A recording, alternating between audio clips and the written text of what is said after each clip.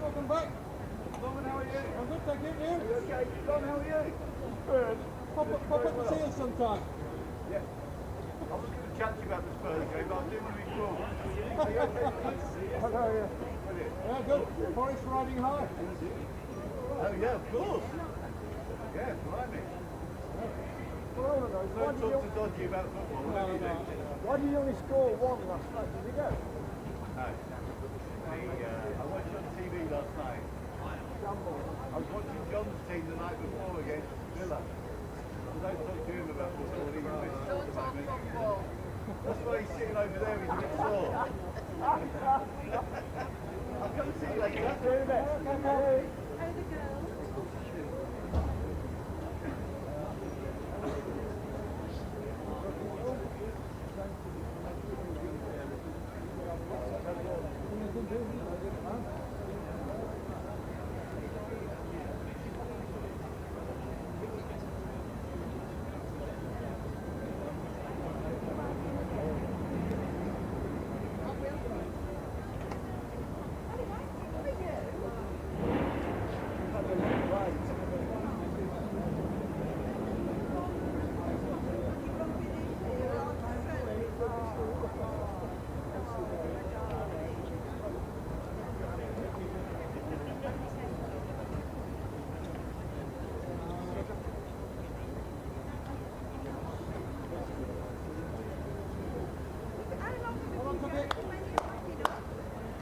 Hello, mate. Yeah, come on, yes. This will be a proper member of the cricket team. I can't wait. I could actually apply on the group now. Yes, indeed.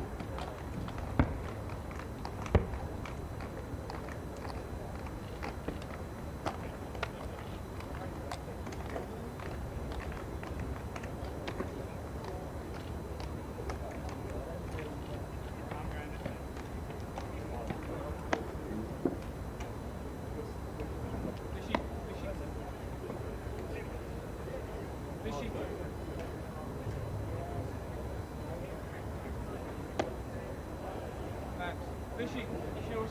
Gatesy.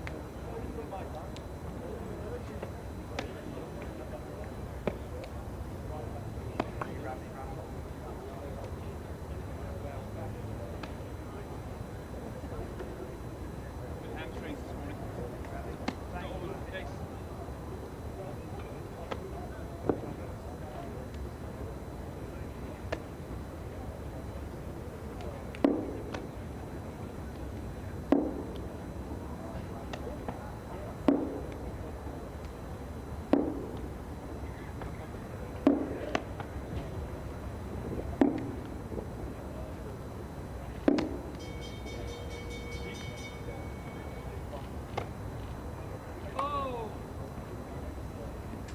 Well, a very good morning. Here we are again at the start of a new season. And guess what? The sun is shining here in Edgbaston. I'm Clive Eakin. Adrian Harms is with me.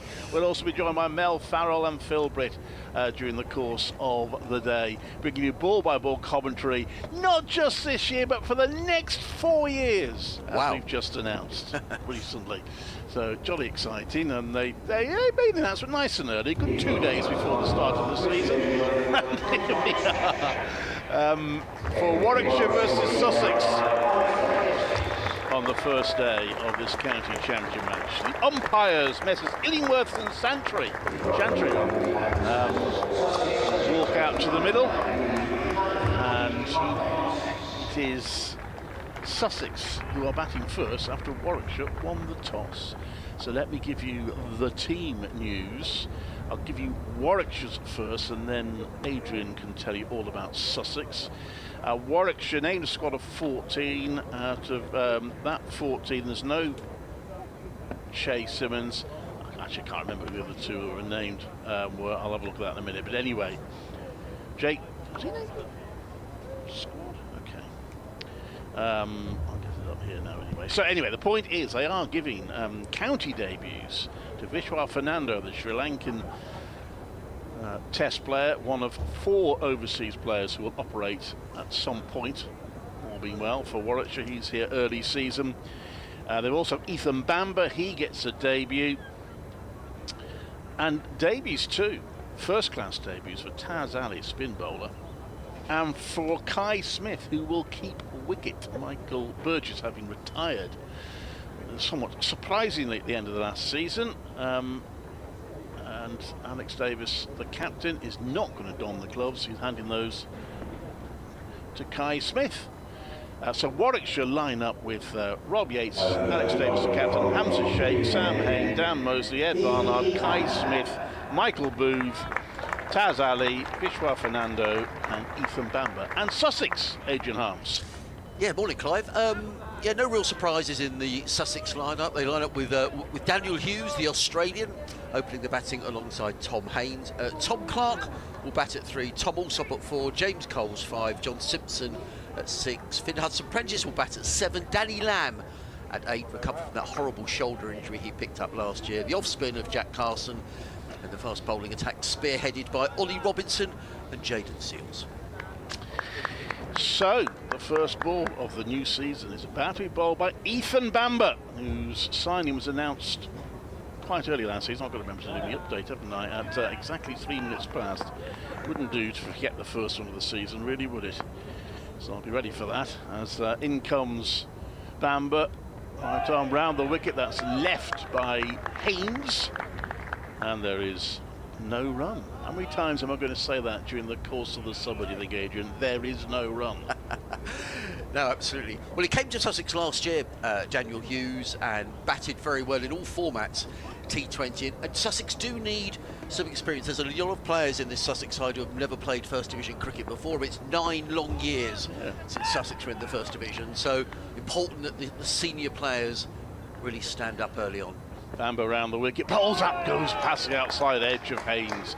Pitch, it's a little on the green side, it's just away to our left somewhat, so you look at it from the pavilion, so the one boundary is fairly short, and the rope's been brought in from the stands on the other side, but it's still quite a longish boundary there.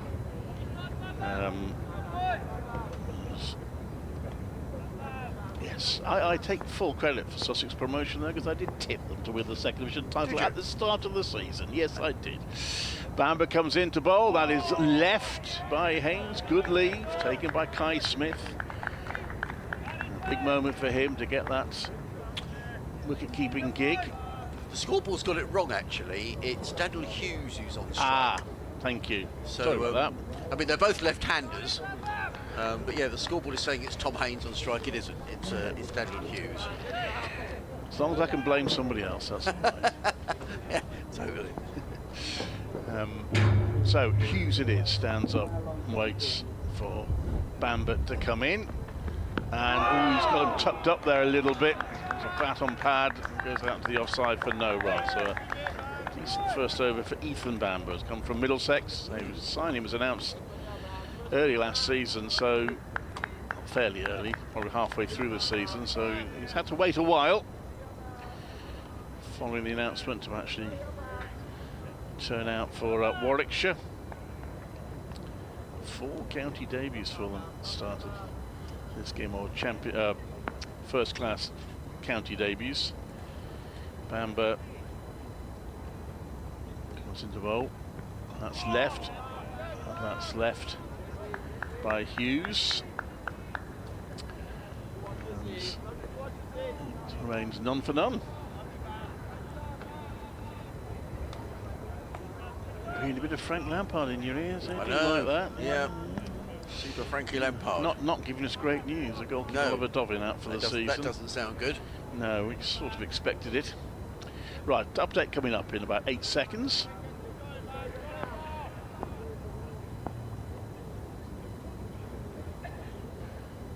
And this is Clive Egan at Edgbaston on the opening day of the 2025 county season. Warwickshire up against newly promoted Sussex, and Warwickshire giving 4 debuts, 2 new signings. Ethan Bamber, who's bowled a lively first over, which is maiden, and also the overseas player Vishwa Fernando. They also give first-class debuts to young spinner Taz Ali, and also to Kai Smith, who keeps wicket following the retirement of Michael Burgess. We're none for none after 1 over in the sunshine here at Edgbaston. This is Clive Eakin at Edgbaston. And it's going to be one of those new signings, Fernando, who's going to open the bowling from the city end. He's going to be bowling to the left-handed Tom Haynes. 3 slips in the gully. There's a point mid-off, mid-on, mid-wicket. I suspect there is a fine leg. Yes, there is, just down below. It's a lovely day here. As Clive was saying, the boundary on the Eric Hollis side of the ground has been brought in, I don't know, about 20 yards or so. So we're the wicket is cut a long way away from the Hollis stand.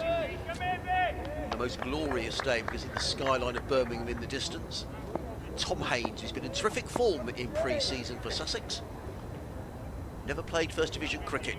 9 years Sussex has spent in the second division, and Tom would have been waiting for this moment all winter.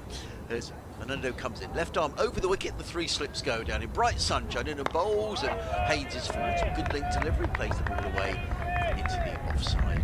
There is no run. Daniel Hughes had a difficult winter, Clive. He was away playing in the Big Bash. I need to talk to him, but I understand he broke his elbow on 2 occasions. But he's out there today. So these experienced players important for Sussex in these early weeks, the likes of Simpson and Robinson and Hughes. As Haynes waits. Fernando is in bowled. Haynes says that will go outside of the off stump, taken by Smith in front of first. He actually drops the ball, having taken it. No runs accruing. I must have been driving up, Clive. I was thinking, because I heard there was a pre-season match here where Warwickshire played Northamptonshire, and there's barely a wicket lost in the whole match. Yes, I think every Warwickshire batter retired on about 200. I think that yeah. And I was thinking, oh, it's whoever wins it, lovely sunny day, bat first. But not the case. Warwickshire won the toss and decided to bowl as Fernando is in and bowls, and Haynes. Well, that's a favourite shot of Tom Haynes. It's a short boundary on that offside. It was wide outside the off stump, and that's a favourite shot, thumping the ball away through backward point for the first runs back in Division 1 for Sussex. A lovely shot by Haynes. Sussex go to 4 without loss.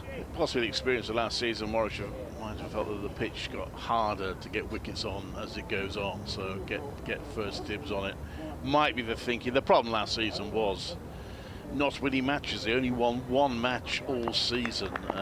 Only Kent had that few number of wins in the first division. Fernando in bowls, and that's 4 more. Over pitch this time by Fernando, and Tom Haynes absolutely thumps that one away through point for 4 more. So he's been in good form pre-season, Tom Haynes, and 2 boundaries in Fernando's opening, and Sussex go to 8 without loss. Scoreboard's given them the runs, but got the asterisks behind the other batter, which is very confusing. So yeah, Warwickshire, they drew 9 games last season, so they only lost 4, and that's of course why in the end they managed to stay up with 25 points to spare, but struggled to get wins, particularly here at Edgbaston. 3 slips in a gully. In again in bright sunshine, bowls to Haynes, who lets that one go outside the off stump, taken by Smith. There is no run. And I guess a lot of Sussex supporters will, we're very familiar with Mark Robinson, who was here, but he departed after Christmas. Was that a surprise? Later than that, I think. Yeah. It was very late. Was it a surprise? Not exactly. There was always going to be a review at the end of the season, but that review took rather a long time.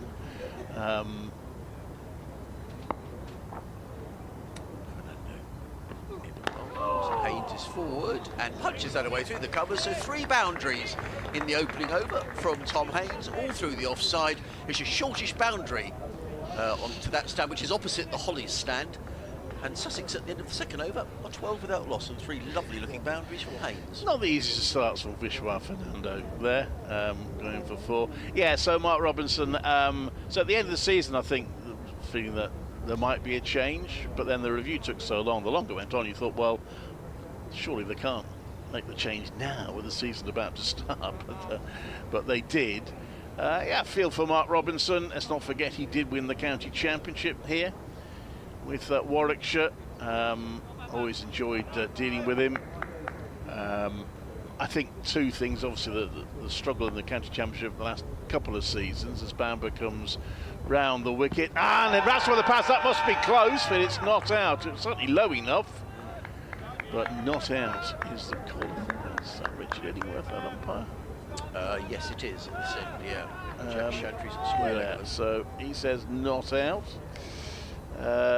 Yes, where was I? So, so struggled a bit in the county championship the last couple of seasons. I think he did 4th actually, the season before last. The T20 blasts is a problem, and it's tough really to judge. You're effectively judging him on 1 game. Yeah.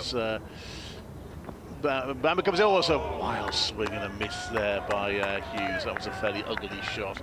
But Warwickshire have dominated the group stages in the last couple of years.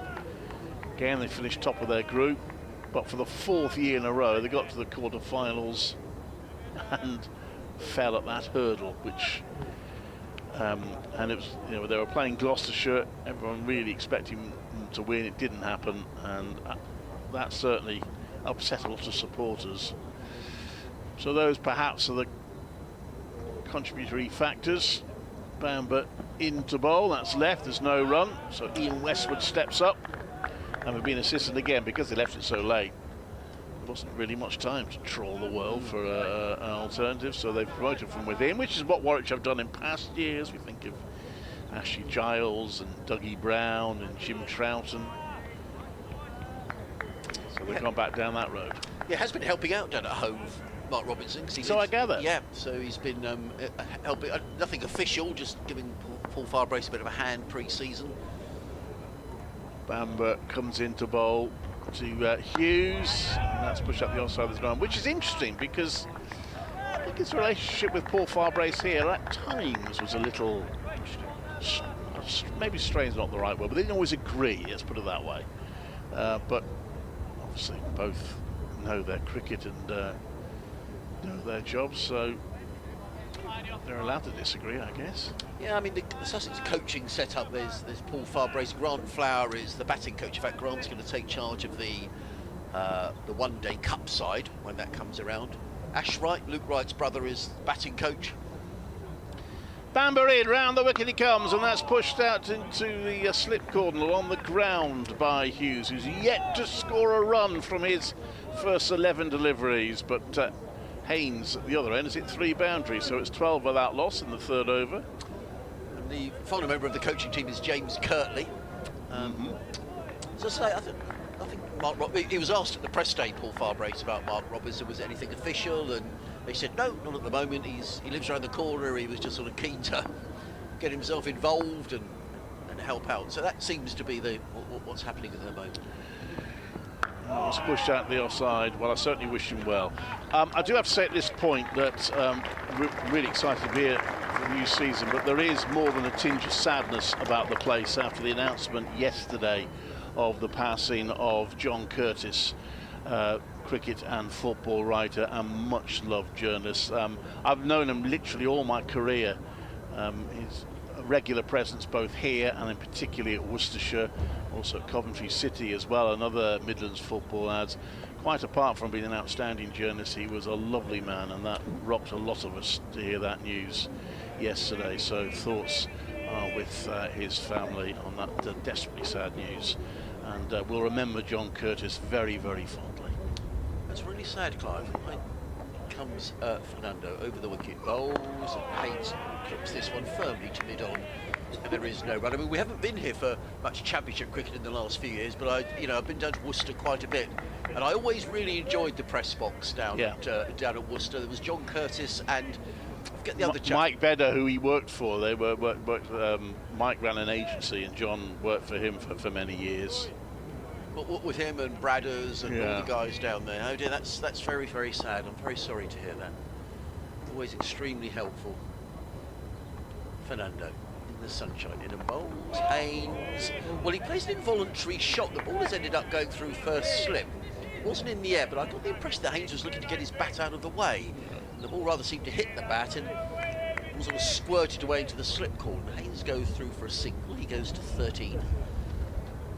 And he indeed has scored all 13 runs so far. Big season for Tom Haynes. Has been away with England Lions, not this winter, but previously. Paul Farbrace is convinced he's got the attributes to play Test cricket. He's an opening batter who likes to get on with it. It sort of fits with the current England mould. As Fernando's it bowls to Hughes, who put his bat out of the way at the last minute. Just about, yes, I think so. Yeah, I think he probably did. Yeah, well, I've not seen much of. Well, I think of Tom Haynes. I might have seen him. I probably haven't. And but I've heard him mentioned quite a lot. Yeah, I mean, what I would say with Tom, I mean, last year 300s, made 800 runs. Quite often gets off to a good start, gets 30 or 40, and then tends to get out. But he's break off as Fernando is in bowls to Hughes, who just dabs that in front of him, then very obligingly bends down, picks up the ball and gives it back to Warwickshire. But he's been in terrific early season form, and I spoke to Tom at length before the season, and he's really looking forward to testing himself against First Division opposition. So it's a big season. And let's be honest, I'm not trying to big him up for England or anything like that, but there's certainly Zach Crawley didn't finish the season in great form, did he? And so you think that, if there is an opening bat who can make some runs and just make the selectors think a little. Here comes Fernando, bowls to Hughes, who clubs that one away over gully. Difficult to tell from here whether that was a chance. My first impression was the ball bounced first and went over gully, and it's raced away for 4 more. So expensive here, Fernando. He's conceded all 17 runs, and Sussex are 17 without loss. Yeah, the last time we played here, I remember coming here for a championship match. It must have been in Division 2. I was saying to Phil Britt, it was pre-COVID. I think it was Jason Gillespie's first game in charge, and the first game was washed out. The first day was washed out, rather. Yes, I remember that, yeah. Hosed down, and I think the rest of the game was played in sort of pretty miserable April cold. Completely different from the weather today. He slips in place. Gully's been taken away. Fernando in, bowls to Hughes, who was looking to play that one towards backward point. He was rather squared up. The ball bounces back down the track. Fernando fields off his own bowl. It's the end of the 4th over of the morning. Just a reminder that Warwickshire winning the toss here, deciding to bowl first. Sussex off to a decent start. 17 without loss. 13 to Haynes. 4 to Daniel Hughes. Listening to live cricket on the BBC. BBC, are you Radio Warwickshire or what are you, Clive? Still BBC CWR and Radio WM. Right, I better remember that. You can, of course, now also get us on your smart speaker, probably. I'm just going to. I need to find the exact wording we've been given so I don't get it wrong. Yes. I've got it here somewhere. Yes, I made a note of it as So, as Ethan Bamber comes into bowl to Hughes around the wicket. That's played nicely, turned round his pads there by Haynes for 4. The scoreboard is going to tease us all day by having the asterisks by the batter who's not facing, which is a novel way of doing it. However, that was 4 runs for Haynes. Just to confuse you as well, Yes. Clive, 5 of the Sussex top 6 are left-handers. Splendid. So that will be so, if you want to listen, you can tell, it says here, most smart speakers, so hopefully your smart speaker will behave. Ask BBC Sounds to play Warwickshire v Sussex, day 1. This next one, oh, he wraps on the pads there. Bamber finally gets him. He doesn't look very happy, Haynes, with that call. But, well, it was Hughes to survive what looked a good LBW shout earlier, but Haynes has gone. That's a big wicket. And Ethan Bamber has his first wicket for Warwickshire, and Sussex are 21 for 1 in the 5th over. Well, difficult to tell from here. We're looking for Tom Haynes over mid-off. It did look pretty straight. Tom Haynes was looking to clip that one away on the leg side. Whether he played slightly across the line, I don't know, but he looked in such tremendous touch, hadn't he? 4 lovely boundaries. And he will be desperately disappointed. It's a long winter, isn't it? You can't wait for that opening day of the season. It looks a good track on a beautiful sunny day.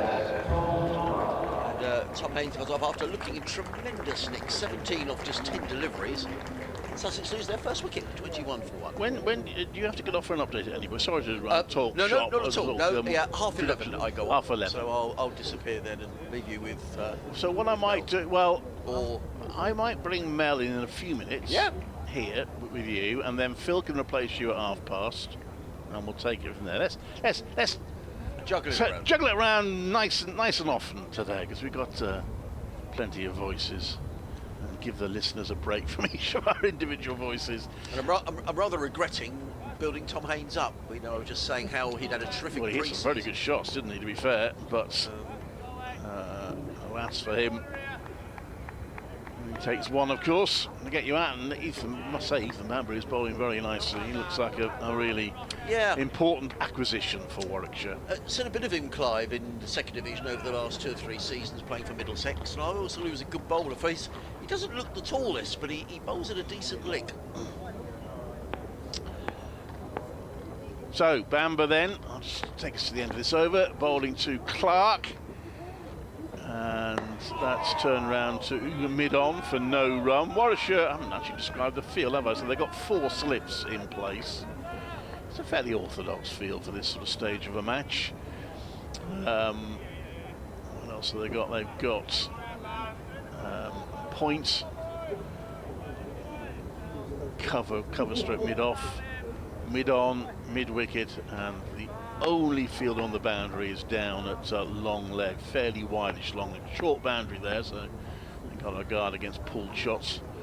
As this one is left, it nips back though, and goes over the stumps as Clark leaves that. He's getting a bit of zip here, Ethan Bamber. Warwickshire will hope that he can continue and stay fit. That has been, certainly a mitigating circumstance when we talked about Mark Robinson earlier. So many injuries, and there were times when he was just having to go too far off getting a call up here, just trying to rustle a team together because of the absences. Bamber in, that's just on leg stump, and it's turned around to mid-on by Clark. 21 for 1. There's all the matches live around the country.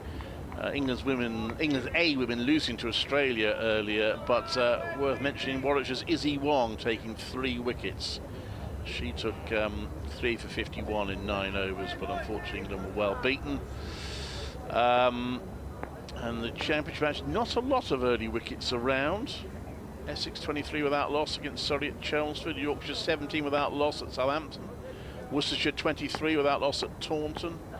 Durham 21 without loss at Nottingham at Trent Bridge. It's Bamber bowls, and that's defended and pushed back to him. Kent 13 for 1 at Northampton. Gloucestershire 23 for 1 at Derby.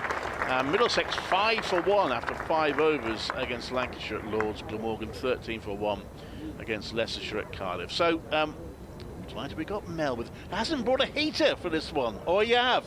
You got your jacket, but you haven't got the heater, which she did joyfully have early last season. But Mel Farrell will join Adrian Arms. Thanks, Clive.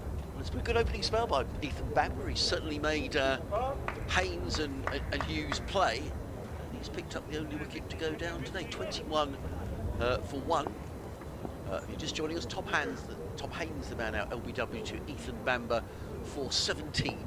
As in comes Fernando, running in from the city end of the ground in bright sunshine here. Bowls to Daniel Hughes, who cracks that one away through point for 4 runs.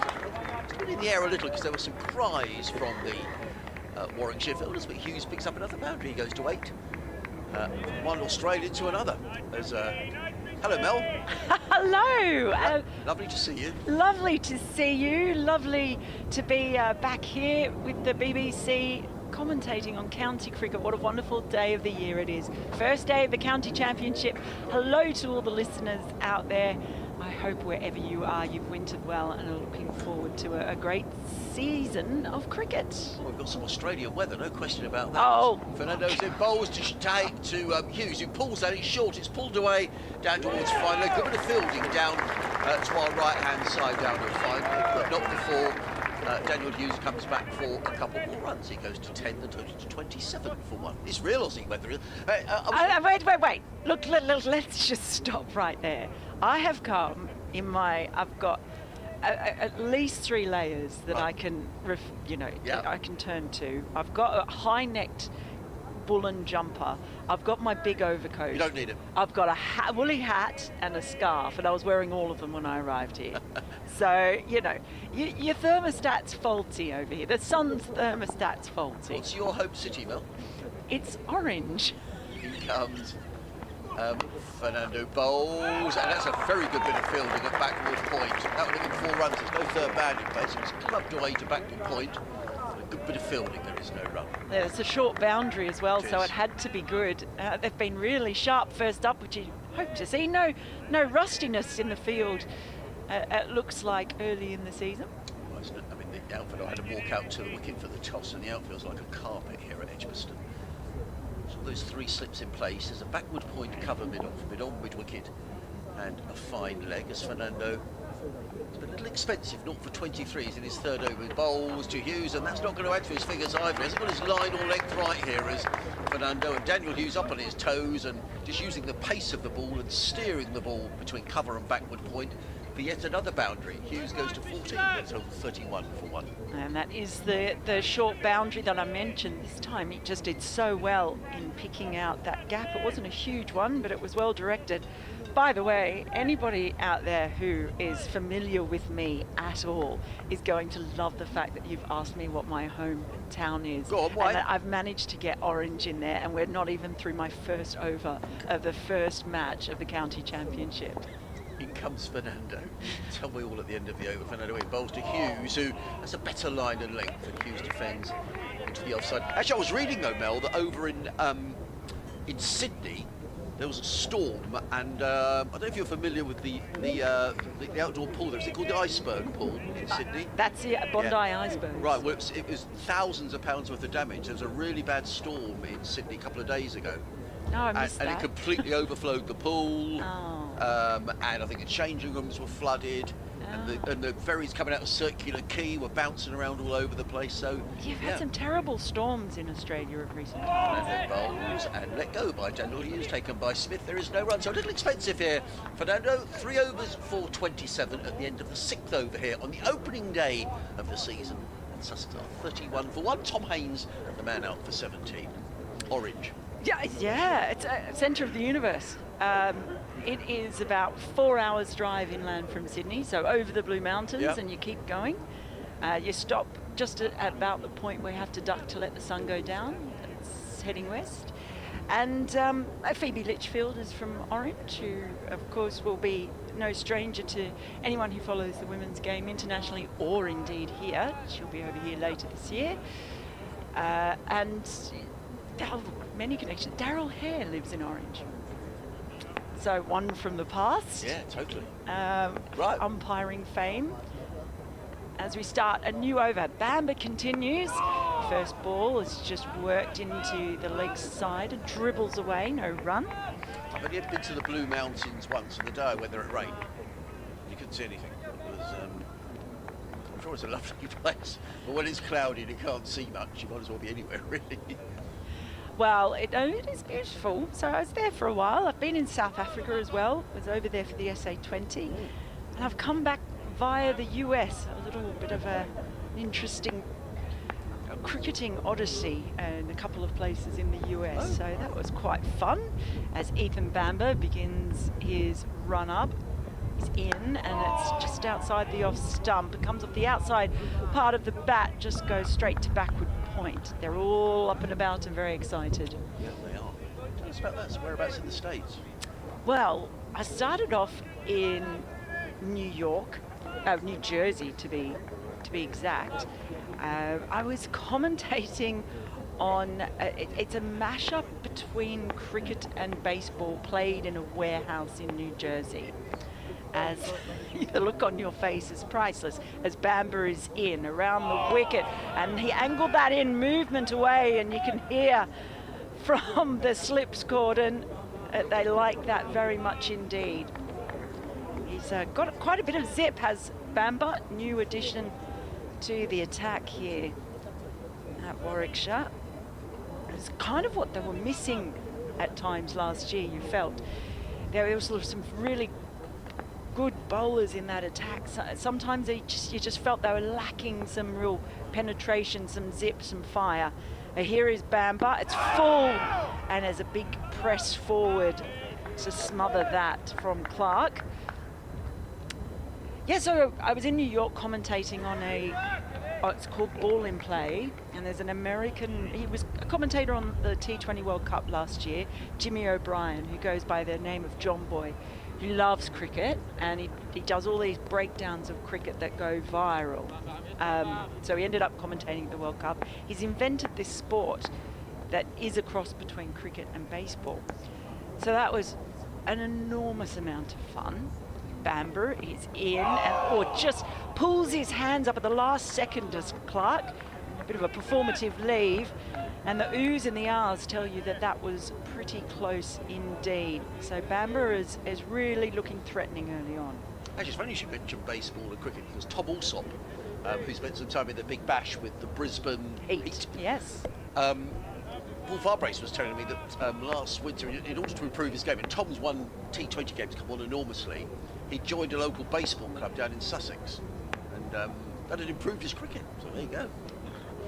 Bamber is in, and this time it's played straight back to Bamber, who stops it with his foot and somehow manages to face plant before crawling off the pitch. So that was a little bit of interpretive dance bowling from Bamber to finish the over. Sorry, Mel, I've got to go and do an update. So you Go can tell me do all an about it later. Well, we've got a few days. Yeah, and Phil Britt's going to come and join us. So that is the end of Bamber's over. It was a maiden. It was an excellent over as well. Looked threatening all the way through. It's 31 for 1. Hughes, who will be on strike at the start of this next over, is on 14. Clark is yet to get off the mark. And it's actually a change in bowling. It's going to be Ed Barnard coming into the attack. From the Birmingham Enders, I'm joined for the first time by Phil Britz. Good morning. Good morning. Good morning, Mel. Good morning, everybody, and welcome to the new season. Not a surprise. Fernando coming out of the attack after 3 overs there. It's a bit expensive as Barnard from the Birmingham end is in. This one is tucked away into the onside by Hughes, and there's no run. I didn't realise you came from Orange. How did you not realise that? I don't know how I managed to miss that last year, because my brother used to live in Orange. No, I told you, it is the centre of the universe. Yeah, he loved it. And my niece lives there now with her husband and 3 children, Susanna and Charlie. As Hughes waits, and in comes Barnard. This one is run away into the gully. Warwickshire have made spot the player more difficult for the fans this year because they've gone to cable knit sweaters, which are lovely but do not help the spectator or the commentator one little bit. Do you know, it was one thing I really appreciated last year, that they had those vests with the numbers on them. Yep. Yeah, especially with some new players coming in. And when you've been away for a winter, it's just a touch difficult. This one is off the pad, turned behind square on the onside. There's no run. And when you're a dim Australian, it's even worse. Dual citizen, a dim dual citizen. There used to be a time you could say, you could make up who it was if you didn't know, because nobody could see. But now we've got live pictures, you've got to try and be a bit more accurate. Not saying that we were never accurate, but... someone's left. There's a lot of snappers here today, I noticed, around the ground.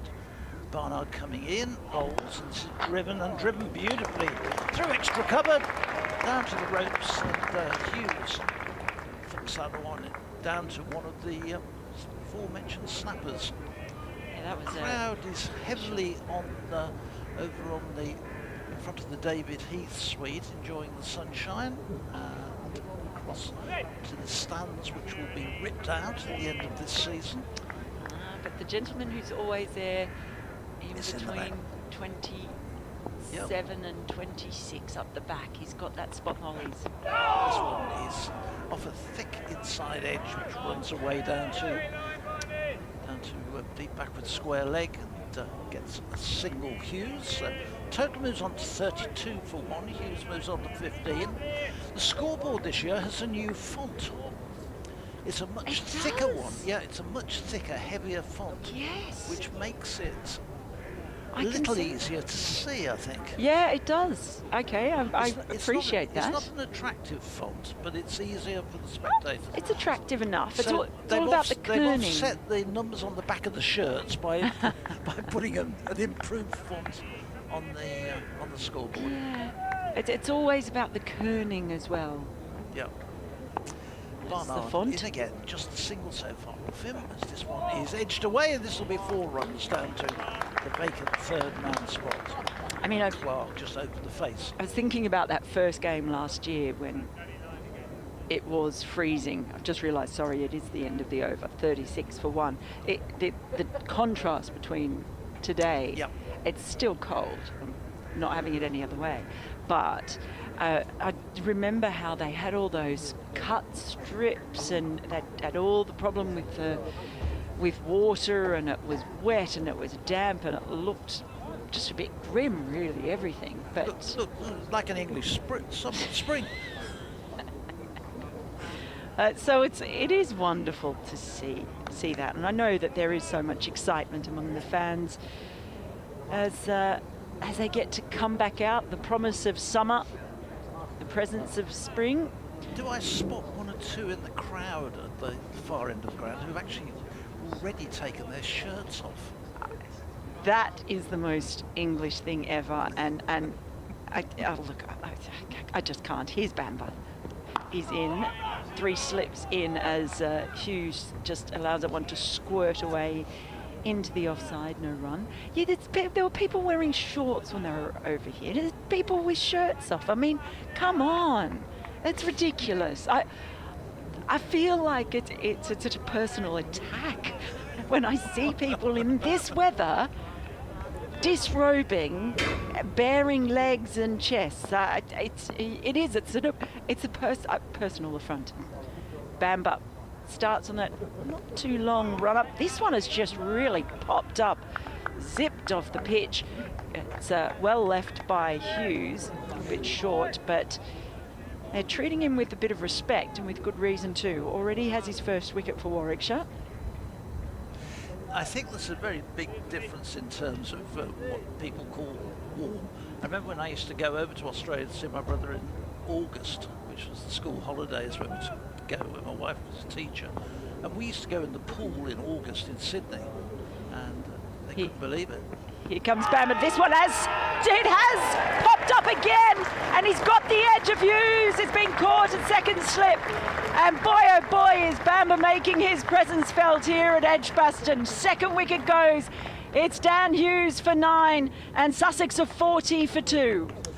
Yeah, Hughes goes, and as you quite rightly say, Bamber has come in and he's hit the length and he's getting the ball. And one or two people were questioning this. Why have Warwickshire, considering in the warm-up games they couldn't get a wicket, how come they've chosen, having won the toss, to bowl first? Bamber is just getting something out of it. So 40 for 2, and Bamber has impressive figures: 4.3 overs, 2 for 4 with 3 maidens. Well, if he wanted to prove something, if he wanted to display his credentials, and maybe if he wanted to just say, see you later Middlesex, I'm all right now. I've got a new home, and just show his wares. He's done a brilliant job so far. It's so often this happens, doesn't it? The player can't get into a side, he's in and out of a side, as Bamber was with Middlesex. Comes to a new county, and it's like a new lease of life, or it's he's only a young man, so it's not that, but it's just given him that injection. And something works. He started off really on song. So 2 wickets for Warwickshire early on. New batsman is Tom Olson. And the same goes, you often see a similar thing when a new coach comes in, the effect on the whole team. A team that's been a bit down in the doldrums, all of that. And well, how often with a football side who's lost game after game, all they change the sports. manager, Yep. and suddenly it's like a different team. Yeah, just that mental freshness, the feeling that any baggage you've got, you can let go. Yep. That with a new season. Well, here comes Bamber again to Allsop, and this one has come up as well. He's got 2 in 2, caught at second slip. He's getting terrific bounce. The line is spot on, and Bamber is on a hat trick in his first game for Warwickshire. Tom Allsop goes first ball. He's back with Sussex in Division 1, and he lasts just the 1 ball, and that was an absolute snorter from Bamber. And Allsop waiting there, the left-handed Allsop just pushed at it, ball goes straight to second slip, straight into the stomach, and taken. And Warwickshire, the 2 wickets, as Mel said, in consecutive deliveries, 40 for 3. My, oh my. What a spell this has been from Ethan Bamber. And I tell you what, he's got 3 wickets now, 1 more wicket, and that'll be his 200th first-class wicket. So he's having the morning of all mornings so far, but this could be very special on a hat-trick.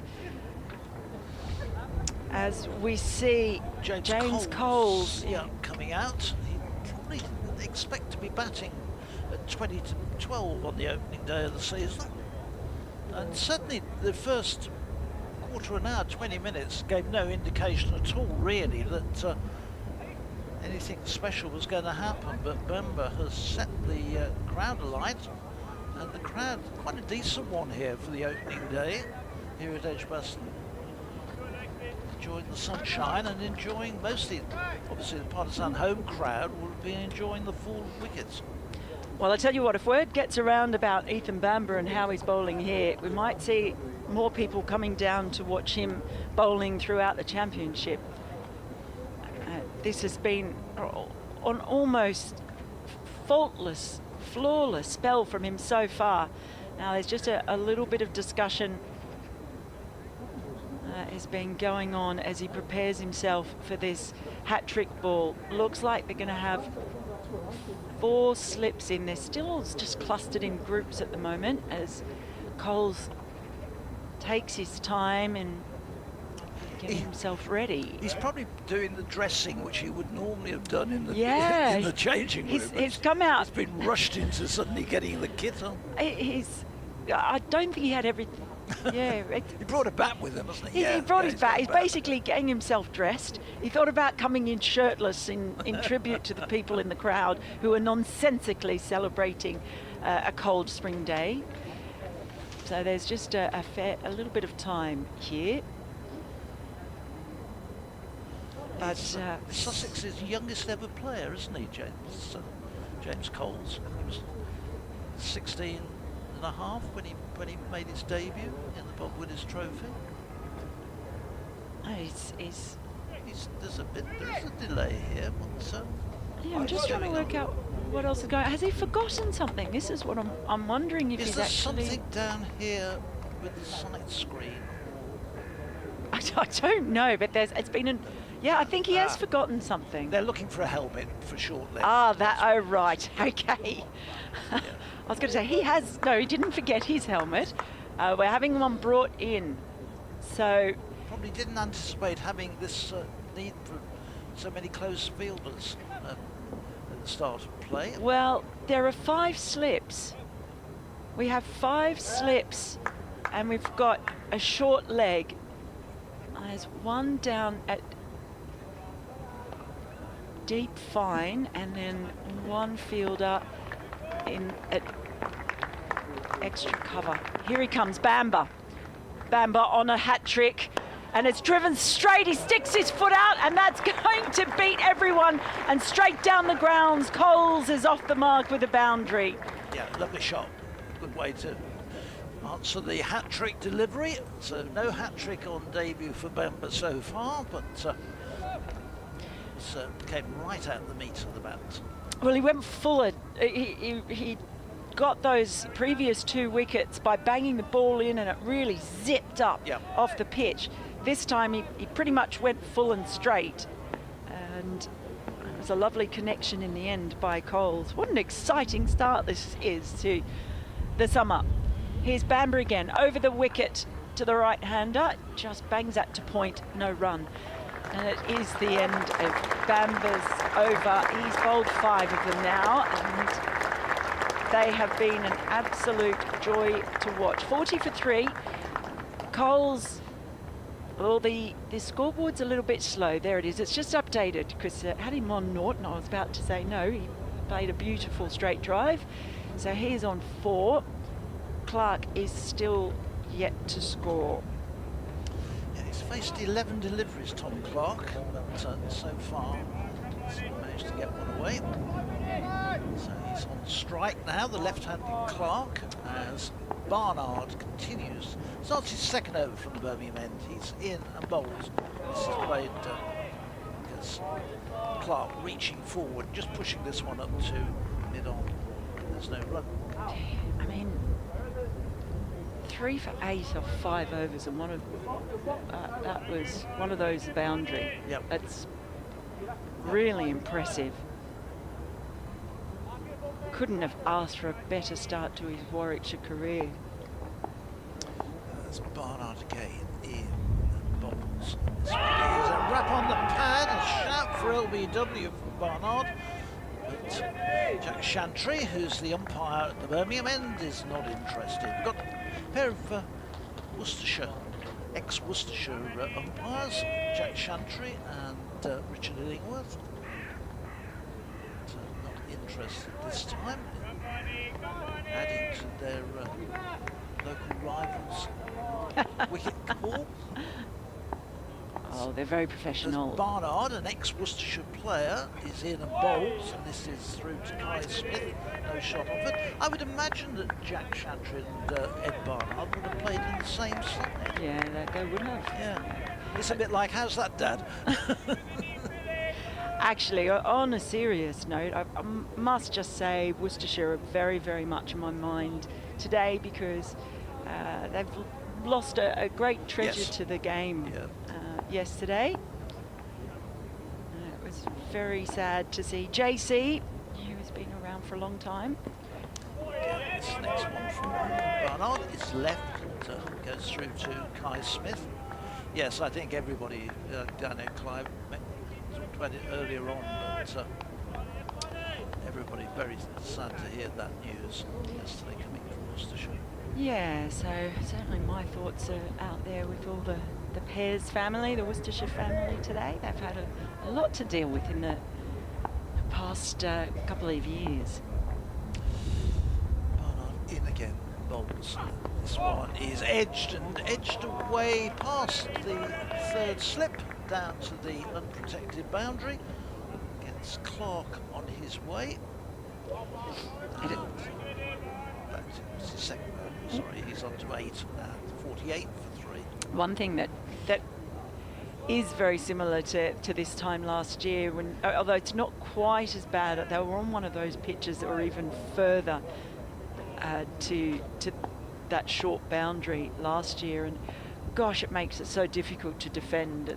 It's really hard when you get to these early games of the season, probably at the end when they're on the other side. It's played out to the offside. They put a third man in now, which I think is sensible on the short boundary. Otherwise you can hemorrhage runs through that area, balls which get the outside edge, but you get nothing for it other than 4 more runs going on. And just protecting it, I think, is a sensible move. It's not very fashionable to have a third man these days, but so I think when you've made a good start with the ball, you don't want to continue to attack and see that total zipping up, because the number go through there, and it's amazing how fast things accumulate through that area. End of that over, 48 for 3. They're still, they've still been pretty aggressive. I think. They've got a deep fine leg as well. Bamber is going to continue. He's over the wicket. He's pitched this one up, and a big step forward by Coles. Just dribbles out towards the gully. No run. So Bamber, no surprise. Why wouldn't he continue his spell when he has bowled as brilliantly as he has? He's got 3 slips in, and that deep fine, as I mentioned, he's got a point. He's got a square leg, almost holding hands with the umpire. Short mid-wicket. He comes in again over the wicket, and they're really up and about. I mean, he's just dropped that ball straight in front of him. And listen to Warwickshire. I don't know if those effects mics are turned up particularly loud, but they are.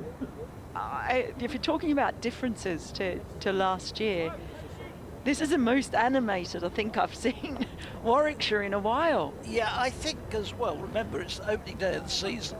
It wasn't like this last year. Yeah, there were times last season where they were on this run where they couldn't get a win. I don't think animated behaviour was probably high on their order. Well, it certainly lifts the spirits, I think, of any fielder when they see a bowler, a new recruit coming in and shaking things up, which is exactly what Bamber has done. He's in now over the wicket, tries to flick that one down the leg side as a dive from the keeper. Well, I think Kai Smith needs a lot of praise there, because that one was wild down the leg side.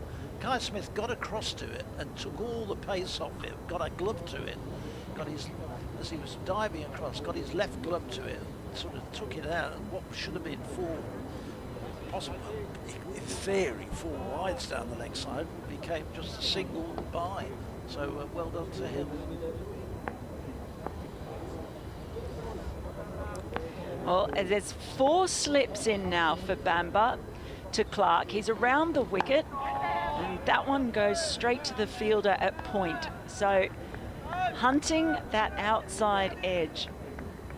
He doesn't look entirely comfortable, Clark. He played that one almost tentatively out and sort of looked at it very quickly as if to say, oh, that one's gone out, okay.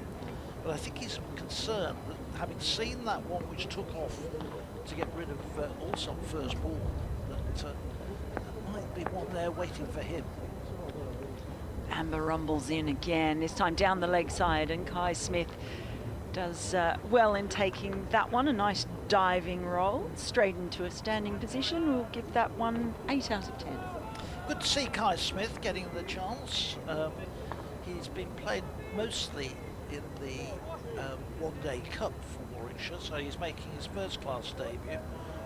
Batted beautifully against Worcestershire in the one-day cup, and he's basically got Warwickshire through that round virtually on his own that day. With Burgess retiring, gets his chance.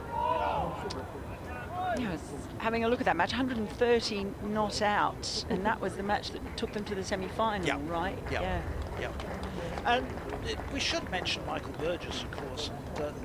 He chose to retire from cricket during the winter. Yeah, that was a Huge surprise. loss, yeah, big loss for Warwickshire, and he's going to be difficult to miss because keeping was excellent, but also the volume of runs he was adding as well.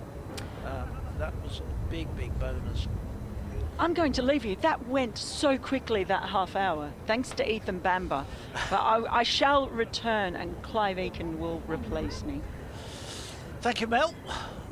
It's going to be Ed Barnard to continue. 49 for 3. And been a lively opening 50 minutes as Barnard comes in from the Birmingham end. He's in and bowls, and he's punched away into the offside. Up to mid-off, and there's no run. Not been quite so much assistance for the bowlers from the Birmingham end. Good morning, Clive. Morning. For the first time this season. Lively start from Warwickshire's new bowler. Indeed. As Barnard turns, comes in, bowls to the right-handed Coles, who pushes this one back to the offside. Again, there's no run. There was an absolute slaughter which he got rid of Olsen. Warwickshire currently top of the first division. With a point on the board. Yep. Yeah. No one else has got one yet. So we are setting the early pace.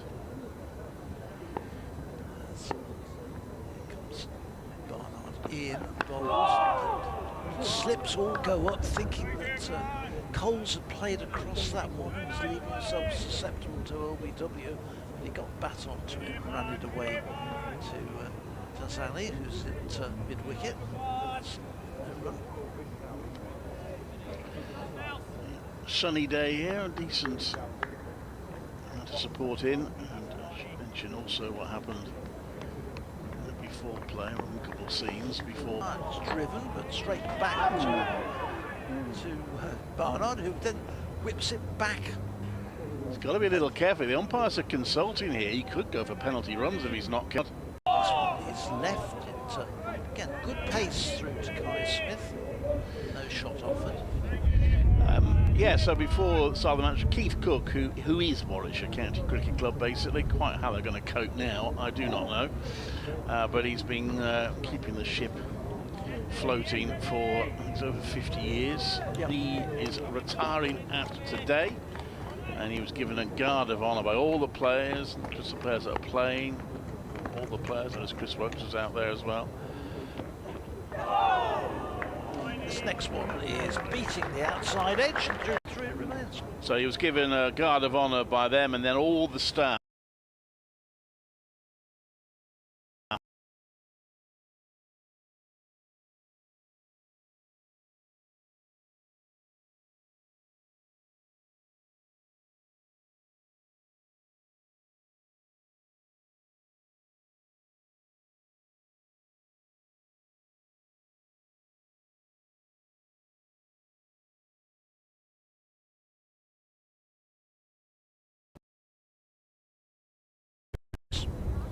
Well, he's done just about every job here, isn't he? Yeah, he's even been on the ground stuff. Bamber comes into bowl, round the by Clark for no run. The runs have dried up a little bit, not surprising with the wickets falling. Ethan Bamber having claimed all three. Tom Haynes LBW for 17, Daniel Hughes LBW. Nice comfortable catch for Rob Yates as well. It was one of those which you'll hope all season that's how he gets them straight into the midriff. Bamber bowling his 7th over, and that's a wild swing by Clark, goodness me. And it was by, as scoreboards, is it still asterisk in the batter that's not batting? No, it has got it right now, is it? Yeah, okay. So that was Clark swinging and missing. Right, so 50 for 3. And 50 comes up in 76 balls if my arithmetic doesn't let me down.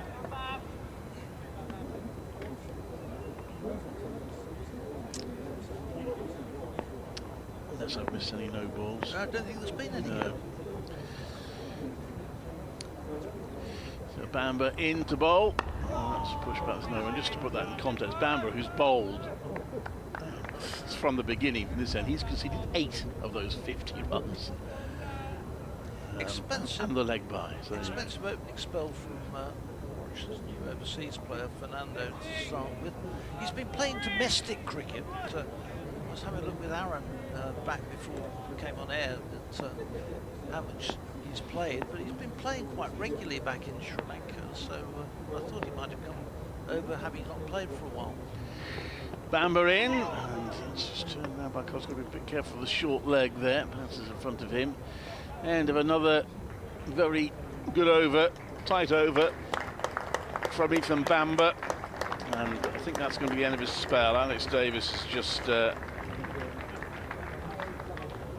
a chat with him, got his arm around him. I think some of the spectators have anticipated that might be the end of a spell, which if it is 7 overs, 5 maidens, 3 for 8. Yeah, impressive. Good start from him. Interesting that Ed Barnard came into the attack earlier than Michael Booth. I thought Michael Booth might be Warwickshire's first change, but it was Ed Barnard who continues from the Birmingham end into the left-handed Tom Clark, who leaves this one outside the off stump through to Kai Smith.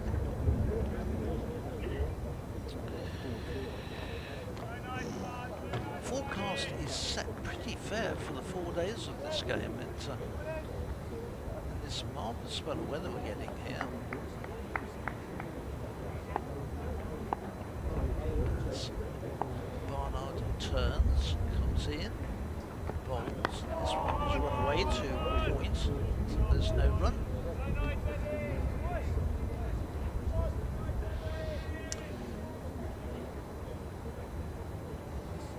There's a little breeze blowing across the ground.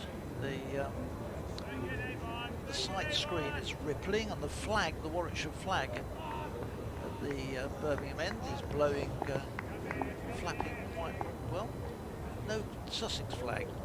That seems to have stopped that tradition now. We talked about it last year. As Bamber in bowls, indeed. This one flashes out as it goes past. Smith takes that one, didn't get an edge to it, but another good delivery from Barnard. 50 for 3.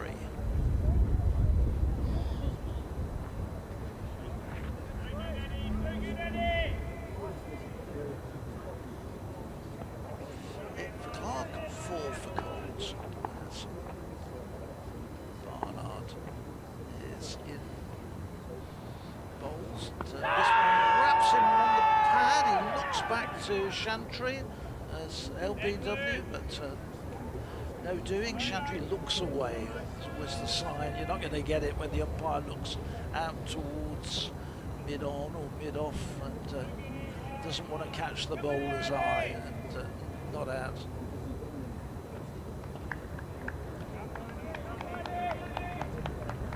Stays on 50 for 3.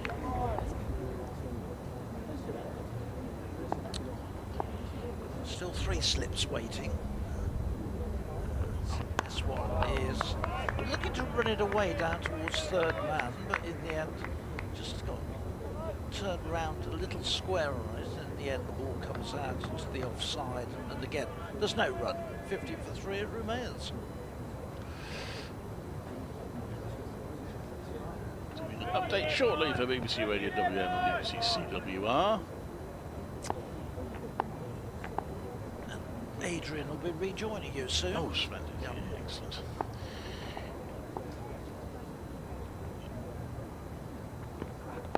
Let's play back to Barnard, the last ball of the over. And just 50 for 3. Sun's still shining here at Edgbaston. Just a few white clouds overhead, but a decent start of the season. It's not swelteringly hot out there, but nor is it horribly cold either, so it's pretty good conditions. The Bamber spell has come to an end as we expected. I'll sum that up in a moment as I do my update. And this is Clive Eakin at Edgbaston, where Warwickshire bowler Ethan Bamber is having a debut to remember on the first day of the new season. Signed from Middlesex, he's taken all 3 wickets to have Sussex 50 for 3. His spell just come to an end. 7 overs, 5 maidens, 3 for 8. Got a little bit of nip, also bowled with great accuracy, and had Tom Haynes, LBW, for 17. Daniel Hughes went the same way for 19, and then Tom Alsop, first ball for a duck. Young Coles hit the hat-trick ball to the boundary for 4, but that was a rare shot in anger against Bamber, who's been very much on top this morning. Warwickshire 50 for 3. This is Clive Eakin at Edgbaston. And the bowling change sees Michael Booth into the attack.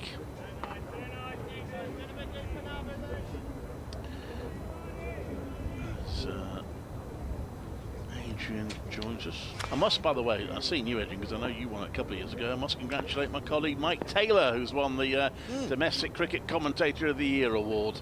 That's left, there's no run. I mean, clearly we are all brilliant on this, but he's just that little bit extra brilliant and has won the award, so well done to Mike. Yeah, well done to Mike. Lovely guy as well, so delighted for him. What a performance of Ethan Bamber. Thought he bowled beautifully, Clive, asking questions of this Sussex top order. Line, batters had to play. In comes Booth to bowl, and that's pushed out the onside. There's no run. Just chatting in the press area, talking about James Coles, who's been away with the England lines this winter. Highly promising. He was only 21 a couple of years ago, James. Very stylish. He came through the pathway that Sussex had with Oxford. And it's a big season for him, and he was talking about some of the players that he was with, obviously working under Andrew Flintoff's tutorage out in Australia and South Africa this winter. In comes Boo, that's left, a little bit of bounce, left by Coles comfortably.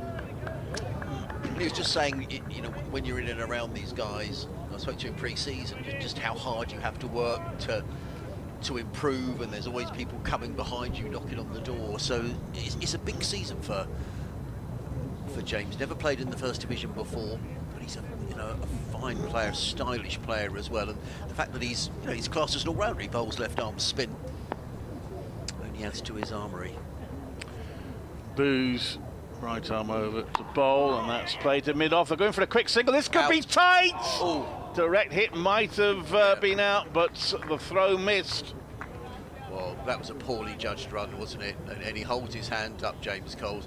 I always think, when you see someone taking a quick run like that, whether they're just feeling a little unsettled, looking to keep the scoreboard ticking over, but it was a poorly judged run. And even from here, I reckon that hits Tom Clark's out by a mile.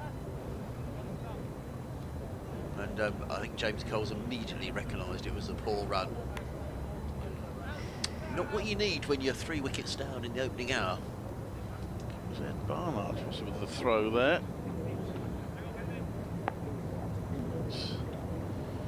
That would have been a bonus. Yeah. For Warwickshire, not to be. In comes Booth, and that's run down to third. There'll be a comfortable single there. I didn't have a great view of the LBW decision against Daniel Hughes. I just had 1 or 2 messages, people a little, I guess, from a Sussex. Yes, I was going to say Sussex supporters, perchance. They were, yeah. It's difficult to say, and we're not wicket to wicket here, are we? So it's perhaps a little difficult. What are they? Because I have seen the replay of it. It seemed okay to me. What's the objection? No. I just saw a couple of messages saying 2 dubious LBWs, but then. I mean, certainly, I haven't seen the first one back, actually. The first one, Haynes isn't very happy, but the umpires rarely are. Here comes Ed Barnard running in from the city end, round the wicket, bowls to Clark, who lets the ball go, getting the gloves and bat high out of the way. The ball goes through to Keeper Smith, and there is no run. I have to say, one of the issues around commentary in county cricket is I think all the Warwickshire fielders have got caps on.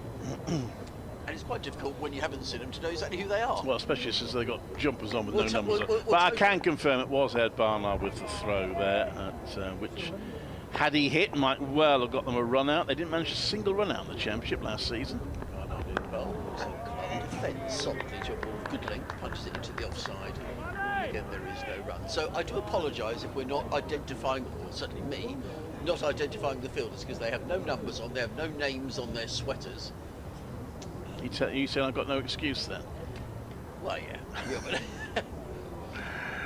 But you have got 4 debutants, so maybe you have. I have, yeah. As I say, yeah, no run-outs in the entire season for Warwickshire in the championship last season. They had 3 against them. Good snap. Comes Barnard, round the wicket, bowls. Clark again, shoulders, arms, and then goes through to Keeper Smith. And there is no run. Always difficult to tell, Clive, in a big test match ground like this, what the crowd is and how it would compare if this crowd were in at home. I notice there's a lot of people sitting down below us. Well, that's the problem that we have here, is quite a large percentage of the crowd is actually out of our view on this pavilion side. Let's say the public areas are reasonably well populated. And they are. I notice there's even a sprinkling of people in the Hollies stand as well. As in comes Barnard, round the wicket, bowls. Clark stretches forward, plays to mid-on. And there is no run. But actually, the people at this end of the ground are all sitting in the shade, and there's quite a few coats. I mean, out of the sun, it is a bit chilly. Those in the sun are basking in it. I was expecting to come to Birmingham actually and see piles of rubbish in the streets. I've been hearing all about that on the. I came sort of through King's Heath and that way off of the M42. Hearing all about that as Barnard his way again. Bowls. Is forward, solidly placed to mid-off, and again there is no run. Can't really comment on that because I work for BBC CWR in Coventry, so I've not actually been in Birmingham. Right, yeah. I was just as I was driving into town, and I was, I guess it's not right in the town, in the city centre here, not far away. But you see the skyline in the distance. There's Barnard bowling with 3 slips and a third man. Point, mid-off, mid-on. Fine leg in a deep backwards square. Barnard in, and Clark clips this one nicely off the hip down towards fine leg. Keeper Smith runs back almost down to fine leg to field the ball, but the fine leg fielder comes in and saves him. In fact, that signal as a leg by. So the end of another over, and Sussex are 53 for 3 with Hughes, Haynes and Allsop all back in the pavilion. Warwickshire winning the toss here this morning and asking Sussex to bat first on a pitch that's got a hint of green about it. So far that looks a very good decision from Warwickshire. That's the third extra, 2 leg byes and a bye. Michael Booth. Continue to bowl from this pavilion end. Right arm over bowls, and I think that's going to be a third leg bye. It's come off the thigh pad of Clark, and he jogs through to add 1 to the team total. It is indeed signalled leg bye. Michael Booth, born in Harare, educated at Durham University, qualifies as English.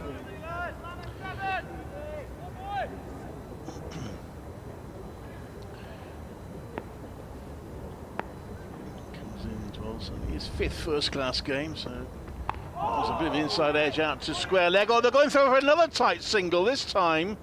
Well, I suppose the batter running to the danger end probably did call it right, but the running to the bowler's end, I think, was a little anxious. They did get through for 1. Fernando picked it up. Had he thrown it straight at the batter's end, I don't think it would have been out. Had he chanced to throw to the bowler's end, it might have been tight. I agree. 2 cases of a little bit of indecision. In comes Booth to bowl to the batter. Went for the runner was fairly wild delivery, and poor old Kai Smith is going to concede byes there, which are really not his fault at all. He dived full stretch to his right, but couldn't reach it as that went miles down the leg side for 4 byes. Possibly fortunate that it's not 5 wide. It's 59 for 3. Interesting you were saying about Michael Burgess, because he spent, the last time I saw Michael was down at the Oval last year, because he played for Sussex in the T20 and made some runs, and he'd spent a bit of time in Sussex previously and when Jason Gillespie was in charge. This next one is come off the pads. That's going to go down to fine leg for 4. Well, this is an over of extras. That's 9 extras now, I think, in this over. The 4 byes or 4 leg byes, and there's also a leg bye single. So he might end up getting a maiden out of this, Michael Booth, but it'd be a somewhat Pyrrhic maiden, I would suggest. 63 for 3. Yeah, Michael Burgess just decided that he didn't want to play cricket anymore, which, you know, for full respect to him. I don't know, I haven't spoken to him, so I'm speculating, but I think possibly part of the issue for him as in comes Booth, and that's played onto the onside for a single. He wasn't getting any franchise opportunities because Warwickshire the Bears weren't playing him in the T20 Blast, even though he's a perfectly, well, you know, because he played for Sussex there, but perfectly capable white ball player. He wasn't getting into the Bears T20 team, and therefore he wasn't getting called up for the 100 or any other franchise. So I suppose from a financial point of view, that makes carrying on playing less of an incentive, I suppose, if we're being honest. This next one is played back to him, there's no run. I'm not suggesting it's all about money, but had he had a nice lucrative franchise contract at some point, then that might have encouraged him to carry on. But anyway, it's a blow for Warwickshire, but in the end, if you don't want to play anymore, you don't want to play anymore. I recall Alex Loudon left Warwickshire in similar circumstances when I think he went off to study law, but he sort of retired early when no one really expected it. 64 for 3. We have had 17 overs. Ed Barnard is carrying on from the city end of the ground, racing in around the wicket bowls to Clark is short, and Clark momentarily thought about pulling that delivery, but he'll notice that there is a fine leg. Fine leg is about on the 45, and then there's a deep square leg who's about 10-15 yards in front of the boundary at the Hollies stand side of the ground, and he thought better of it, did Tom Clark, and pulled out of the shot. Yeah, that was A real battle. Jack Shanty did just check with Richard Illingworth as whether it was high enough to be called a wide. In the end, he just signalled one for the over. 10 on 42 deliveries, Barnard in bowls, and Clark is solidly forward and punches that out into the offside. There is no run. Warwickshire now only joint top of the First Division. They have been joined by Hampshire, who have Yorkshire 58 for 3 at Southampton. Interesting. Who's taking the wickets there? Because they were. I shall have to press a button and find out. Yeah, apologies. Because there's no Mohammed Abbas this year, is there? For shared out. Brett Hampton's got one. Bowls and Clark is forward.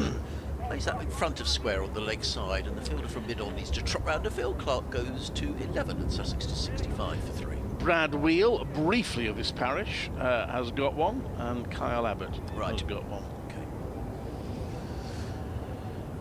Johnny Bairstow's now in, because the new Yorkshire captain this season. Johnny Bairstow. Fernando's doing some fairly elaborate stretching exercises. He's showing some supple legs there. My word, that is impressive. Wow. So I can't. Well, I don't know about yourself, Clive. I can't see myself doing that. That looks. That looks like Paul Muscle territory. I don't think I want to see you doing that, to be honest. Barnard in bowls to James Coles, who's beaten outside of the off stump and didn't really move his feet there. James Coles. It was a good length delivery and really quite a position to play the shot. The ball rattles through into the gloves of Smith. There is no run. 3 slips, backward point, cover mid-off, mid-on, mid-wicket and a fine leg. A problem for Warwickshire in the last couple of seasons has been sort of pushing on when they get into a strong position, sort of finishing teams off, so they'll be anxious about that here. Coles is forward and plays defensively onto the onside. There is, I think, a breaker off the thigh pad. There is no run. What about Danny Briggs? No longer plays Championship cricket? Yeah, he does from time to time. Yeah, he was in the squad for this one, but left out, and they've gone for young Ty Smith as a spinner. So he's probably playing a little bit less red ball these days, Danny Briggs, but no, he's still very much part of the squad. I'm not aware of any injury situations. As I say, he was named in the squad. The only 2 injuries that Warwickshire mentioned are Ollie Hallandorby and Chris Rushworth. Both have injuries. Racing in again. Coles lets that go outside of the off stump, taken by Smith in front of first slip. There is no run. The over slips by 65 for 3. Sussex. Coles on 6, Clark on 11. You're listening to live cricket on the BBC on a lovely sunny opening day of the season here. Clive Eakin and Adrian Harms here at Edgbaston. Hallandorby is a quad injury, Chris Rushworth a calf. Hallandorby I think is expected to be out for about a month. Not sure about Chris Rushworth. Yeah, it was a hugely popular figure, Danny Briggs, down at Hove. I always thought his batting was very underrated, Danny Briggs. You know, he's the sort of guy who comes in at number 10 or 9 or 10 and always seemed to get important runs. Brilliant fielder as well. There weren't many better in that sort of backward point position than Danny Briggs, particularly in T20 cricket. Michael Booth into bowl, and that's turned round to mid-wicket for a single by Clark. He moves on to 12. These two steadying the ship a little bit after 2 wickets where did 2 balls. Ethan Bamber was on a hat-trick. It was a very impressive start from him and James Coles. He hit the hat-trick balls along the floor, straight down the ground, past the bowler for 4, which was a good way to greet a hat-trick ball. Yes. But, he's found it scoring runs difficult since then, but he's been steady. 6 off 23 balls. And Sussex at one point was scoring around about 5 and over. It's dropped well below that now. As Booth is in, right arm over, quicker ball. It's flicked to mid-wicket. That will be cut off in the deep, and there will be 2 runs. Yes, he was in the runs, James Coles, a pre-season friendly down at the Aegeus Bowl, where I'm told he made a very fine 100. Certainly that opening shot that he played, you thought, oh, he does look in good nick. Yes, the current run rate down to just over 3.5 and over now. It's Taz Ali on the sweeper position there. A little bit in from the boundary, because that's a long boundary on the leg side, as right-handed Coles sees it. And there's another fairly wild delivery from Booth. This time It's not quite as wild as previously, and Kai Smith is able to cut it off. Could conceive of being signalled wide, but wasn't.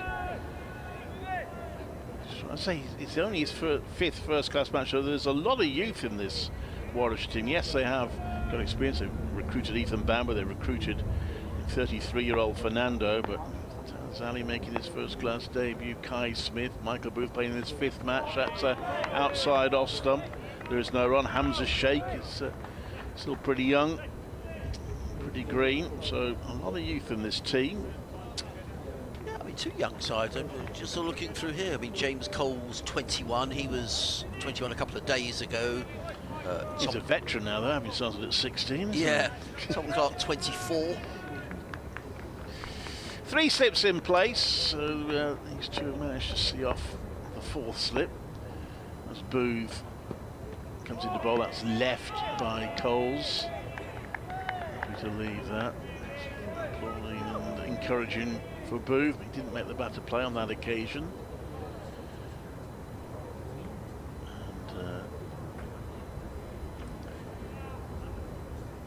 Do you have an update after 12? I do, yeah. I'll tell you what.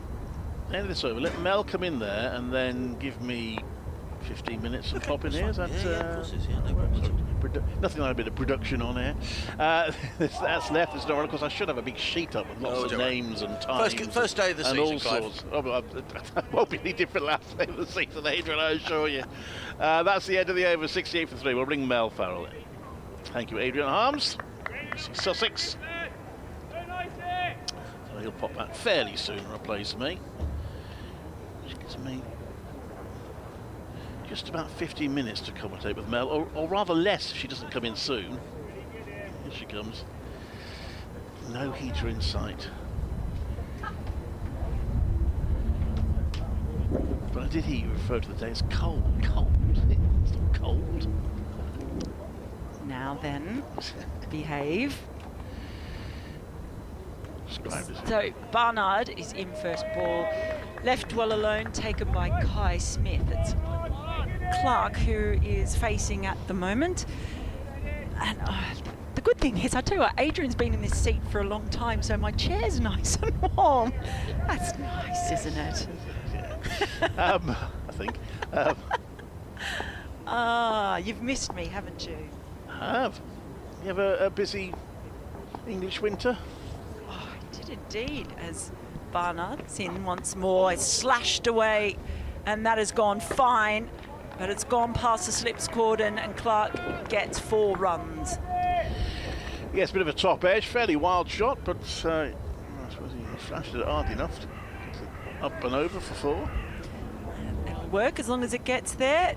So Clark moves on to 16 now. Coles on 8, 72 for 3. So I went back home to Orange.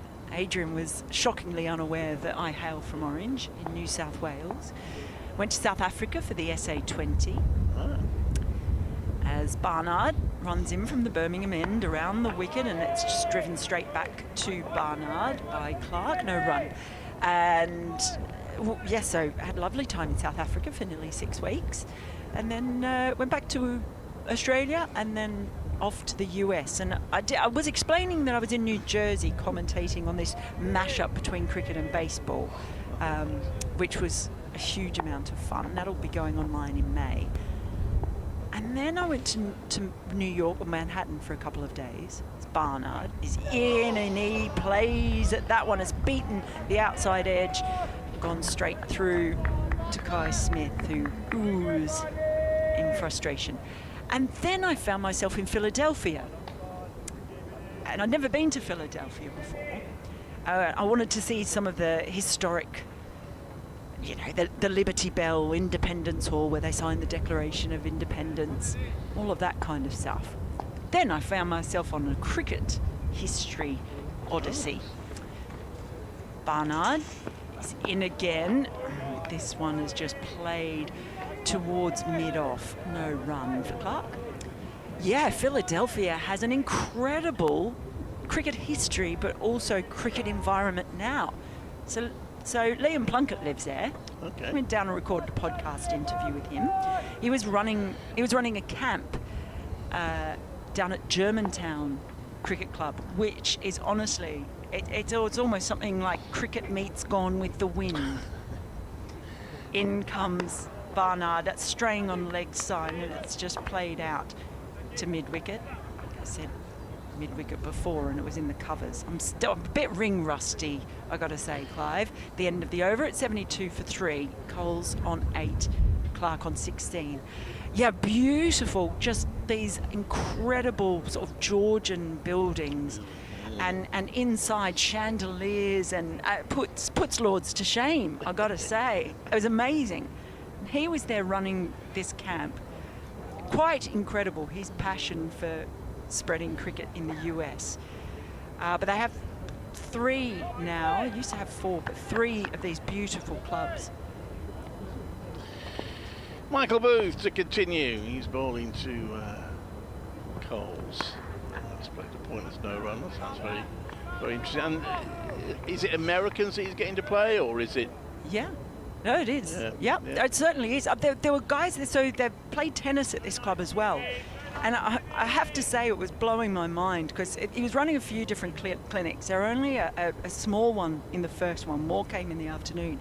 But he's there with these 2 guys. One of them in particular plays tennis, lives in Philadelphia. In comes Booth, right arm over. Oh, that's left. Shape away. Coles, fairly late decision to leave it. And there's Liam Plunkett, World Cup winner. One of the, cross seamer in the middle overs. England have been trying to replace him ever since they dumped him, basically. And he's there, like, teaching people who've never picked up a cricket ball how to bowl. It blew my mind. But then I went to the nearby C.C. Morris Library at Haverford.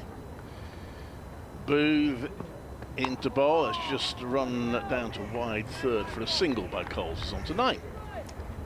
And they've got an unbelievable library there. Like, talk about my brain melted. So I've got a photo that I will show you. I did put it up on Twitter last week, and it went a bit nuts, of me holding 2 bats. One belonged to Donald Bradman. Wow. The other belonged to W.G. Grace. So this library has the most incredible collection of artifacts that you can imagine, just in this little basement of a pavilion in a suburb in Philadelphia. Booth, shirt billowing in the breeze a little bit, bowls, and he tries to work out the leg side. There is an appeal from Booth. He hasn't got a huge amount of support from his teammates. Too high to be out, but you might regard it as a moral victory. Very nice picture of Mel there with the 2 bats. Which is which then? So the lighter one, that is obviously newer. Yes, so that's Don Bradman's, yeah. and the other one is W.G. Grace's bat. Can you imagine? I'm just standing there holding them nonchalantly. I shadow batted with Don Bradman's bat. This one is played onto the onside. I think it's going to be another leg by. Well, it made you play better. It's like Billy's boots, isn't it? When you have a bat of the great man that might you score lots of runs. 7 at Billy, but that's one for the kids, isn't it? Billy's boots. But anyway, 74 for 3. I have to say, W.G. Grace's bat looked a bit fragile, so I did not shadow bat with that one. I thought, wouldn't have gone down too well, I suppose, if you splintered it. No. But they had all sorts of incredible stuff there. Full set of Wisdons. The American cricketer. This next one is pitched up, and it's a little over pitch, and Coles has timed that beautifully down the ground for 4 through long on. He just pushed at that, but timed it perfectly, and Coles settling in nicely. He's on to 13. 78 for 3 is the Sussex total after 21 overs. What was lovely is afterwards, I went to the nearby Merriam club just to see that, and there was actually a game on. So they're all there in their whites, and there was a lovely lady called Polly who was scoring. And I said to her, well, how did you learn to score? And she said, off YouTube. She said there was only one video that I could find on YouTube, and she said, so I've got all my coloured pencils here because that's how the man did it on YouTube. It was just wonderful. But look, there's a market out there, I think, or a gap where people need to teach people how to score on YouTube. There can't just be one video. As we see Victor Fernando, who went for 27 in his first 3 overs, went for 12 in his first over, but really finding county cricket interesting challenge. Well, just coming in, you know, the new environment, new conditions, all new ball. Here comes Fernando now. That is just played straight by Clark, 2 points, no run. I think I'm right in saying that he's with Warwickshire for 3 matches. Tom Latham wasn't supposed to be here for this game. He was supposed to be here early season, but his arrival has been delayed by a hand injury. They've got Hassan Ali returning and also Bo Webster. And, Alex Davis was saying, so they are due at one point of the season to have all 3 of those players. So they'd have to leave one out. Fernando in over the wicket, left alone by Clark.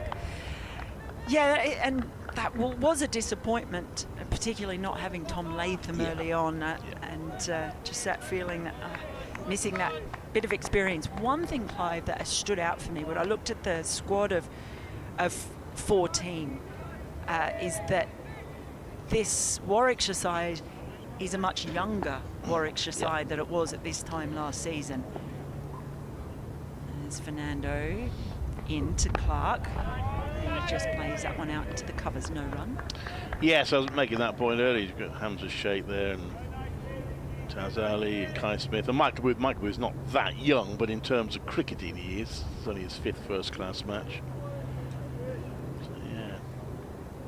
So it's interesting that what they try to build this year after what was a bit of a frustrating and disappointing season for them last year.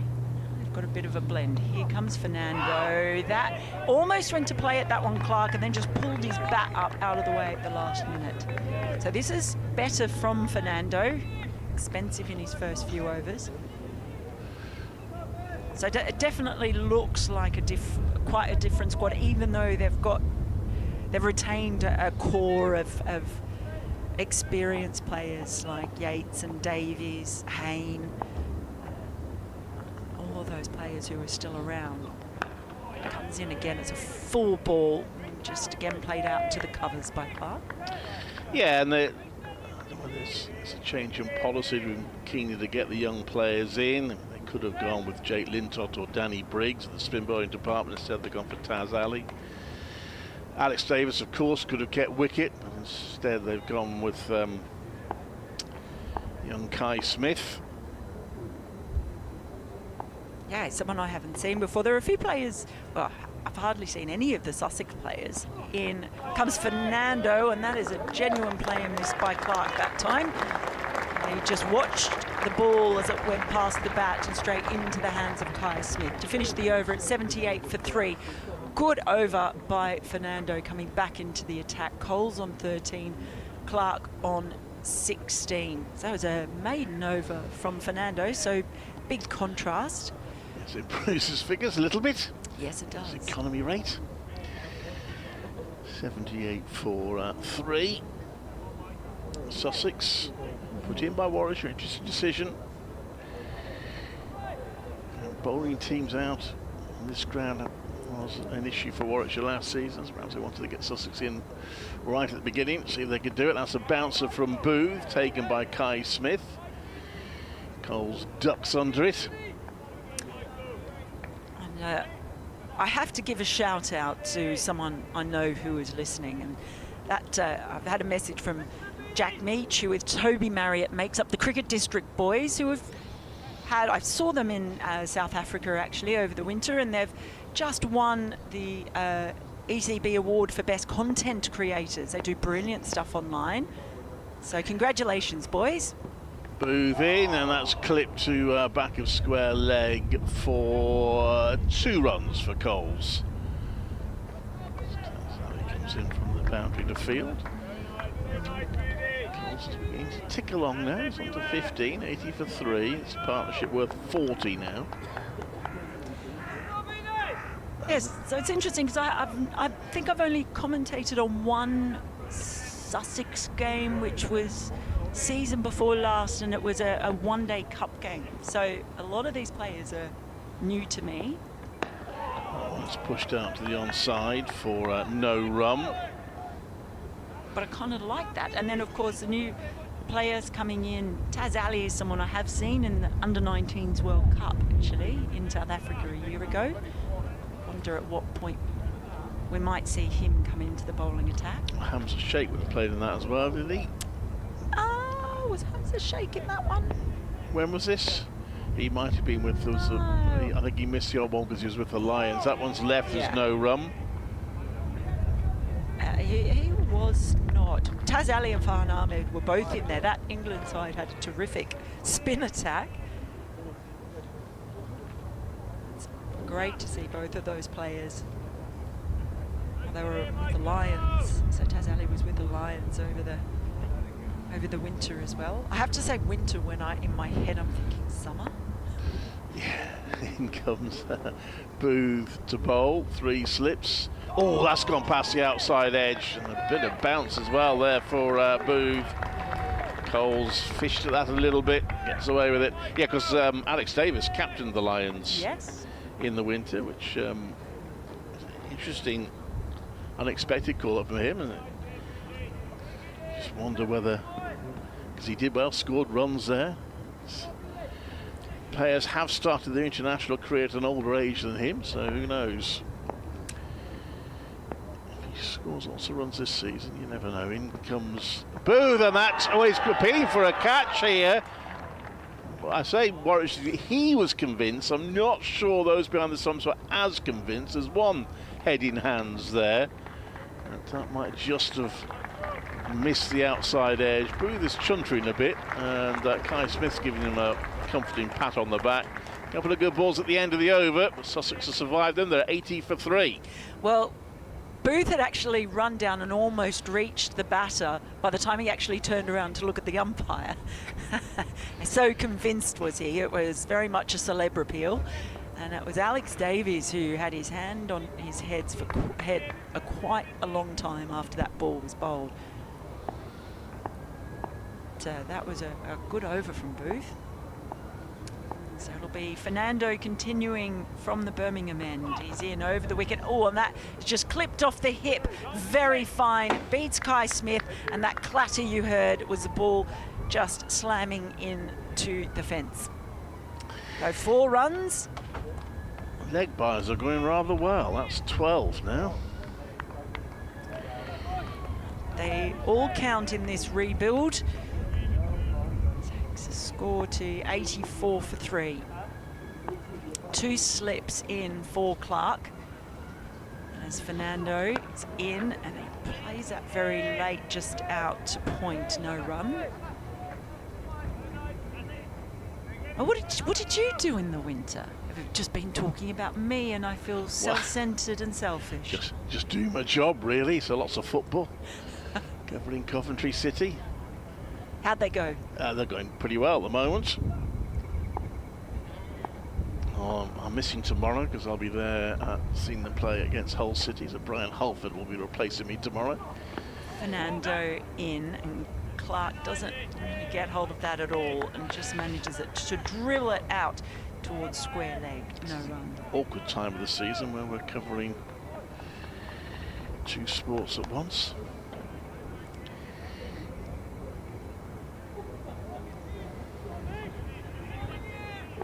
It's a beautiful sight, I have to say, sitting here. Just some lovely soft wispy clouds across the skyline as Fernando is in. It's outside the leg stump. Nice tempting line, but left alone by Clark. Yeah, it looks like it's just had a nice wash and a polish, does the Birmingham skyline at the moment. Very nice to be back. I've only been back in the country for a few days.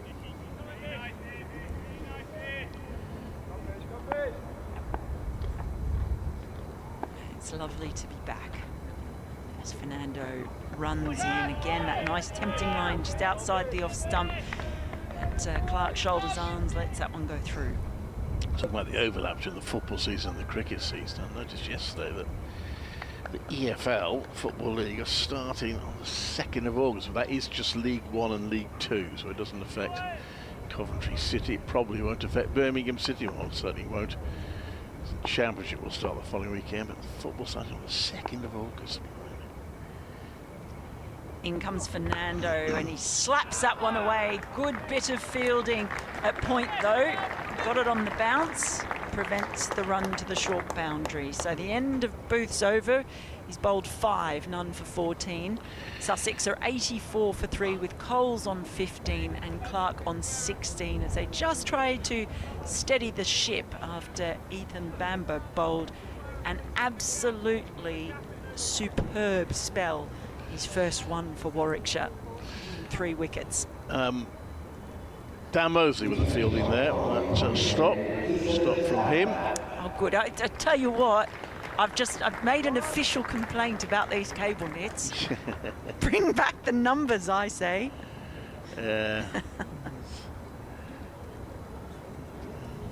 Life too easy, does it? Oh, Ethan Bamber's coming back into the attack. He's probably muttering, do I have to do it all myself then?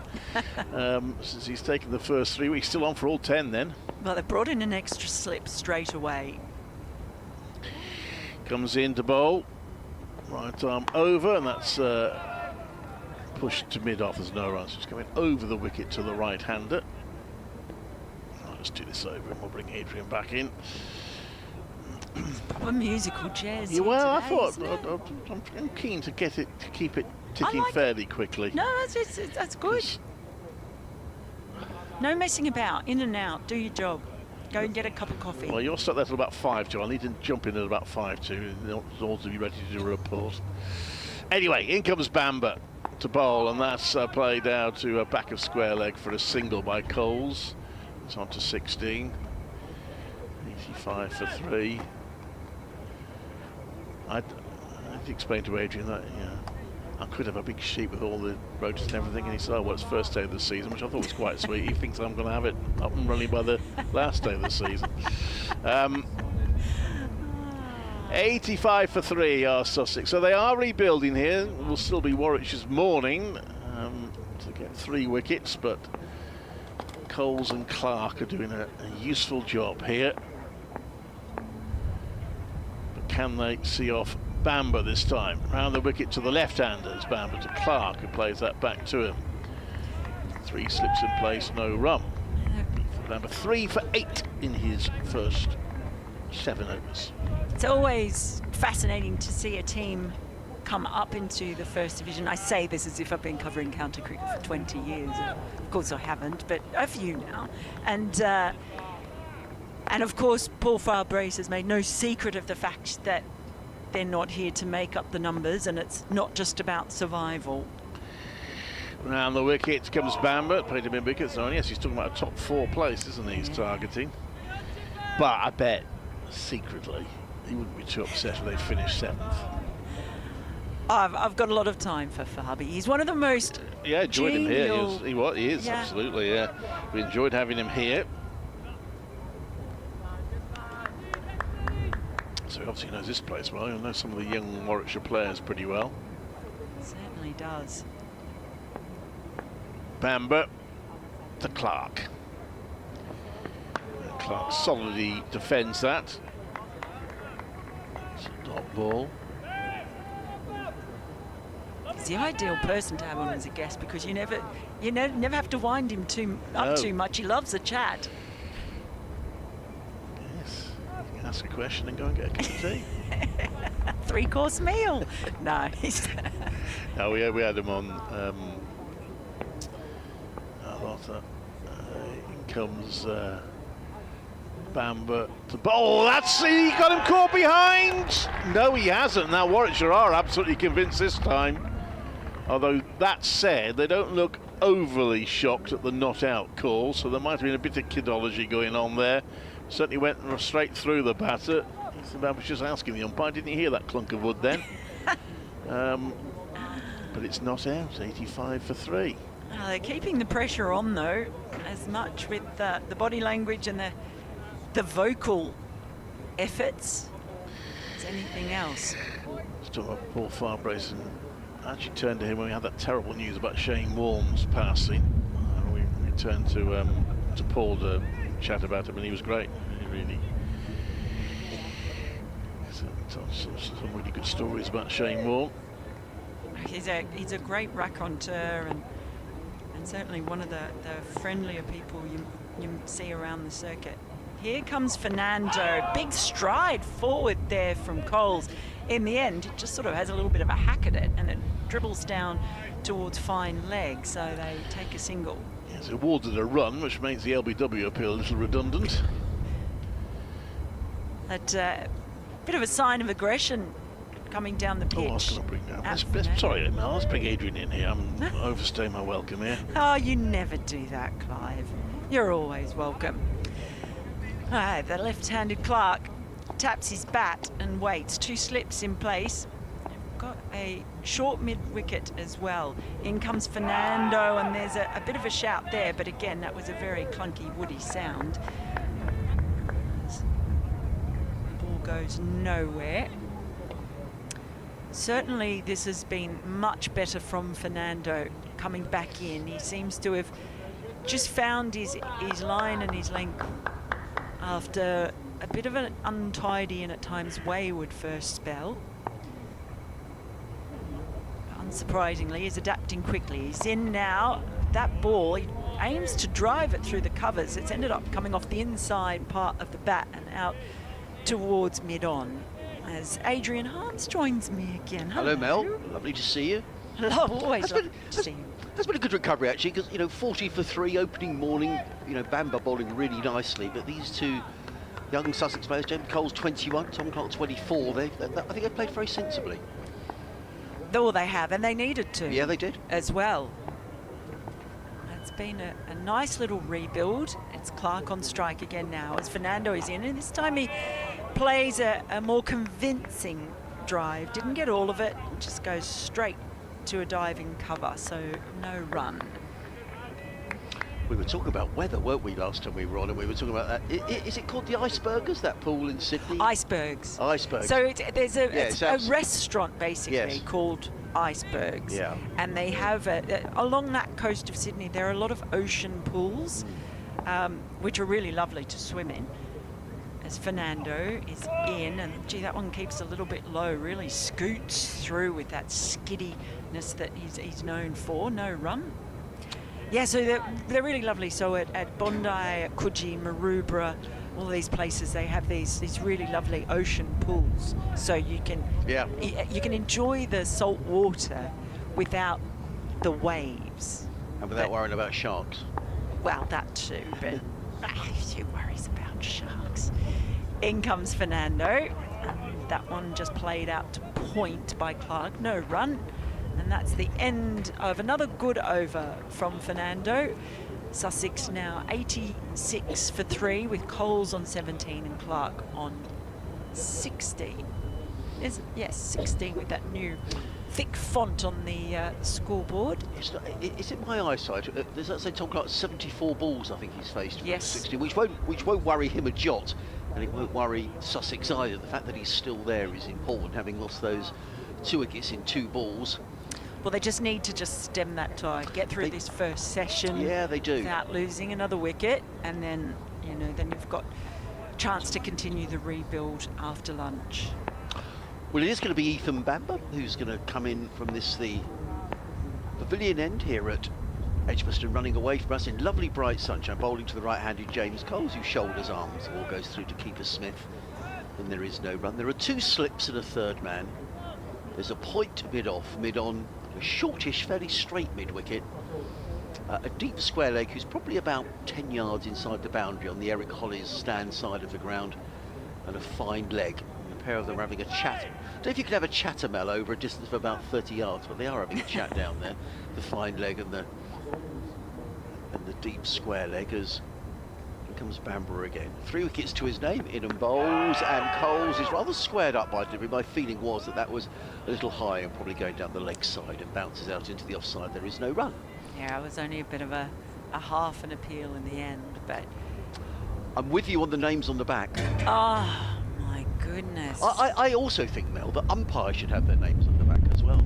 I absolutely agree with that. You know, I just think that not everybody knows who the umpires are. And you know, to be fair, we only know because they're slightly different in stature. Jack Chantry. They're very different. It's a bit easy to tell them apart. Bamber in bowls, Coles. That will go wide outside the off stump. Taken with a flourish by Kai Smith, and there is no run. 86 for 3. Yeah, Jack Chantry standing at square leg. Richard Illingworth at this end. I'm calling it the city end and the pavilion end. I'm presuming that's right. I'm sort of looking. Is that right, Mel? You come in more often than I do. Birmingham end is the far end. Yeah, we can see the skies, Yes. and this end is the pavilion end. Do you call it the Yeah, pavilion? I think some people sometimes call it Pershaw Road end. Oh, right, don't okay. they? Just Bamber in near again. here. Bowles and Coles defends. To mid off, there is no run. I was saying to Clive, he was away with the Lions. James Coles in the winter over in Australia and South Africa.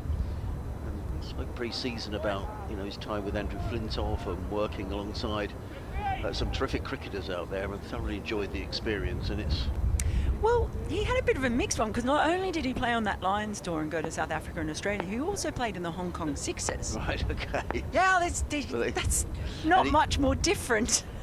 Comes back. Bowl always beats him. That's a good lead. Now let it keep a little low, and Coles looks rather suspiciously at the pitch as the ball goes through to Smith.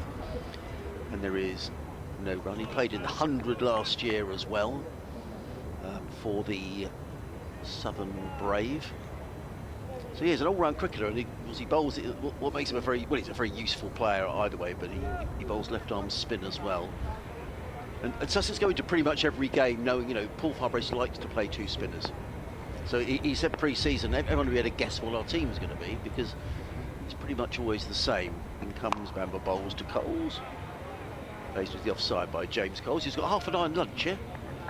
Yeah, definitely. Clock ticking round to 10 for 1. And I think, I agree with Clive, I think when you've won the toss and you bowl, you pick up 3 wickets in the morning, you'd settle for that. But I think from 40 for 3, Sussex would settle for 88 for 3 and feel they've had a decent morning as well. Yeah, well, it feels like, the first half of this opening session belonged to Warwickshire, and then the second half, I perhaps think it's belonged to Sussex. Bamber in bowls, and Coles plays that firmly into the offside on the bounce, only to back the point. It's a maiden over from Ethan Bamber, whose figures are very quickly removed from the scoreboard, which isn't desperately helpful, but he has picked up 3 wickets, and these two have now added 48 for this Sussex 4th wicket here on BBC Radio Sussex, BBC WM and Coventry CWR, I think Clive was saying it is. Oh, anyway, it's cricket on the BBC is the main thing. That is the main thing. Yeah, it's they are usually pretty quick on that scoreboard. Yes, there's a few of them. Alex Davies and Ed Barnard have also played in the Hong Kong Sixers as well. I find it quite interesting to see what players have been doing over the winter, the English winter. Do you get many people watching the Hong Kong Sixers? I've no idea. But there was an England team in it. Fernando is in. One's just played straight back to the bowler by Clark. I've got to say, Mel, I struggle to keep up with all the cricket that goes on during the winter. I mean, over here we're sort of consumed with football. You kind of keep half an eye on it, but you've got to be a real aficionado to be right across every competition right through the winter. There is so much. Yeah. And it is absolutely impossible. So, yeah, I find there's probably just a few things that I will watch and then dip in and out of some scorecards. Here's Fernando. There's a shout there. I'm almost not sure, because I thought he pulled his bat out of the way. Yes, it's whistled through to the keeper. Did they think it had clipped his pad? Impossible to tell from here. No, it was a strange one, wasn't it? It was. I better just get my emails up and running. So if anyone wants to email Sussex Cricket, if you're down on the south coast, sussexcricket@bbc.co.uk. It'd be good to hear from you. We've had Derek in touch from Dover, which isn't in Sussex, it's in Kent, but it's good to hear from you, Derek, and thank you for listening. I'll read your email at the end of this over. Here comes Fernando over the wicket, left arm and left well alone. Now, you did ask me about my hometown. You've just reminded me to look on on So is it Twitter. called Orange? Yes, it is called Right. Orange. And David at Litchfield Wolfie has said, strangely enough, we never knew you came from Orange, Mel. See, it's... I've never ever heard of Orange. Ah! That's really bad, isn't it? Well, I don't know. Is it bad? I don't know. Yes, it is. Right, okay. Terrible. Centre of the universe. In comes Fernando. This one left alone. Just a little bit of a Wayne movement from Fernando. Just really has turned around these spells. So if you were going from Orange to Sydney, would you get the train or would you drive? Or I'd either drive or I might fly, but the flight's so short that it basically takes you 15 minutes to get up to cruising level, Right. and then you start coming down. Okay. So a bit over half, well, maybe about half an hour in the air. That's it. Fernando bowls these, and oh, he's trying to guide that one down towards third, but in the end it's just plopped off the bat and taken a couple of rolls. So if I was going to Sydney on holiday, Yes. and I thought I might go to Orange, what would I find in Orange? Oh, well, Adrian, if you like food, who doesn't? If you like wine, Okay. who doesn't? Then have I got the spot for you? It is a foodie, winey place. As Fernando bowls, it's defended again back towards the bowler. Another tight over by Fernando. He seems to have worked things out here at Edgbaston. And end of that over, 88 for 3. So he's not giving anyone runs away at the moment. Coles on 17, Clark on 16 still. So there's 2 maidens in a row from Fernando. Yeah. I know Ethan Bamber's figures are displayed on the scoreboard. 9 overs, no. 5 maidens, so it's disappeared again. 3 for Bootman, now it's gone. Now this In is fact, exciting. Yes, there is. It's exciting because Taz Ali is coming up to bowl. It's just Alex Davies has just run up the captain and put his arms around his young charger's shoulder as well. It's the token over a spin before lunch. How many times does that happen? I'm going to read Derek's email while we've got a minute. He says, "Morning, Adrian. Hope you've wintered well. Well, here we go again. It's very exciting. I wonder how Sussex will get on this year in the top flight. I believe that if we finish third from bottom, that'll be a decent result for this season, as some of the young players have not played in the top flight before. I just hope we don't get relegated. It'll be an awful shame after all the hard work in the last 2 seasons." I would agree with you, Derek. I think Paul Farbrace will be looking. Sussex want to stay in the first division, and Paul Farbrace was talking, pre-season about you're mentioning top 4, etc. So we shall see. But it's a big test for these young players, and these 2 have acquitted themselves really well. I think this will be the last over before lunch, Mel. I might have to go because I think Clive might have an update to do. But it's going to be Alec who's going to come in from the pavilion end. Bowls to Coles, who stretches forward, plays into the offside. There is no run. I need to find some other way of describing a delivery to James Coles, Mel, because I keep saying bowls to Coles. And it just sounds like a poem, doesn't it? I like it. Look, there's nothing wrong with a bit of rhyme. Yeah, by September you'd have had enough of it.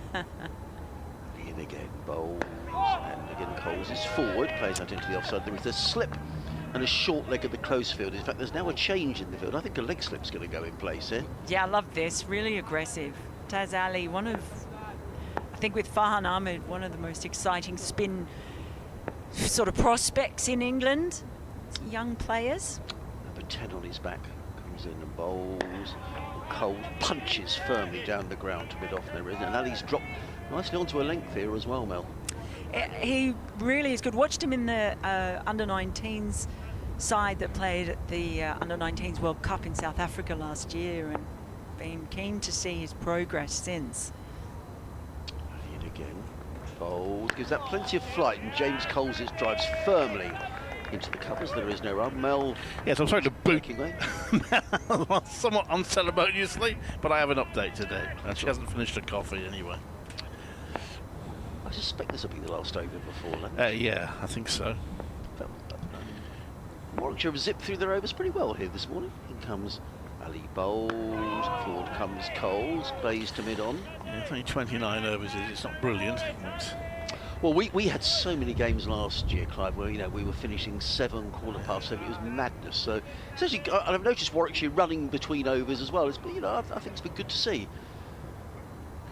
If Ali bowls a longer spell, you never know, we might zip through the overs even quicker. He's in and bowls and goes. Well, I wonder if he was put down. There was a loud appeal. I think they're appealing for LBW there. Ball has run away towards him. No shot paid by James Coles.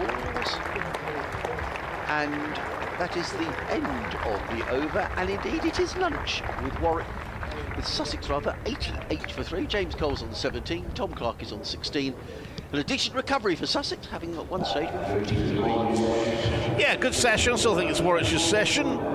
Ethan Bamber taking those 3 wickets early on, but good effort from James Coles and Tom Clark to make it a little bit more even. 88 for 3 in 29 overs. Coles on 17, Clark on 16.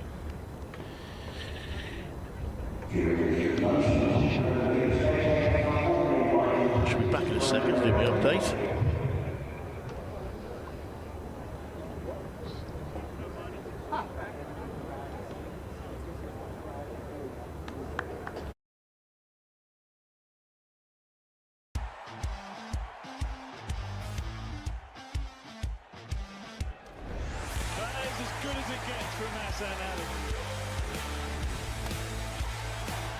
Simply nothing that the Bears cannot do.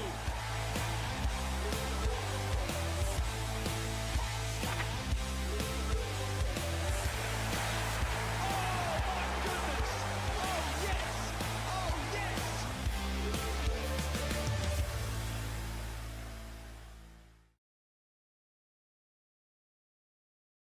Cookie, the big day's getting nearer. How are you feeling? Yeah, it's been a bit of a challenge to get my head around it all, but I think I'm looking forward to it now. It's going to be very different, very much something I've not experienced before, not been at Edgbaston. But I think I'm ready to go. You sure you're making the right call? I suppose only time will tell with that, mate. Yeah, I think so. I think 51, touching 52 years is enough for anybody now. You can't go on forever, can you? As much as you're enjoying it, I think your body starts to tell you when it's time to give it up. But yeah, I think I've judged it right. What are you going to miss the most? Obviously, apart from you, Ed. But, right, yeah. Yeah, I think the team spirit, you know, being part of the group in there with these boys, that's the thing that you just don't get in any other walk of life. And I've been really fortunate to have that for so many years. So, not having that chat in the morning, the banter, and just that fun that you have in a dressing room, I think that's really hard to replace in your life, really. Won't be quite the same up in the allotments, I'm sure. Mate, you've done most jobs since you've been here, haven't you? Yeah. Tell me something that stands out from the 52 years. Cool. I suppose I've been lucky because not just domestically, I've also worked for the club when we got international matches on the ground. So, you know, being part of that setup as well with England and all the international teams, I mean, that's always been a real thrill. But, you know, being around the group when we've had big successes and going to finals days, things like that, those are real special memories. Trips to Lords, winning county championships here and actually being able to walk out and hand the trophy over to the captain at the time, that was pretty memorable. Oh, you've done well. So I was worried then. You were basically saying when we get lost and the big dogs come in and you do the international matches, that's the highlight, is it? No, that's definitely not the highlight, mate. No, but it's one of those things that sticks in your mind because it's so different. And then, you know, there's a complete flip around. The Warwickshire move out. There's international matches move in. That does push you quite hard. It's a lot of hours and a lot of days. So more importantly, from a selfish point of view, who am I going to call when something goes wrong? Well, you'll always have my number. You know, I'll always be on the end of a phone for you. But I know we've got some good guys in there. They're really looking forward to getting stuck in.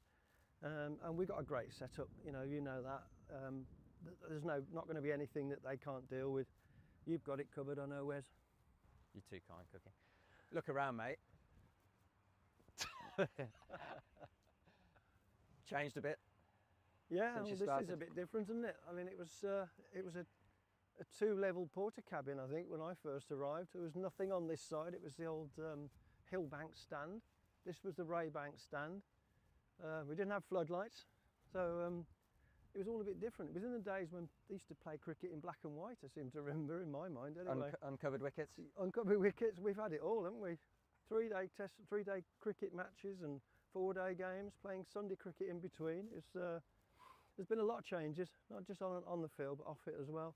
You must have seen a few characters pass through the gates over the years. Oh yeah, I think those are the things you'll take with you, the memories of the people that you've worked alongside. They'll be something you cherish. I came for the interview August 1973, just after I'd finished school, and came along, and I thought this is a great place to at least start and try and get a job. And I'm fortunate they gave me the job pretty much straight away. What I didn't realise after the interview was that we didn't have email in those days. It was they posted me a letter. Carrier pigeon. Carrying pigeon. It didn't turn up till quite late in the day, but the letter asked me to start on the Monday morning, which was was the Monday before the England-West Indies Test match in '73.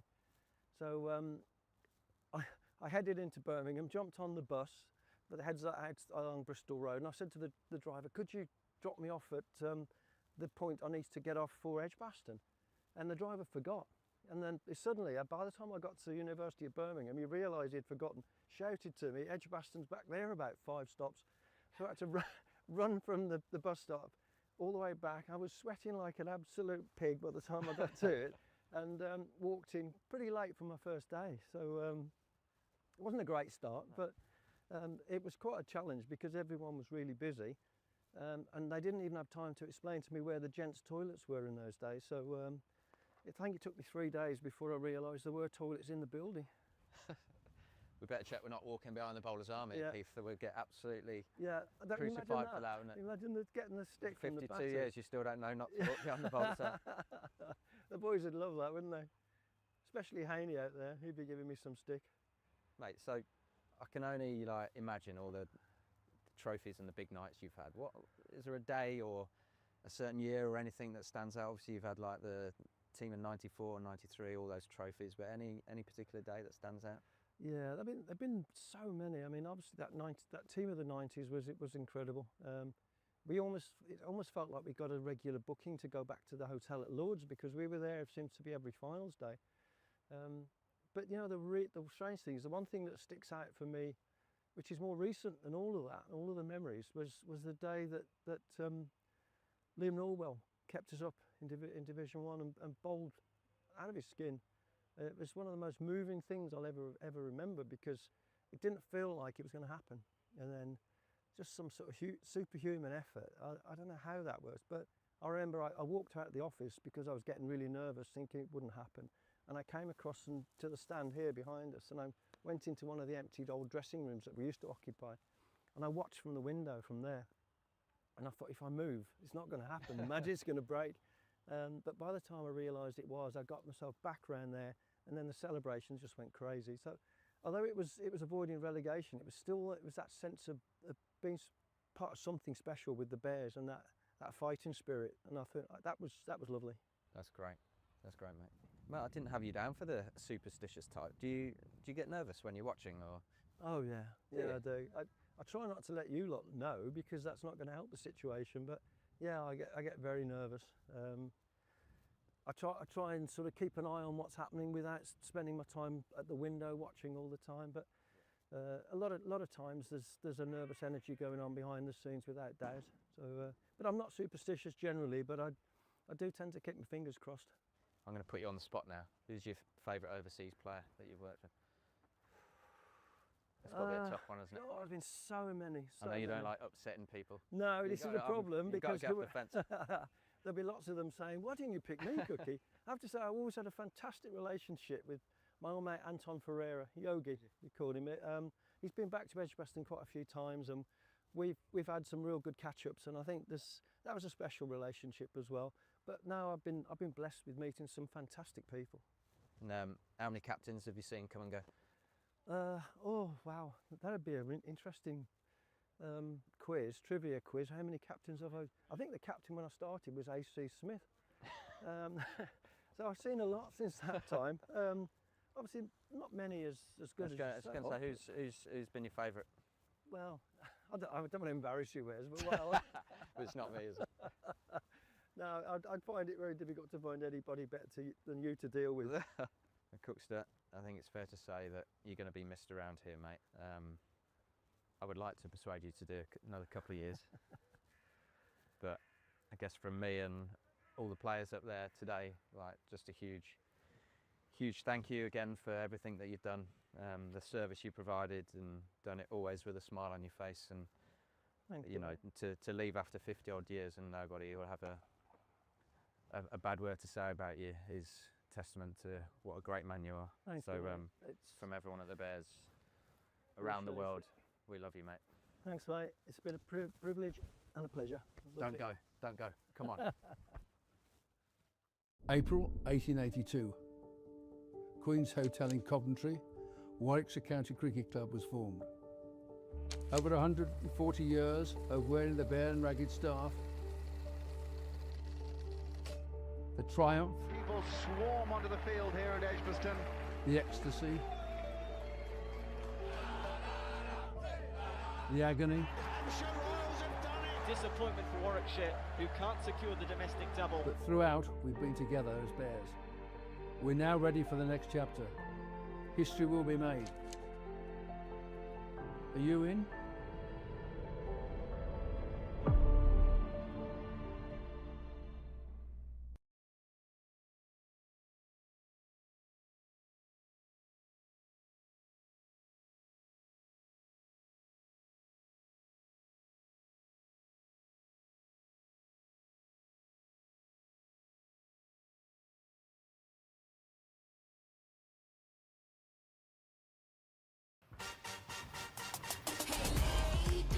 When I play cricket, I feel unstoppable.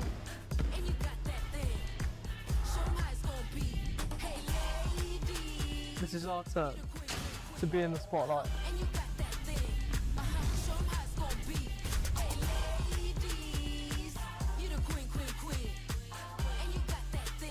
When I look at myself, I see this.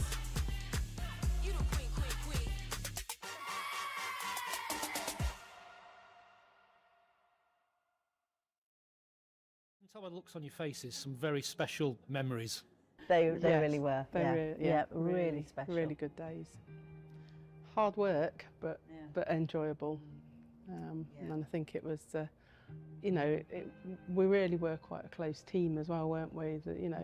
The team sort of formed in 1999, but you played your first ECB competition as Warwickshire Women in 2001. Take us back to those early days, and maybe I remember you told me the story about how you turned up for selection day at the indoor school.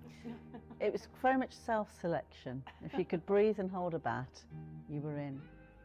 It was a little bit like that, wasn't it? It was a little bit, yeah. Because it was the start. They wanted to pull together a team to work with. I came back from university, which was in Liverpool, and there was nothing, no women's sides anywhere in the Midlands. And the first club side that I actually ended up playing for was Wootton Bassett, which is Swindon.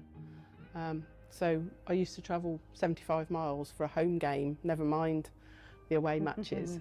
I think that's what made it special, is the fact that they pulled together a group of sort of 13 people who had played cricket, literally from beach cricket or something in the garden, through to Louise, who played some boys cricket and then obviously women's cricket at university. I mean, we didn't really have our own pitch to call our own either, so even our home matches tended to be whatever you could. Whatever I could. Club or schools as well. We played at school pitches, didn't we? School in Halesowen. Yeah, King Edward's Five Ways. So it never felt like we had a home ground. And obviously, teams do get a bit of an advantage of playing at home because you get to know the pitch, don't you? Yeah.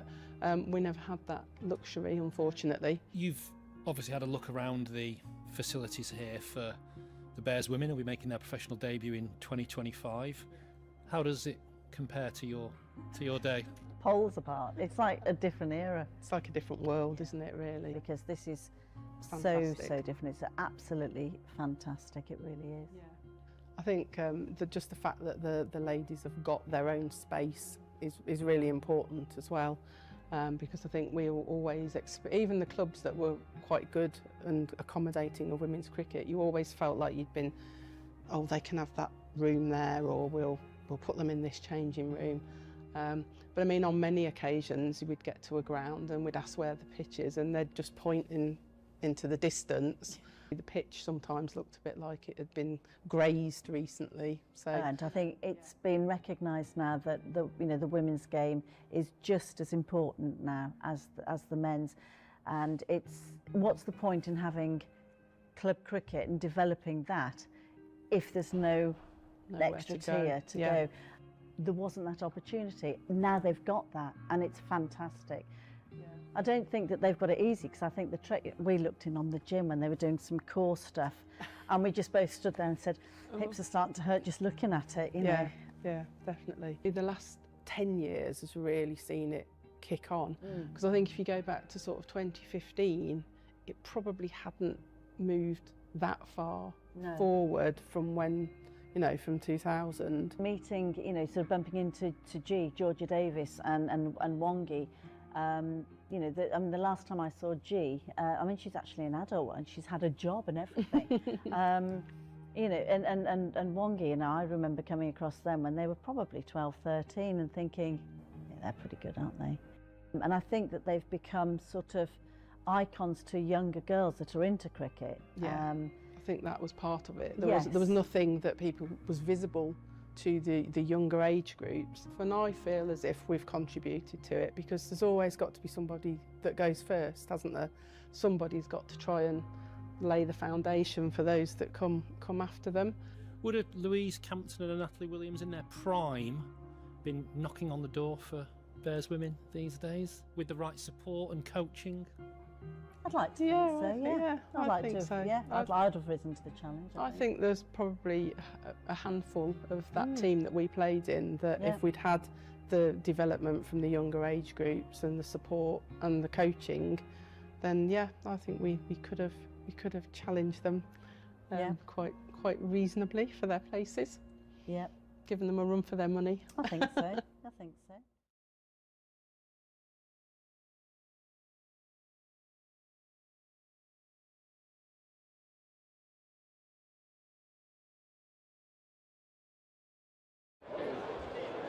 Flag out.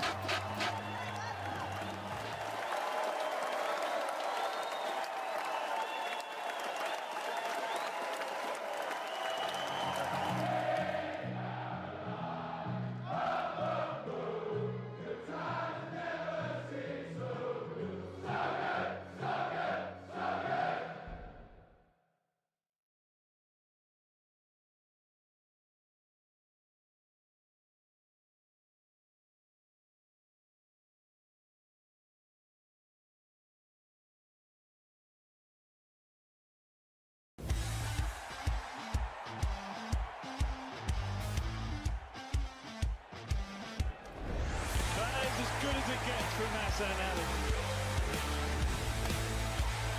There is simply nothing that the Bears cannot do.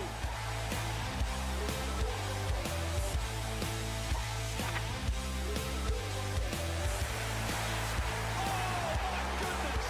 Oh yes! Oh yes!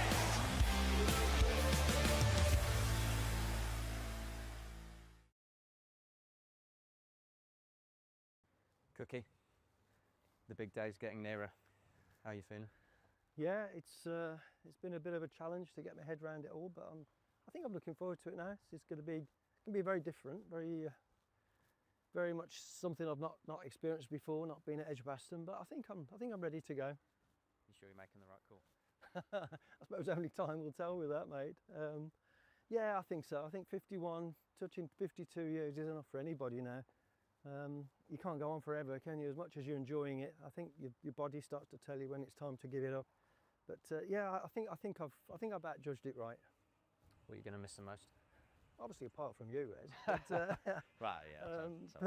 Yeah, I think the team spirit, you know, being part of the group in there with these boys, that's the thing that you just don't get in any other walk of life. And I've been really fortunate to have that for so many years. So, not having that chat in the morning, the banter, and just that fun that you have in a dressing room, I think that's really hard to replace in your life. Really, won't be quite the same up in the allotments, I'm sure.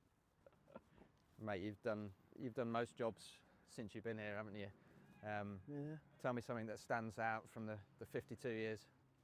Cool. I suppose I've been lucky because not just domestically, I've also worked for the club when we got international matches on the ground. So, you know, being part of that setup as well with England and all the international teams, I mean, that's always been a real thrill. But, you know, being around the group when we've had big successes and going to finals days, things like that, those are real special memories. Trips to Lords, winning county championships here, and actually being able to walk out and hand the trophy over to the captain at the time, that was pretty memorable. Oh, you've done well. So I was worried then. You were basically saying when we get lost and the big dogs come in and you do the international matches, that's the highlight, is it? No, that's definitely not the highlight, mate. No, but it's one of those things that sticks in your mind because it's so different. And then, you know, there's a complete flip around. The Warwickshire move out. There's international matches move in. That does push you quite hard. It's a lot of hours and a lot of days. So more importantly, from a selfish point of view, who am I going to call when something goes wrong? Well, you'll always have my number. You know, I'll always be on the end of a phone for you. But I know we've got some good guys in there. They're really looking forward to getting stuck in. And we've got a great setup. You know that. There's not going to be anything that they can't deal with. You've got it covered, I know, Wes. You're too kind, Cookie. Look around, mate. Changed a bit. Yeah, well, this is a bit different, isn't it? I mean, it was a two-level porter cabin, I think, when I first arrived. There was nothing on this side. It was the old Hillbank stand. This was the Raybank stand. We didn't have floodlights, so it was all a bit different. It was in the days when they used to play cricket in black and white, I seem to remember, in my mind anyway. Uncovered wickets? Uncovered wickets. We've had it all, haven't we? Three-day cricket matches and 4-day games, playing Sunday cricket in between. There's been a lot of changes, not just on the field, but off it as well. You must have seen a few characters pass through the gates over the years. Oh yeah. I think those are the things you'll take with you. The memories of the people that you've worked alongside. They'll be something you cherish. Been some real characters. It's hard. I wouldn't mention names, but there's been a lot of very interesting. Let's leave it at that. So I mean, I feel like I've been here a long time. You looked a bit different when I first turned up. Who's been the main culprit for all this grey? I'd put it down to probably our physio, Mustard. No, I think it's just a combination of things. But I mean, yeah, we've all changed, haven't we? I probably didn't have any grey hair when you turned up. Maybe it might have something to do with you. You never know. Yeah, could be. I did hear a rumour. Was it your first day that you were late for? It was, yeah, it was. I came for the interview August 1973, just after I'd finished school, and came along, and I thought this is a great place to at least start and try and get a job. And I was fortunate; they gave me the job pretty much straight away.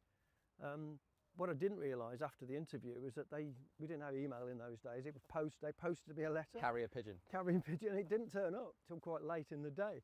But the letter asked me to start on the Monday morning, which was was the Monday before the England-West Indies Test match in '73. So I headed into Birmingham, jumped on the bus that heads out along Bristol Road, and I said to the driver, "Could you drop me off at the point I need to get off for Edgbaston?" And the driver forgot. And then suddenly, by the time I got to the University of Birmingham, he realised he'd forgotten, shouted to me, "Edgbaston's back there about 5 stops."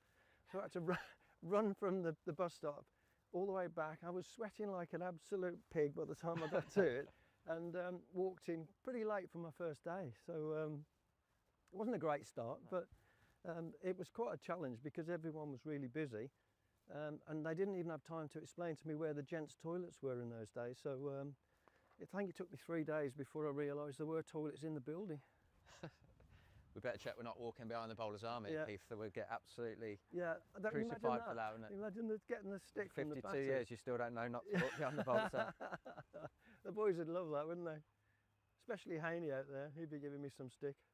Mate, so I can only like imagine all the trophies and the big nights you've had. What is there a day or a certain year or anything that stands out? Obviously you've had like the team in '94 and '93, all those trophies, but any particular day that stands out? Yeah, there've been so many. I mean, obviously that team of the '90s was incredible. It almost felt like we got a regular booking to go back to the hotel at Lord's because we were there. It seemed to be every finals day. But you know, the strange thing is the one thing that sticks out for me, which is more recent than all of that, all of the memories, was the day that Liam Norwell kept us up in Division 1 and bowled out of his skin.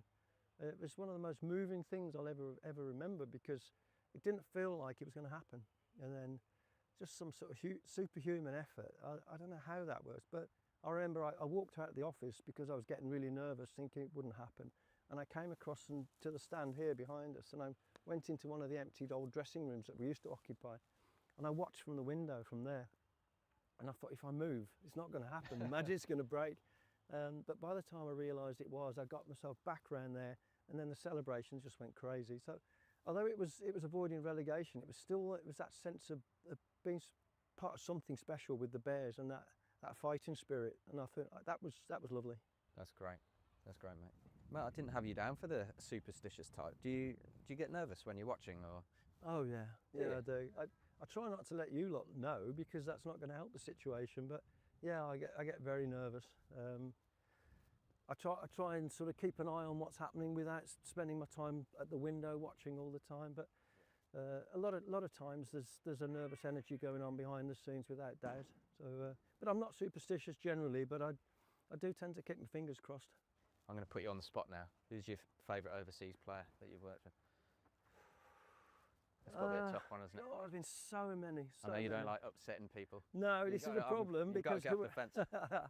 There'll be lots of them saying, "Why didn't you pick me, Cookie?" I have to say, I've always had a fantastic relationship with my old mate Anton Ferreira, Yogi, we called him. He's been back to Edgbaston quite a few times, and we've had some real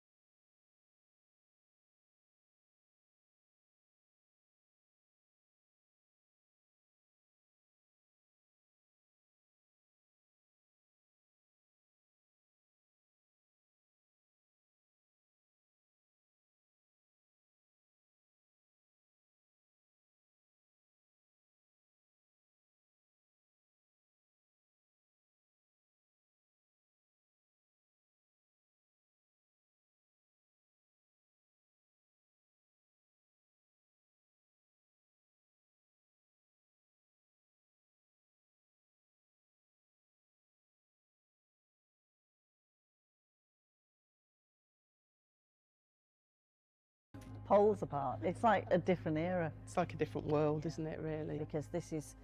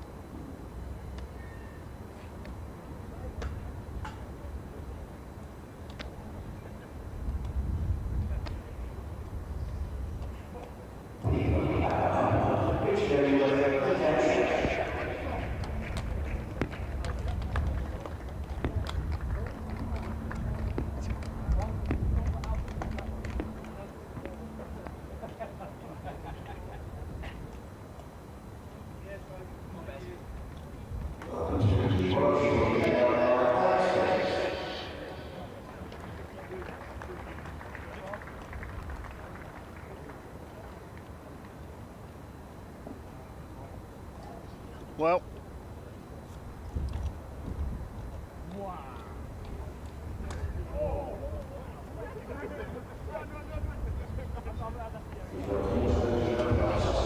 well, welcome back to Edgbaston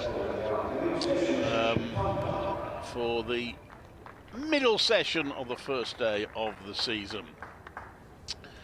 The story so far: Sussex put into bat by Warwickshire are 88 for 3 after 29 overs at lunch. Ethan Bamber taking 3 wickets in his first 7-over spell for the Bears. 3 for 8. He had Tom Haynes LBW for 17 at 21 for 1. And in successive balls, Daniel Hughes LBW for 19, 40 for 2. And then Tom Alsop caught at second slip by Rob Yates. First ball, that was 40 for 3 in the 9th over. Since then, James Coles and Tom Clark have steadied the ship somewhat. And And they are 2 shy of a 50 partnership, with Clark on 16 and Coles on 17. And it looks like Ed Barnard's going to open the bowling after lunch from the Birmingham end. Yeah, and I think Clark and Coles did very well for that hour before lunch, because 40 for 3 is always pretty precarious. So in comes Barnard. Also no ball. I think that's the first no ball of the season there from Ed Barnard. So that brings up the 50 partnership, which hasn't, because the 2 haven't gone on the scoreboard, it hasn't yet been acknowledged by the crowd. But that's in well, just over 20 overs, the 50 partnership.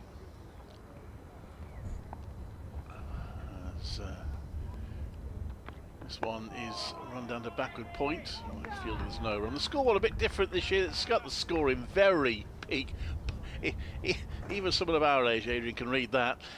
It's very big, bold, yellow lettering, 90/3.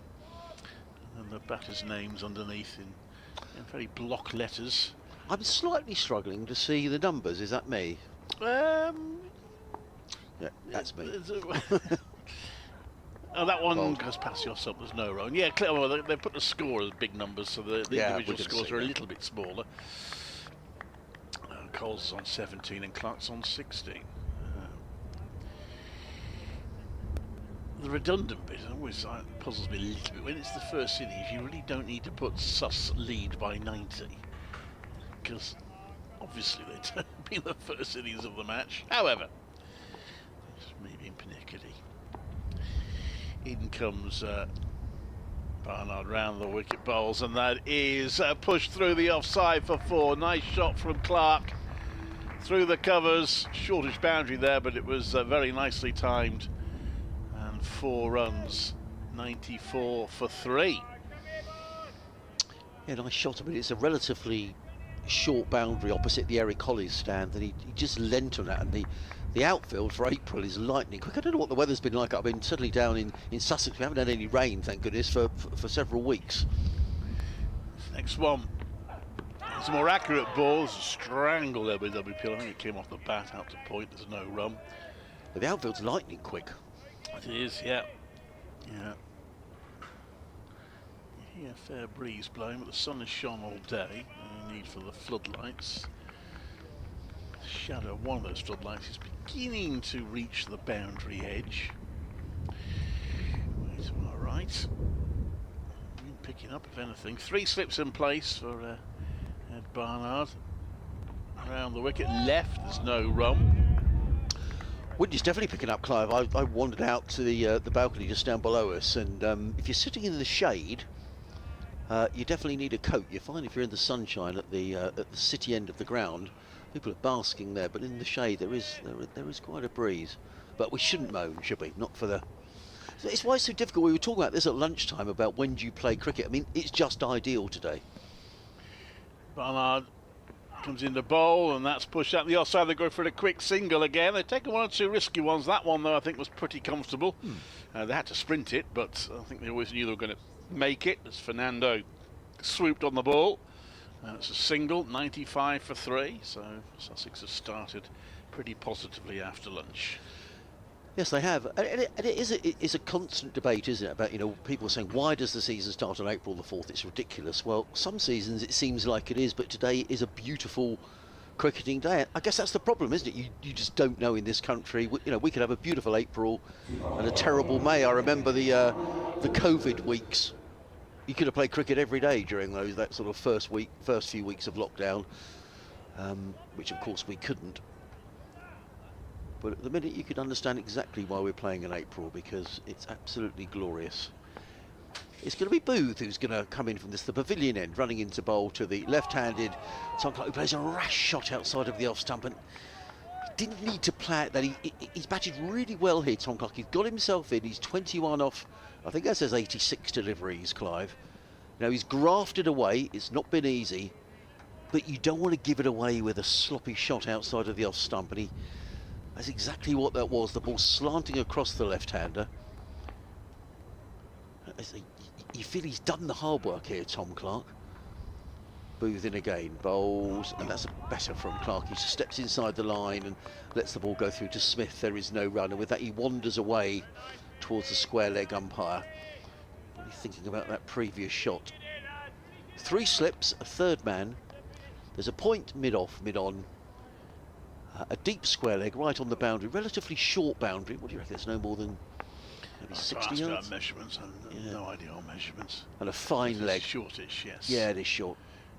Booth in again, bowls, Clark covers up to ball just short of a length and plays it into the offside, and there is no run. It's sort of what, 60-40? Yeah, I would say so. Between the two boundaries.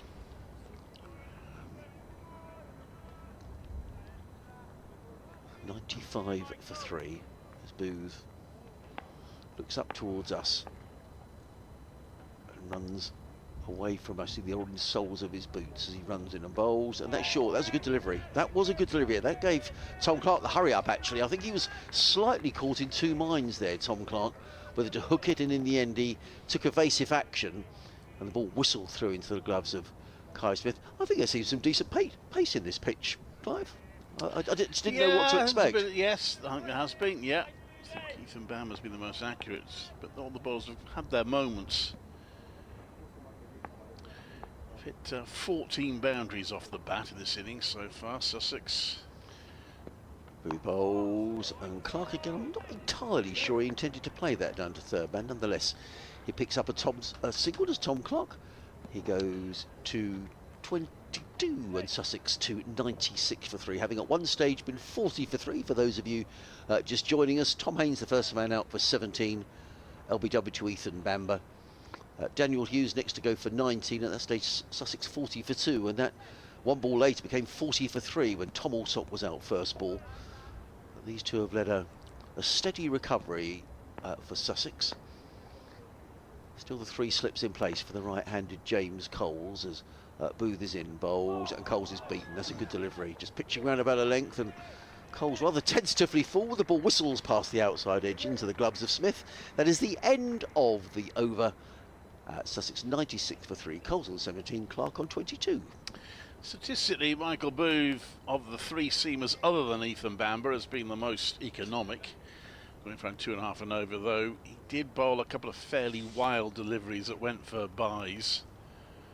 Obviously don't count against his analysis, but do against the team. Warwickshire keen on getting a breakthrough.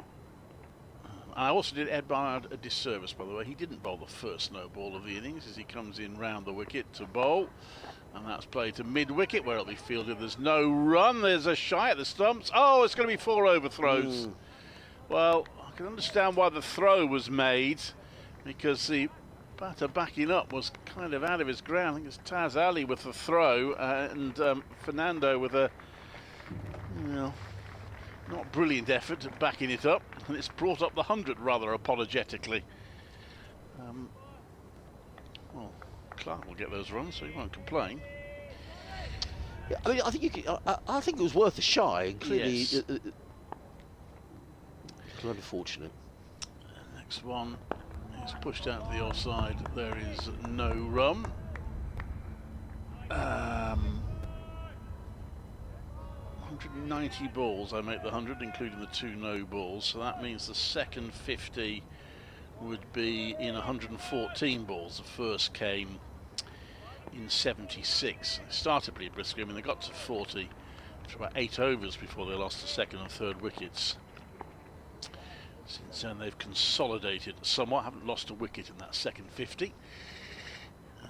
This next one is left by Clark and taken by Kai Smith. There's no run. Good carry again through to Smith. I mean, he's taken very little around by his bootlaces. I mean, most of it has been into his midriff, which is good to see, particularly in these early season pitches.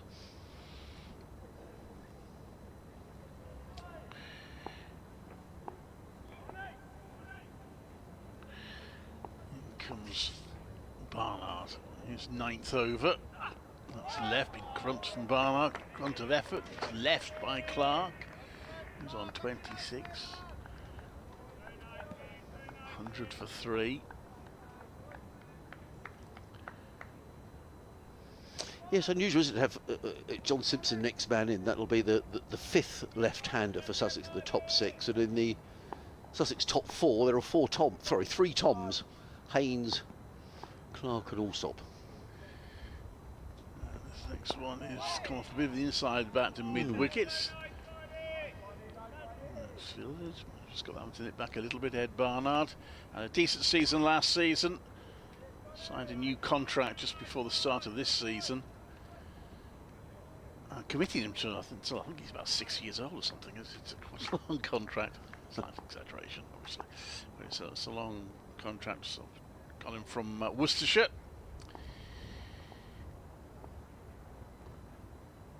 And some Shropshire comes around the wicket, and that one's gone past the outside edge. I think he did play at that, Clark. Yeah, he did. That's the end of the over. 100 for 3. Sussex after 32 overs. If you're listening down in Sussex, or indeed anywhere, it'd be quite nice if you could send through an email, just checking that our email inbox is working, sussexcricket@bbc.co.uk. We tend to have some gremlins. It is the first day of the season, so possibly that's responsible, but sussexcricket@bbc.co.uk, if you were able to send us an email and just say hello or whatever. But it's going to be Booth who's going to carry on. Clive was saying the wind just got up a little, you can just hear it in our effects microphone. Still the 3 slips in place, but it's a glorious day, no threat of any interruptions at all, as Booth is it bowls to James Coles, who plays this down to 3rd man and picks up a single, does James Coles, which takes him to 18. And Sussex to 101 for 3.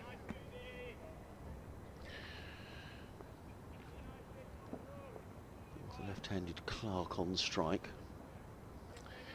Still those 3 slips in place. There's a 3rd man for the left-hander. A point mid-off, mid-on, and 2 men set back, protecting that shortish leg side boundary for the left-hander.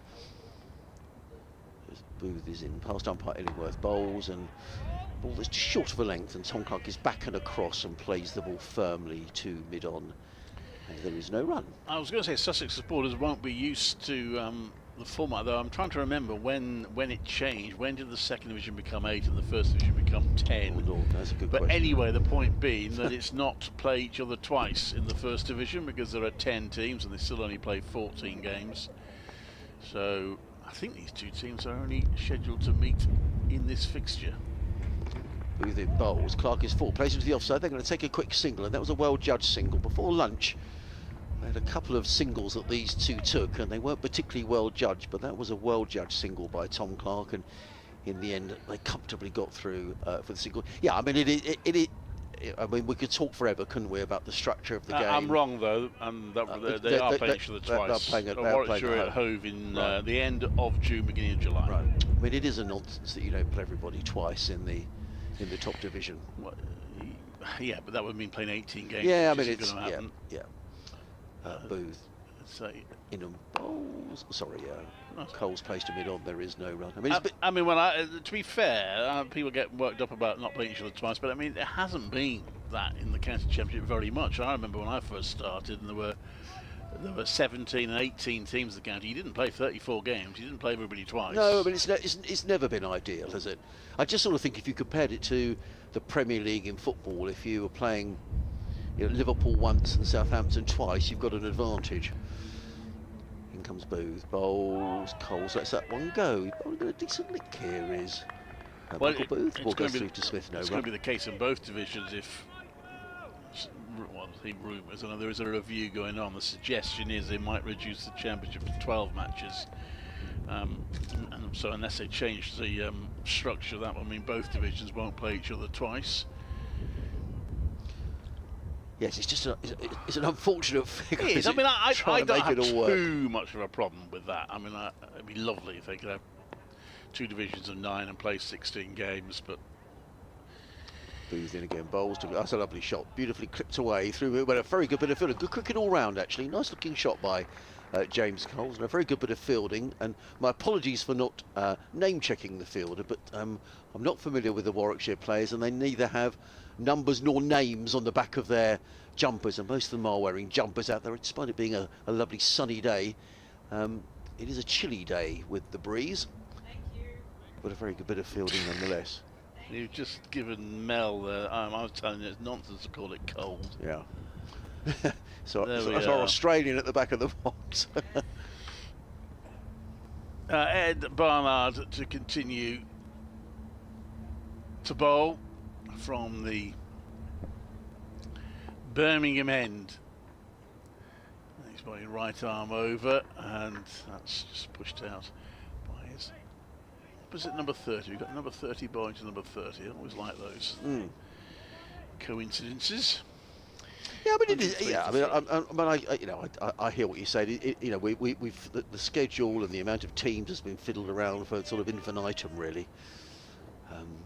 I guess back in the day when there was just one division and you all played 17 games, but that didn't seem to work. I don't think they did that very much. No. They usually played 22 or 20. That's pushed out to mid-off. There's no run, so you'd play. I mean, again, I go back far enough to remember the days where you played some matches over 3 days and some over 4 days, until they all became 4-day matches eventually. Obviously, the problem now you got is the fourth tournament, the 100, and whenever you think of that, it ain't going away anytime soon. No. So they have to work around it. Barnard comes into bowl to Coles, who leaves that outside off stump. 103 for 3. Good judgment here, James Coles. They're being very patient at this pair. There's such a thing as a good lead, but he's let that one pass by outside of the off stump. Barnard, right arm over, comes into bowl. Oh, that one scuffles along. That is. Didn't get up much. It's gone past the outside edge. Ed Barnard head and hands. Can't believe he hasn't got a wicket there. And Coles can't quite believe it either. He's standing with his hands on his hips, and that did keep a little low. We were saying 2 or 3 times this morning in commentary how well this pitch looked like it's playing, with some good carry through to the keeper, but that one did come out of nowhere. And James Coles very nearly undone by that, and he'd had every right to have felt a little bit hard done by. Barnard in again, and that's nicely timed. There's a little over pitch by Barnard, but hit off his toes there by Coles. And having survived the previous delivery, just about, he's not looked at all unsettled as he clips that away for 4. That's very much a trademark James Coles shot. That very sort of classy clip away through wideish mid-wicket. That's a lovely shot and beautifully timed as well. He does like to take a step down the pitch, does James Coles, and he did on that occasion, walked into the shot. Well, she's getting progressively less attacking. He's got 2 slips in now as that's turned round to back of square legs for a single by Coles. Frustration for Ed Barnard. He nearly had his man, but then gets hit for 4. Changes a little word there with James Coles. I have no idea how friendly or otherwise it was. Yeah, it's 108 for 3. He always strikes me as a very friendly cricketer, Ed Barnard. I mean, I've never interviewed him, but he always seems to play. I guess most of the time I've seen him playing, Clive would have been down at Worcestershire, but he always seems to do well against Sussex. Good signing, I would say. So these 2 teams meet over, which is a good job, really, because the whole point of me tipping them to win the title last season was I wanted to go to Hove. In comes Booth to bowl to James Coles, defends out into the offside. There is no run. I was giving a talk yesterday to a sporting group down in Worthing, and I said exactly that. And I said the commentators around the country do like coming to Hove, nothing to do with me, but just to do with being by the seaside, and the great reception that away commentators always get from Sam Wheeler, who's been on the gate down at Hove for as long as we can all remember. And I wouldn't mind betting when you come down, Clive, if it is you, that he remembers your name. He's very good like that, as well as other things. Is Sam. In comes Booth, bowls, and Coles plays that firmly to mid-wicket. A good tumbling save there. I think that is Ed Barnard, I'm going to guess. Yeah. Ah, there we are. Got something right. And there is no run. Got round very quickly from mid-on and fielded there, a sort of a wideish mid-wicket in the end. Except it's Dan Mosley, but never mind. Oh, there we are. So it's not him. Booth shines the ball and very quickly back to his mark, which has been a feature of Warwickshire today. Runs away from us. In and bowls wide of the off stump. Let go by James Coles. Through. That was good carry through into the gloves of Smith. And there is no run. Yeah, I think Warwickshire will be a bit frustrated now. They've managed to get a bit of pace out of this pitch, a bit of zip, but they just haven't been able to break through these two. 68 now added for the 4th wicket. It's a kind of familiar story for Warwickshire. I know it's a bit early season to start talking about that, but getting into decent positions, but they're not following through with it. Booth in bowls, Coles defends into the offside. Good tidy line here from Booth, and that ball was played with due respect by James Coles, punched out into the offside. You were saying you wondered whether Warwickshire chose to bowl first because that's, you know, perhaps there's a little bit in the pitch, but apart from that one that scuttled through in the previous over, it, you know, looks a decent batting surface, Clive. It tends to get easier as it goes along. It gets easier as the day goes along, and then easier also as the match goes along. In comes Booth bowls to Coles, who flicks this one away through mid-wicket, and they pick up a single. James Coles goes to 26, and Sussex to 110 for 3 at the end of it. Just reading here. Oh, we've got an update for Clive in a minute. Bad news for Ollie Stone. Reading, ruled out of the Test summer by a knee injury. And England are struggling suddenly for bowlers. I was talking to someone about this earlier on. I mean, Mark Wood is clearly out. Nobody quite knows the situation with Jofra Archer. So opportunities for the seam bowlers. Booth in bowls, Clark drives without timing to backward point. And there is no run. Particularly that was with regard, Clive, to Ollie Robinson, who's found himself out of favour with Brendan McCullum in the last 18 months or so. But with all these injuries around for England bowlers, you'd have thought if someone could come in, take a stack full of wickets in these opening couple of months of the season, that you're going to put yourself back in the England picture. Yes, you could, although how much notice they take of county cricket is a moot point. Well, yeah, that's a very good point, yeah. Rob Key seems to take great delight in ignoring it. Yeah, I'm not sure.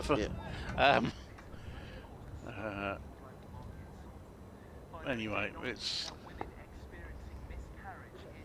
Ed Barnard in, and that's playing to the offside. There's no run. I noticed Yorkshire 118 for 8. Are they? Yeah. So. Oh, sorry, 111 for 8. I'm sorry. Hampshire top of the table. They might stay there. Hampshire wouldn't surprise me. Ben Brown, formerly of Sussex, skippering Hampshire this season. Lovely fellow Ben, and so great start for him with the captain's armband on, as it were. Barnard in, was an angry shout, with just a glancing well bat on that, and it's fielded down. Long leg by Michael Booth. Good stop from him, preventing the 4. There's a helmet coming out. Whether that means we might see Taz Ali have another go. He actually did cause 1 or 2 little problems in the one over he bowled before lunch, notably the last ball of the over.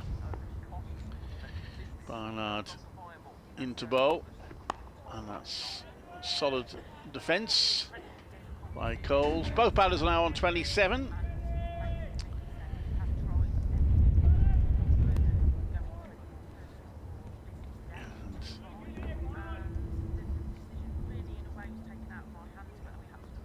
Barnard walks back towards the Birmingham end. The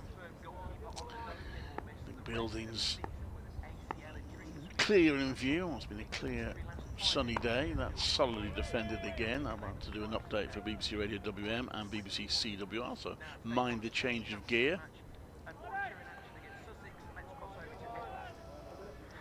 This is Clive Eakin at Edgbaston, where Warwickshire are just a little bit frustrated of late. Sussex had reached 111 for 3. They were reduced to 40 for 3 by Ethan Bamber, who took the first 3 wickets in the first 9 overs of the innings.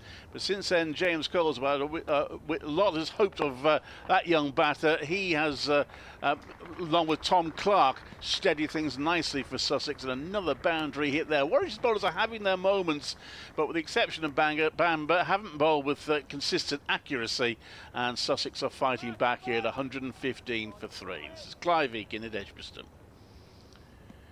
Do your updates go across both stations? They do, yeah. Oh, that's very clever.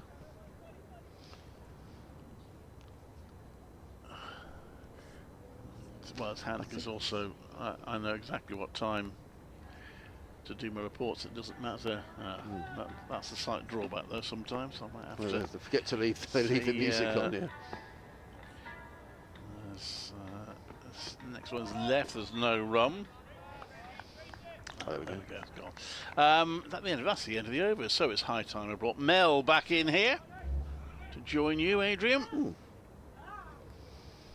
Phil Britt's just come in as well, because he's got a top on as if to suggest it might be a bit chilly outside. Yeah, it is. I've got the nod. Yes, but it's not that cold, Mel. Right. Let's bring Mel in. There's a bit of a discussion going on down there. Looks like Ed Barnard chatting away to Kai Smith. We were speculating whether we might see a bit of Taz Ali. But certainly there's a bit of a debate going on, maybe about a bowling change to come, because as Clive was saying, Sussex have... Well, they're not out of... They were in trouble at 40 for 3, is what I'm trying to say. And these two have now put on 75 for the 4th wicket, and it's going to be Booth who's going to come in around the wicket to bowl to the left-handed Tom Clark. A ball of good length and a model for defensive shot by Tom Clark, who punches that to mid-off, and there is no run. He's faced 102 balls as Tom Clark, 103 now for his 27. And in the main, I think these two have played very well. They have indeed. Lovely to be back with you, Adrian, and to all our listeners and viewers as well. Yeah, it's been a really good recovery. They were in an awful lot of trouble. Bamber was on a hat-trick. In comes Booth, bowls to Clark, who clips this firmly to mid-wicket, and there is no run. I have to say, I was having a giggle at the back, because I do see what you mean about bowls, Coles. Yeah, it does seem like a poem, doesn't it? I do sort of understand now where you're coming from on that. What else could I say? You can't really say delivers the ball, can you? I mean, it's... Perhaps I just... Bangs it in. Well, maybe, yeah. But then if he's not banging it in... Booth bowls, that's a good delivery. And he beats Clark outside of the off stump. That was a good delivery. And in fact, it's a no ball. Thank you for spotting that. By Richard Illingworth. He's got blue shoes on, Richard Illingworth. Look, they're bright blue. Yeah, they're bright. I don't know if that's just the heels, but they are bright blue. Looks like something you might sort of wear to a nightclub or something, doesn't it? I don't know what nightclubs you're going to. Well, back in the day. oh, I can imagine it. Did you cut a rug? Is that what you're saying? Well, not very good. In comes Booth again, bowls, and Clark plays firmly to backward point. He looks at James Coles for the single. Ooh. They go through for the single. I think he was gone. Do you know, that's the 3rd time that these two between them have made a bit of a hash of taking the single. I think, in all honesty, James Coles was a little slow taking off. Although the ball was played slightly backward a square, so really that means it's the non-striker's call. Tom Clark set off, and I think he's just saying to James Cole, I think there was a single there, and James Coles may not agree. And when you've got yourself in, like you have, the last thing you want, having done all the hard work, is to give it away. But I think that's the 3rd occasion, at least, where these two have just not really been communicating. In comes Booth, bowls, Coles up on his toes, and plays the ball down into the offside, and he walked towards the ball as if to say, look, I'll pick it up to you, to the fielder, but then decided not to, and the fielder came running in from backward point. The fielder with no name. Sorry to all you Warwickshire supporters, I'm not familiar with the Warwickshire players, and with no numbers and no names on their back, it's not desperately easy to spot who's doing what apart from the bowler and the keeper. I can see that it's Booth with number 27 on his back, running away from us. In and bowls, and James Coles lets that one go outside of the off stump, taken by Kai Smith behind the stumps, and there is no run. James Coles takes off his gloves, tucks his bat under his arm, and makes a few adjustments. I would imagine it's probably the first time you've seen James Coles bat. Would that be right, Mel, in Championship cricket? Well, it is. It's. I was saying this before because a lot of these Sussex players are new to me because I haven't commentated on any of their Championship games ever. Booth in bowls, and Coles places without timing into the offside, but nonetheless he picks up a single through extra cover, and he is going to pinch the strike. It is the end of the over. 119 for 3. Coles on 32, Clark 128. He's a player who made his debut for Sussex when he was just 16, Mel. He was the second youngest player to ever make a debut for Sussex. He's a very stylish player. He bowls left arm spin. He's been away with the Lions. And I know that Paul Farbrace, who's got a decent eye for a player, does rate him very, very highly indeed. And he's I did say something similar about Tom Haynes earlier on, so I'm not going to say any more than that, but I think he's played very well here today. He's mixed very solid defence with, when the chance has been there to score runs, he's taken that opportunity. Yeah, it's been a classic steady the ship kind of innings from him. Now, I did note that he was on the Lions tour, took 3 wickets and scored 1 half century across the entire tour.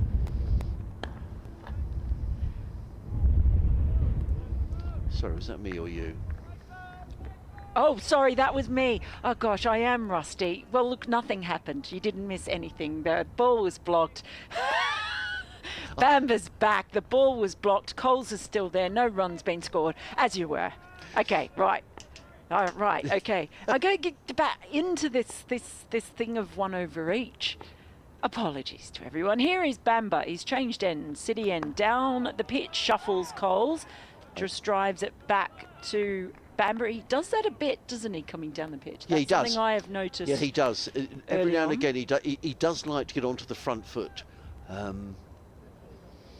He made 100 pre-season, I was telling Clive, at Hampshire. I was talking to him pre-season, and he said he would like to score 100 away from Hove. He's made 3 first-class hundreds, and they've all come at Hove.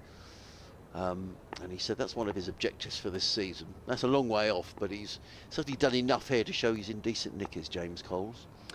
Bamber runs in, bright sunshine, 2 slips in, off the back foot, punches it through just in between the fielders at point and cover, and that is going to roll all the way over the rope. The long boundary proves to be no impediment for Coles. He takes that, played very nicely as well. Yeah, nicely. Yeah, moves on to 36, and Sussex 123 for 3. Bamba still has very good figures, by the way, even with that 4, 3 for 15 halfway through his 10th over. Brilliant in that first spell. Ball perhaps not quite doing as much. He was getting good. He was getting good bounce. Yeah. Ball really popping off that pitch, I should say. Coles, the right-hander, lifts his bat and waits as in comes Bamber, and this time it's picked up and thrown very quickly. I think is that Dan Mosley? It might have been. A point? No, run. Yes, it's. They just had those vests last year, and they had the numbers on the back, and it was so easy. We're a long way up here. Well, it's not just us, is it? It's the spectators as well. And, there may well be people who do recognise every Warwickshire player, but I imagine there's a fair few who don't. Bamba is over the wicket, and Shot. this time it's slashed firmly in the same area. Straight down just in front of backward point. What a lovely shot that was from Coles. And he racks up another boundary. That was more decisive than the last one. Beautiful shot, wasn't it? It certainly was. Very really authority. stylish. Yeah. Yeah. But see, I probably shouldn't say this, but without Ollie Hannon-Dolby and Chris Rushworth playing in this Warwickshire side, they were 2 players that I was easily able to pick out. Yes. Right? Yes. It's very distinctive. Yes, they it was are. very easy to spot. Yeah. Some of the other players, they just look a bit samey. And they've all got caps on. They've all got caps on. We've got no numbers. So, yeah, do forgive me if I'm not always spotting them. But it's Bamber I do see. Next ball's just played into short mid-wicket, moving to his left. And that's the end of the over. 127 for 3. So a couple of boundaries, lovely boundaries coming off the bat of Clark in that over. Of Coles, I should say. He's moved on to 40. Clark is out there with him on 28. So this partnership has been really useful for Sussex after a bit of a turbulent first hour. Yeah, it certainly was. Let's bring you up to date with some of the other scores in the First Division as we go through this next over. Essex have made a good start against Surrey at Chelmsford. Surrey looking for 4 championships in a row, but they're being held up by Essex at the moment. Essex 126 for 1. Paul Walter on 56. Tom Westley on 40. So a good start for Essex. I'm sure we'll be there or thereabouts come September. As racing in comes Booth. Bowl short. Clark watches that ball sail past. It was a short delivery into the gloves of Smith. And there is no run. Yorkshire bowled out for 128 down at the Ageas Bowl. So not a great return to Division 1 cricket for Yorkshire. Who took the wickets? Abbott 3 for 42 and Liam Dawson 3 for 8. 1 run out. Who top scored for Yorkshire? Well, no one made any runs really. Dawid Malan was run out for 31 by Mark Stoneman, formerly of Middlesex.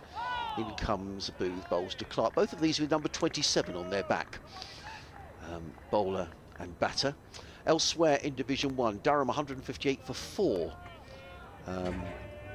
at Trent Bridge.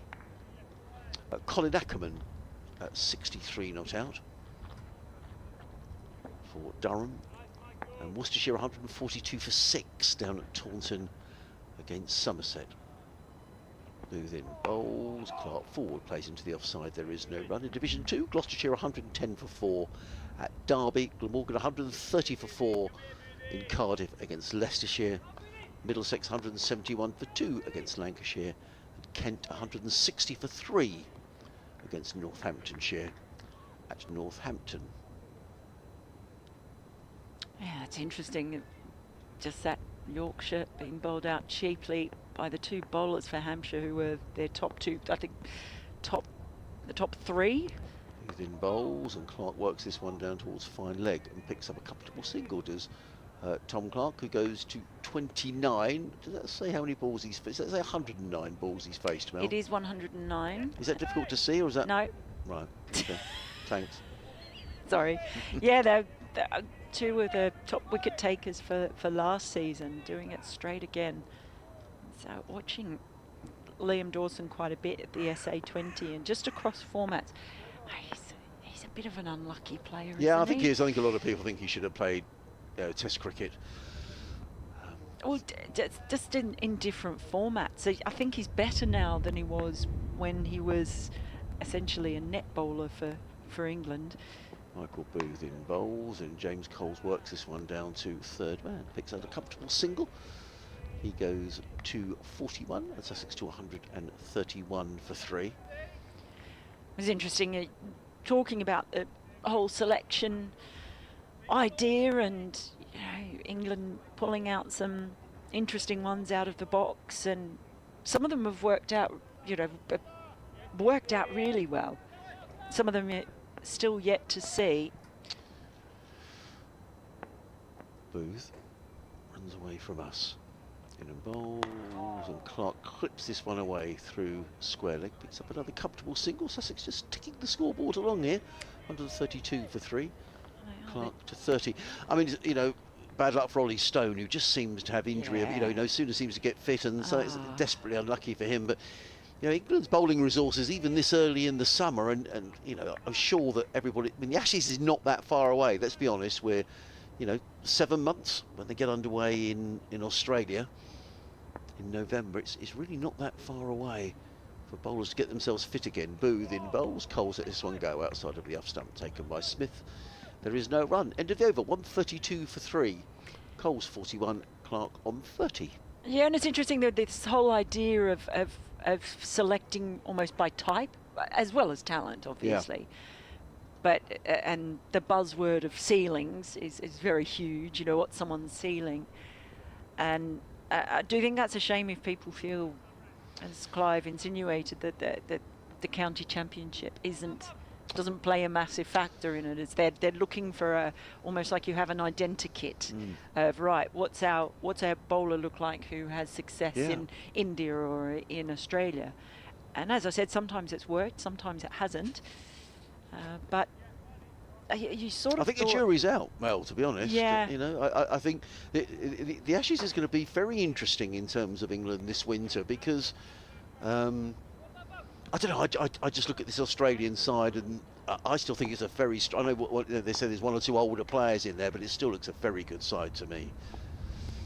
It certainly is, as Bamber starts his 11th over around the wicket, and he tries to turn that onto the leg side, Clark, and it's just got a little leading edge that plopped out towards point. No run.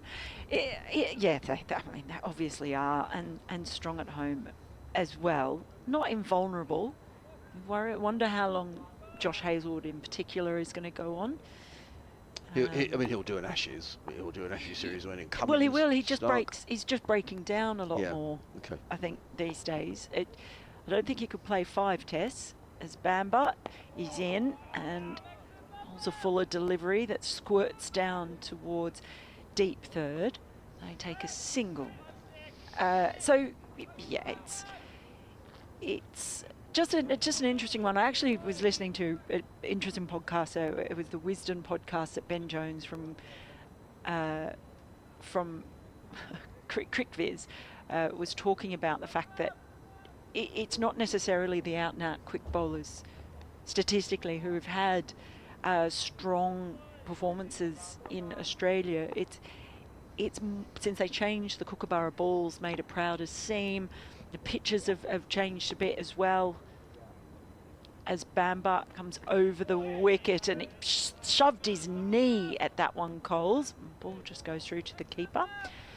And yes, so we've seen bowlers like a Scott Boland, who's not express pace, who is more like an England style bowler, nips it about, gets a bit of assistance from the pitch as well as a swinging ball. So I don't know whether that prompts a bit of a rethink. Not that I don't think England would necessarily be listening to that. In comes Bamber again. This one, it beat him once more, and Kai Smith just unable to take that cleanly, but no run in the end. I interviewed the great, and I will call him the great John Snow last year down at Hove, and he knows a bit about fast bowling. The one from Game of Thrones? No. The Channel 4 News? No. John Snow, the former England quick bowler, played for Sussex. And I was talking to him about quick bowling, and this feeling, I'd just break off, Mel. In comes Bamber, and that's just played across the line by Coles, straight to short mid-wicket. Because I'm not convinced that you know, do you have to bowl 90 miles an hour to get wickets? I don't know. I'm not convinced there is. And John Snow was saying that clearly it's an attribute to bowl 90 miles an hour, but that's not all you need. You need players who can take wickets by bowling a variety of delivery. So, you know, just because you've got 3 guys bowling 90 miles an hour doesn't mean to say you're going to take a stack full of wickets. We were sort of making the case for Ollie Robinson, who's fallen out of favour at the moment. Coles waits as Bamber bowls and plays this one out to the offside. No run. I'm going to make way, Mel, actually, because Phil... Oh, no, I thought Phil was... John Snow played for Warwickshire. There you go. Did he? When? I should know that. But most of it, I mean, you know, he's very well known, or better known for his time down at Hove. My first thought. And it's great to see him as well. Game of Thrones. By the way, that was the end of the over. 133 for 3 with Coles on 41 and Clark on 31. A partnership of 93 has been very, very useful as we see Vishwa Fernando coming back into the attack. It's a change of ends from him. He was bowling from the Birmingham end earlier, but he's changed around. I might ask you, Phil, to do a couple of those, if you don't mind, in a minute, because I've got to go and do an update to the listeners on BBC Sussex, Surrey and Kent we do in the afternoon. It's a veritable carousel of commentators here at Edgbaston today. So I need to go and bone up on how Kent. Do you mind if I'll leave you with Mel and with Phil? Ooh. Ooh. Oh, this would be hard getting up. Dear, oh dear. Things are not going well. I heard the creak from here. So Vishwa Fernando, who will be relieved that there's bright sunshine, comes in, he bowls over the wicket. That's a full ball, but gee, that was one that zipped through past Clark. Just got his hands out of the way. In fact, Alex Davies liked the look of that, and so he's just running down towards the slip. So there are 3 slips in now, and that last delivery, just seeing the way it zipped through, is the reason for that. In comes Fernando, driven nicely, fielded though by mid-off, and they do manage to scamper through for a single. Hello Phil, you're back. Hello Mel, yes, I'm back. It seems a long time since I was on air with you when we got Warwickshire got 2 wickets in 2 balls, and nothing much has happened for them since. So, so if you're a Sussex fan listening in, we'll try not to repeat the dose. If you're a Warwickshire fan, I bet you're hoping it happens again. Yeah, it's just petered out. I mean, it's sort of what you expect, isn't it? Maybe in the first half hour, first hour.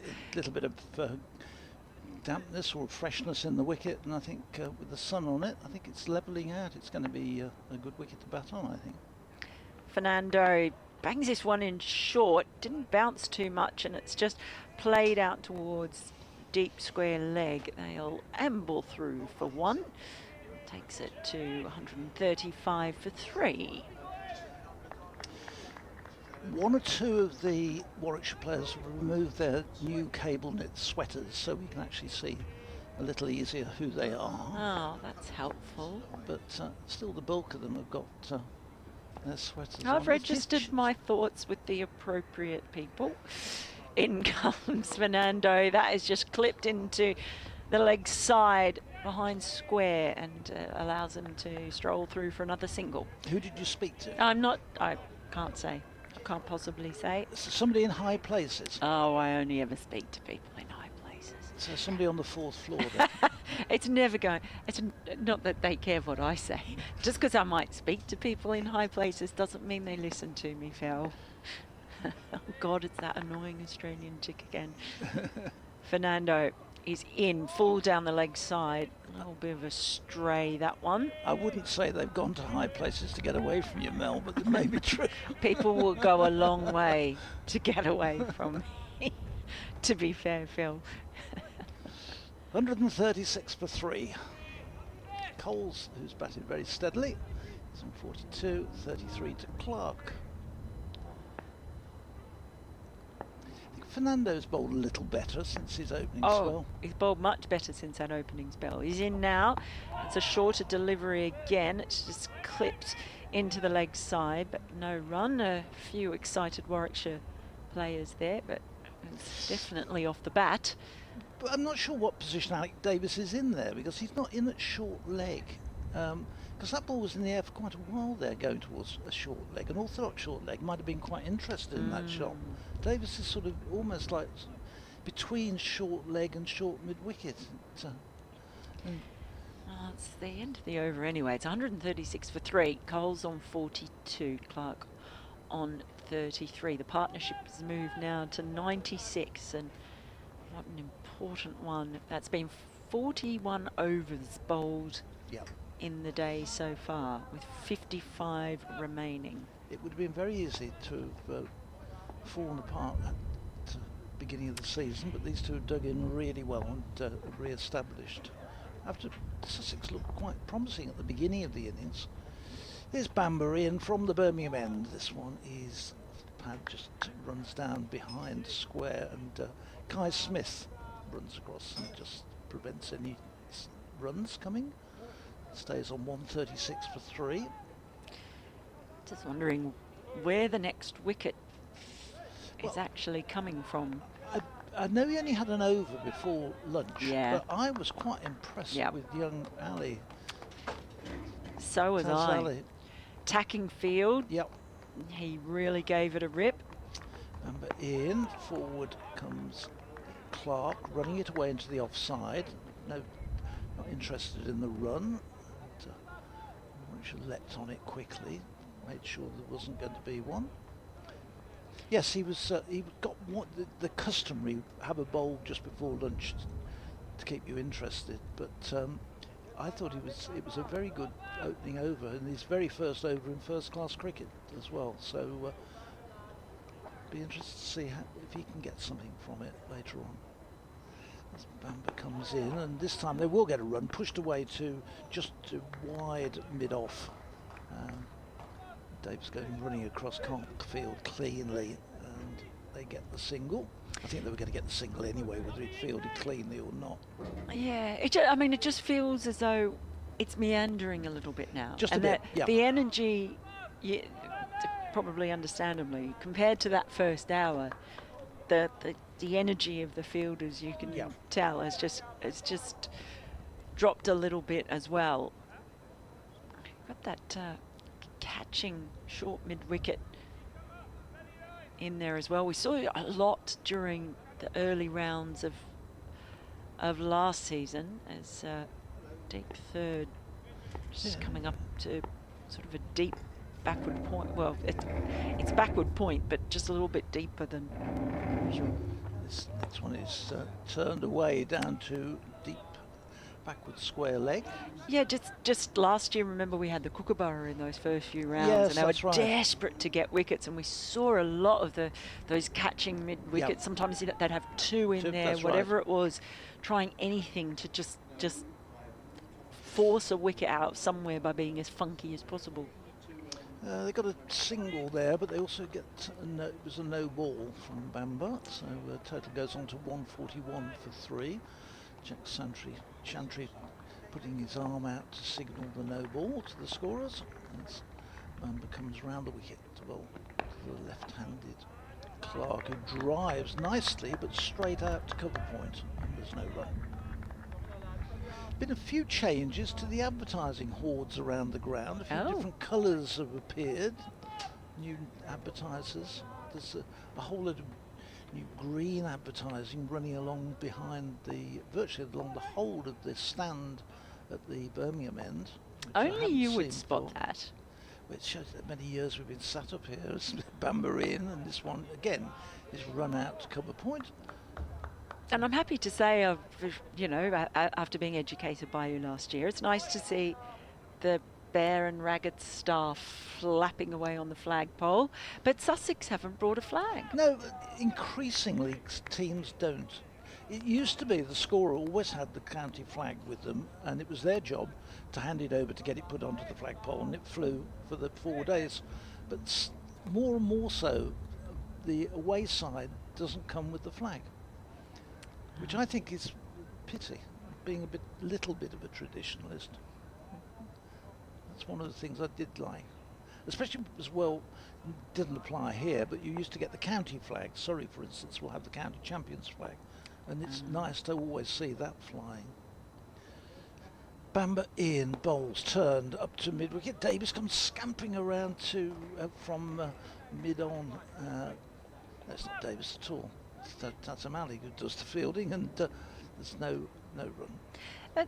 Sorry, there's a single leg out. That he actually was trying to play that much squarer or finer, and I think he might have got just almost a bit of an edge, and that ball's just squirted out straighter. So Bamber perhaps still not easy to get away.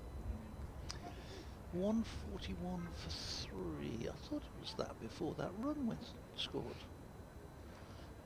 What's going on? I don't know. I don't think that single went on.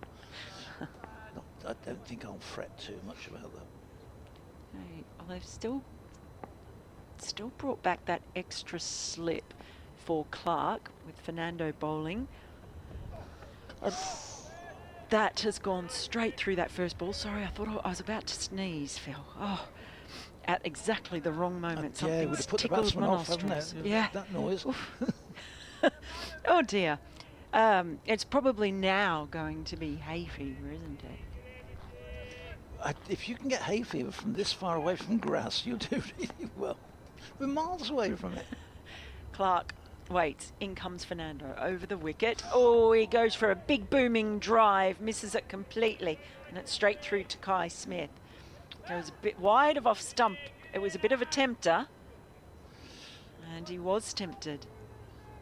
Yeah, he had a real go for that one. But, he got away with it. Fernando's still wicketless. He's improved. He was expensive in the first spell. Yeah. He only bowled 2 overs and was taken off. comes in again over the wicket, and this one just punched straight back past Fernando in his follow through.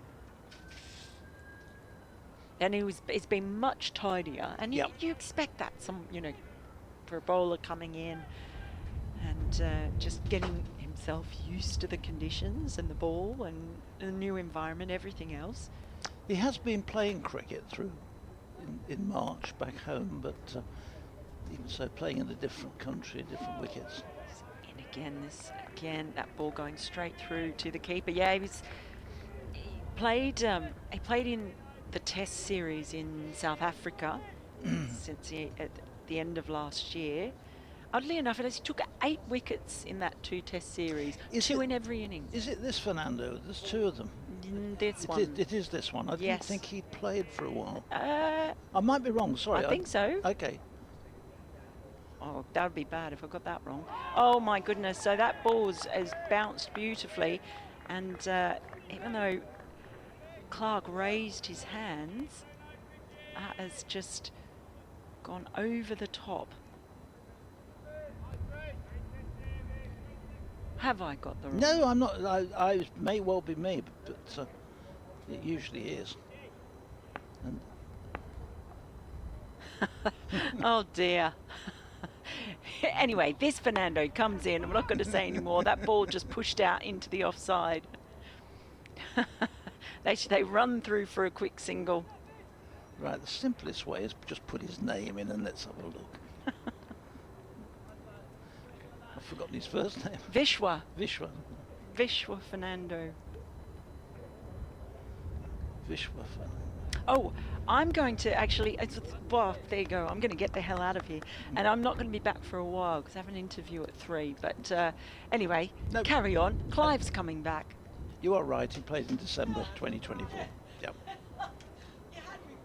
Yeah.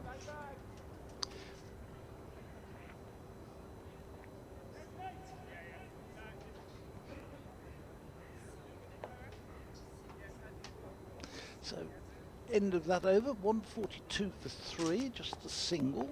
Bamber about to start his 13th over, coming in from the Birmingham end in the bright sunshine. He's in and bowls to the left-handed Clark, who drives up to Davis at a wide-ish mid-off, and there's no run.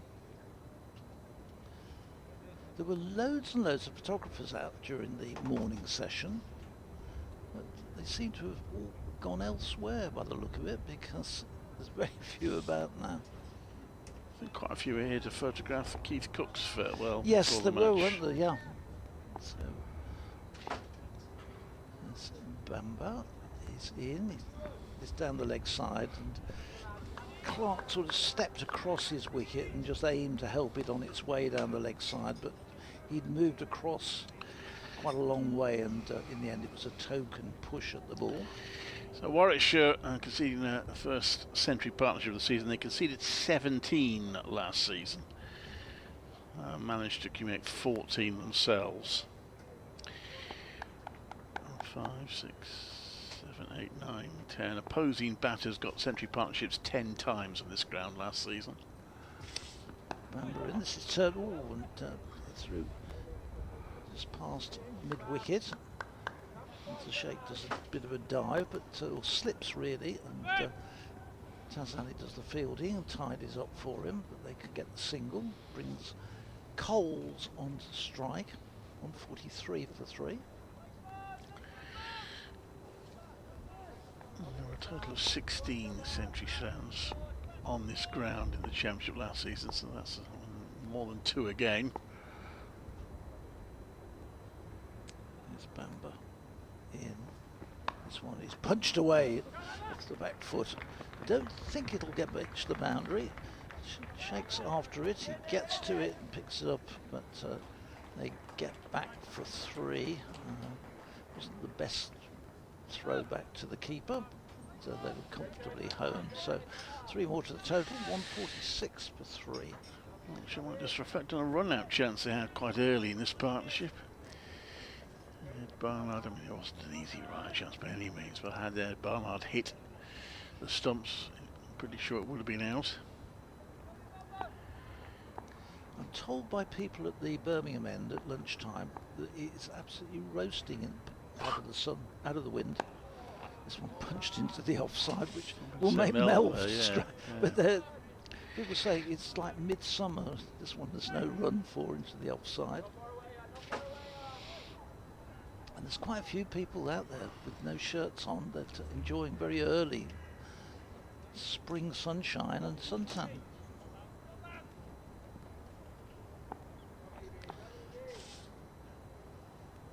It's not quite the same in the shade of the pavilion here as Bamba is in, and again down the leg side, and just wonder whether Bamba's now come to the end of this spell. It's his 13th over. It's 146 for 3. These two have added 106 for this 4th wicket. 46 to Coles, 37 to Clark. And Fernando will continue from this pavilion end to start his 10th over. Been much better, much tighter since after his first spell. His first spell was quite expensive. In fact, his first over went, they took 3 boundaries off his very first over. Punched away through the offside. He was taken out of the attack after 3 overs, but been much better, much tighter since. Yeah. There's number 68 as he comes in, skip at the start of his run-up. Runs away from us, bowls to Coles, accurate delivery. Coles moves across the stumps and steers the ball to square leg for a comfortable single. 147 for 3. Sussex steadily getting themselves into a decent position. First team to be bowled out this season were Yorkshire. Skittled out for 121 by Hampshire.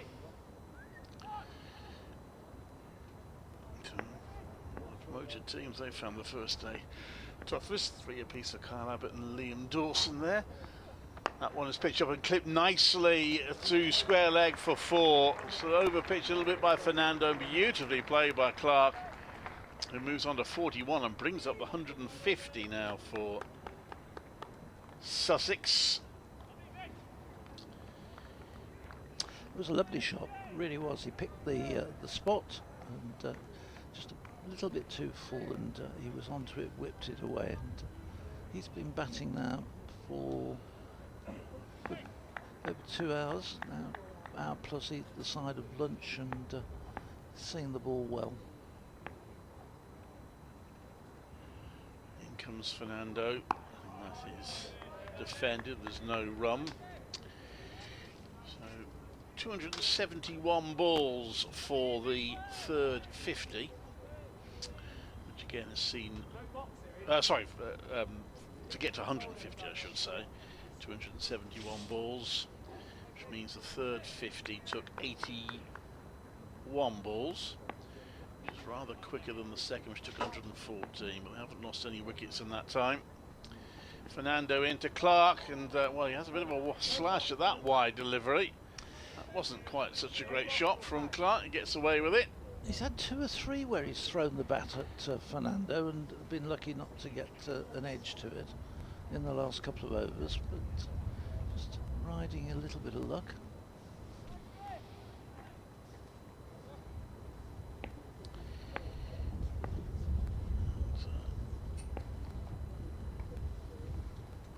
In comes Fernando. It's pitched up. He tries to fill it with his feet, Fernando. He might have got something on it because it slowed it down. It's cut off at mid-on, and then just for a moment, mid-off rather, the batter looking for a single almost got into trouble. They're looking increasingly comfortable, these 2 Sussex batsmen. It's fair to say that any slight blips are being as a result of their own position rather than Warwickshire force them into problems at the moment.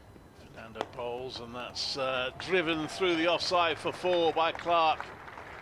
He's on to 45, and Sussex rather, really getting going.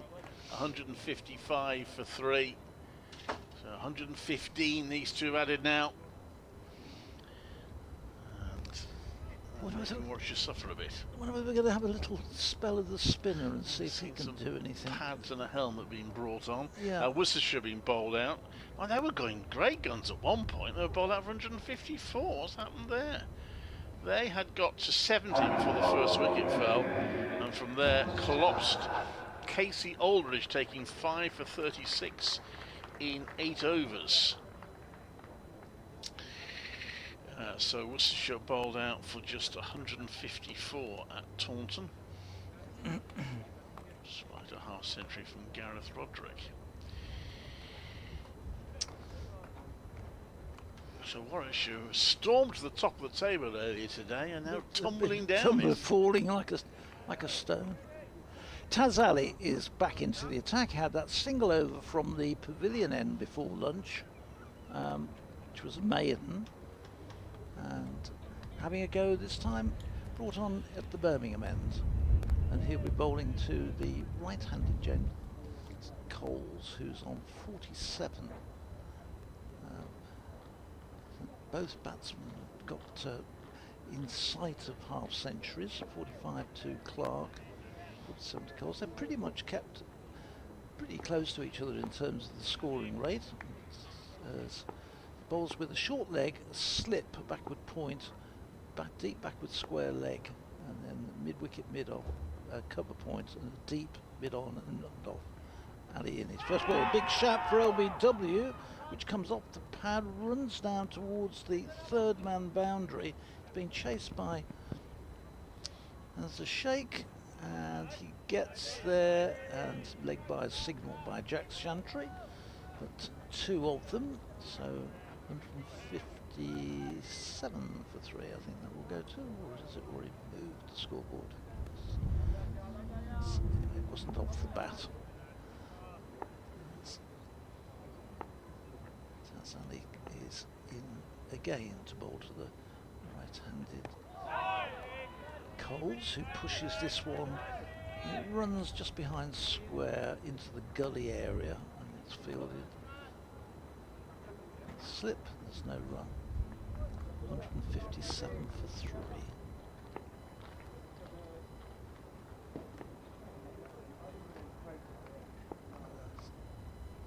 In comes, this one is swept fine, very fine, will beat the man running round from deep backward square leg.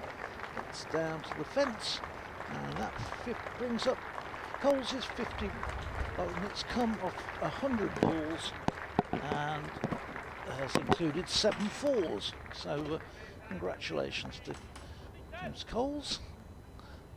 Nice way to start the season with a half century, and it's been a very solid one. It's got Sussex out of what was some early trouble, but he's batted very well, very sensibly and solidly. As Ali is into him, and he's forward defending this one solidly out to mid-wicket. 61 for 3.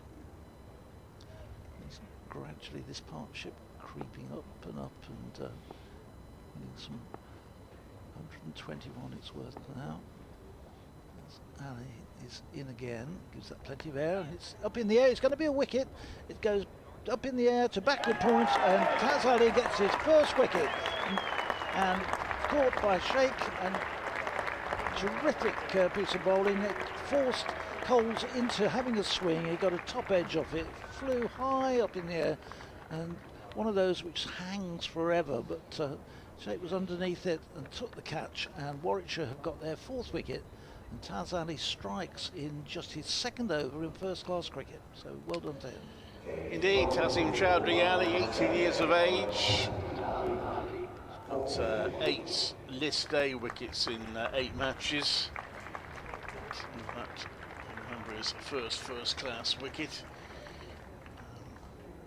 I'm sure he'd love to have been a spectacular bowled or a diving catch at slip, but they all count. And a miscued shot, Hamza Sheikh daren't drop that. No. And Warwickshire needed it. Good partnership for 121. That's an end. Yeah, good. It was a good partnership, and just as I was saying, it's pulled Sussex out of trouble, but it was a really solid, and first time really that he'd had a real dip at anything there. He'd been played very solidly and very sensibly right through the innings, but it comes to an end, and Coles goes.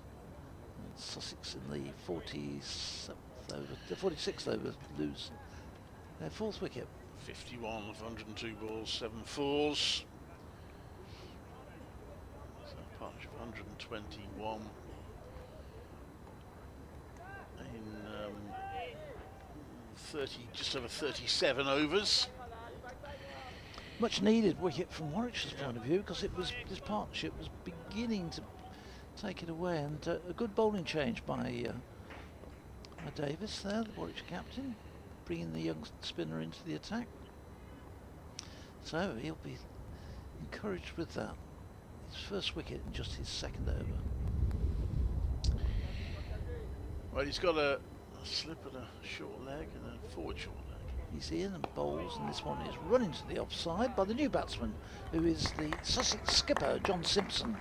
Wicket-keeper skipper, who's been at Sussex since leaving Middlesex, wasn't he?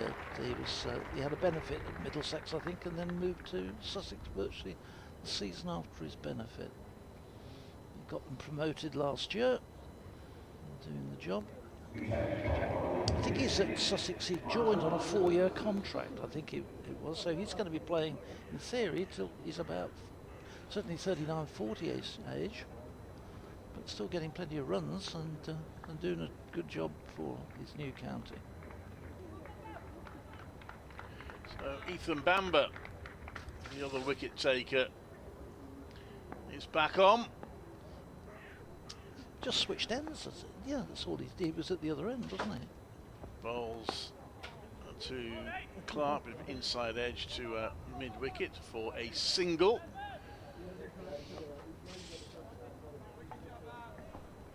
I'm not going mad, am I? It's Ethan Bamber, though it's come up on the scoreboard as Michael Booth. No, that's Ethan Bamber. Definitely. Yeah, definitely. Adrian's going to come and join you, Clive, and thank you, Phil. see you through for the next half hour or so.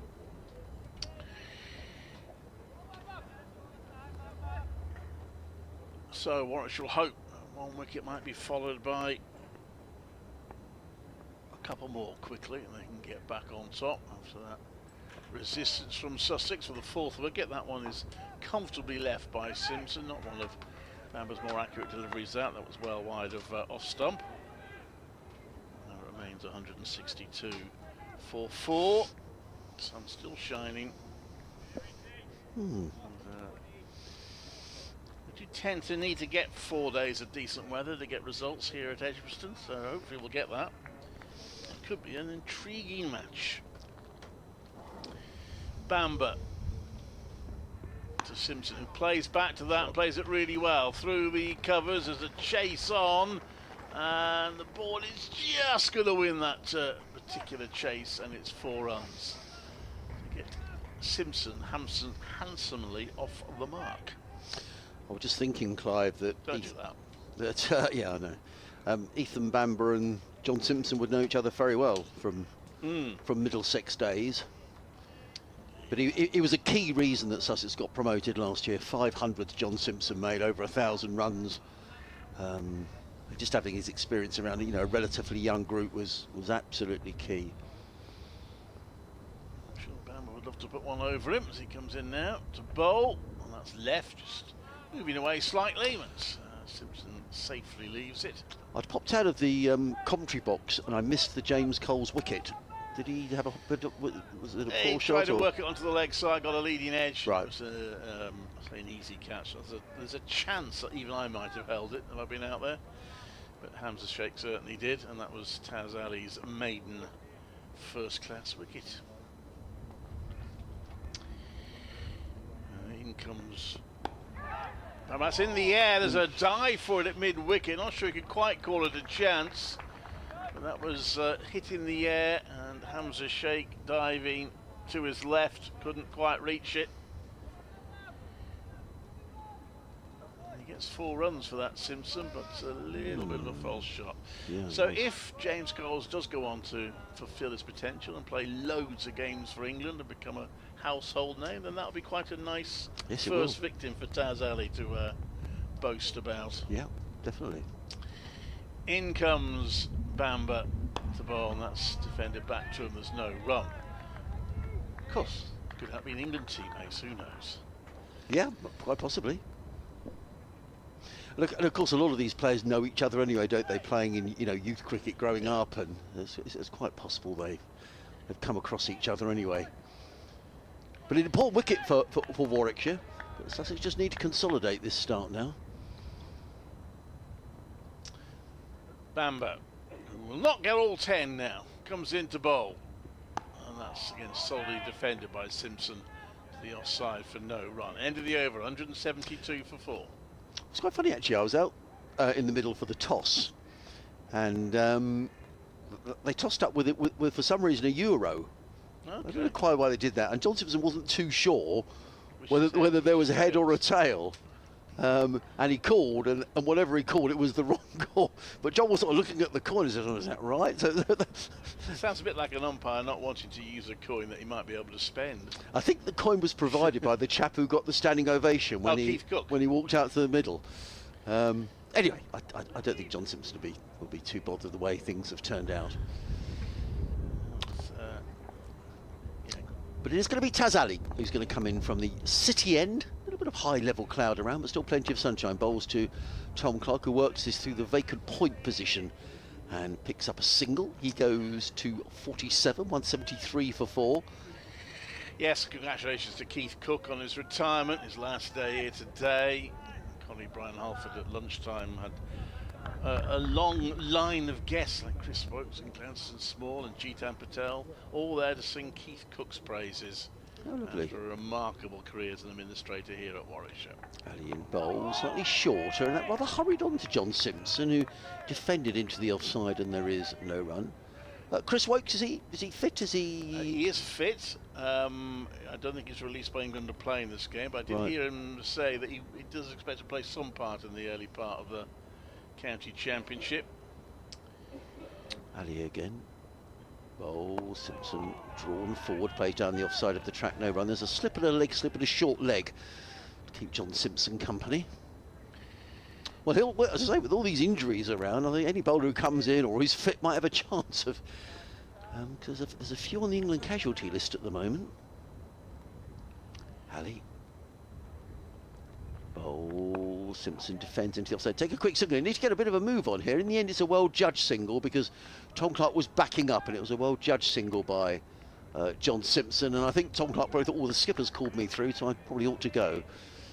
He's pretty quick between the wickets, is Clark. Simpson goes to 9 at 174 for 4. The subject is just a little milky now. There's a bit of high-level cloud has drifted across. Still lots of blue sky. There's Ali in again. Bowls, Clark is forward and punches that nicely through the covers. They've taken 1, there might be 2, they're going to come more. Well, they were thinking about coming back for the second. It's to the boundary on the shorter side of the ground. What's that stand called, Clive? Don't answer questions like that. I can't remember. It's opposite, I'm going to say it's the stand opposite the Eric Hollies stand. It's the shorter side of the ground. Remind me. Raglan, yeah. Raglan? Stand, yeah. Okay. I've never been very good on stand names. That's all right. Well, comes Ali again. Bowls shorter, and Simpson, there was an appeal there, not too sure, but again that rather hurried on to John Simpson. The ball dribbled down the offside of the track. Applause from the crowd. 175 for 4. Simpson 9, Clark 48. If you just joined us, a very good afternoon. Welcome to our coverage of the opening day of the County Championship cricket season here at Edgbaston, where Warwickshire won the toss. They decided to ask Sussex to bat first. Sussex in trouble at 40 for 3 with Haynes for 17, Hughes for 19, and Tom Alsop without scoring, all back in the pavilion. But a partnership between Tom Clark and James Coles worth 121 before Coles was out for 51. Sussex now 175 for 4. In comes Bamber. It's pushed onto the onside for a single. She don't test me as much as Don Topley. When he kept pointing things at the distance. That chimney over there, what's? I don't know. What's that straight over there? I don't know. Well, that's done for you. 176 for 4. Anyway, 3 slips in place. Bamber looking to out of the 3 wickets he's already got. A bit more expensive now, his figures 3 for 41. He was 3 for 8 after 7 overs. That's played the mid off. There's no run. Well, certainly the football teams in this part of the world are doing well, aren't they? Aston Villa and Birmingham and Coventry. And I guess the cricket side will be hoping to do as well. Birmingham have got some new owners, haven't they? They have, yeah. Who've got money? 20 questions again. Yes, they have. They've Well, got it helps. American owners who Right, okay. put a bit of money in, that's right. This next one is an inside edge to square leg, and that will be a single for Simpson. Yes, but looks certain to be promoted back to the Championship. First attempt. Lots of Wembley trips coming up for our colleagues at Radio WM. Birmingham there. Villa got an FA Cup semi-final there. In comes Bamber round the wicket to bowl. It's edged and just short, I think. Slip actually dived. Kai Smith dived in front of Slip, which I think he had to do because it definitely wasn't going to carry the Slip. Whether it carried low to Smith on the dive is difficult to tell from here. But great. No. I've got a replay of it here. See that again. Let's see if I can see that again. Anyway, Bamber into bowl, and that's gone past the outside edge, and there's no run.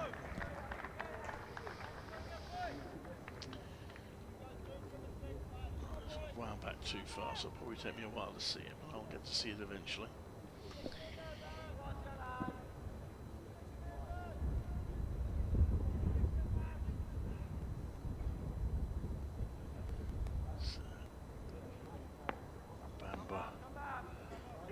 Take some encouragement for that, finding the outside edge.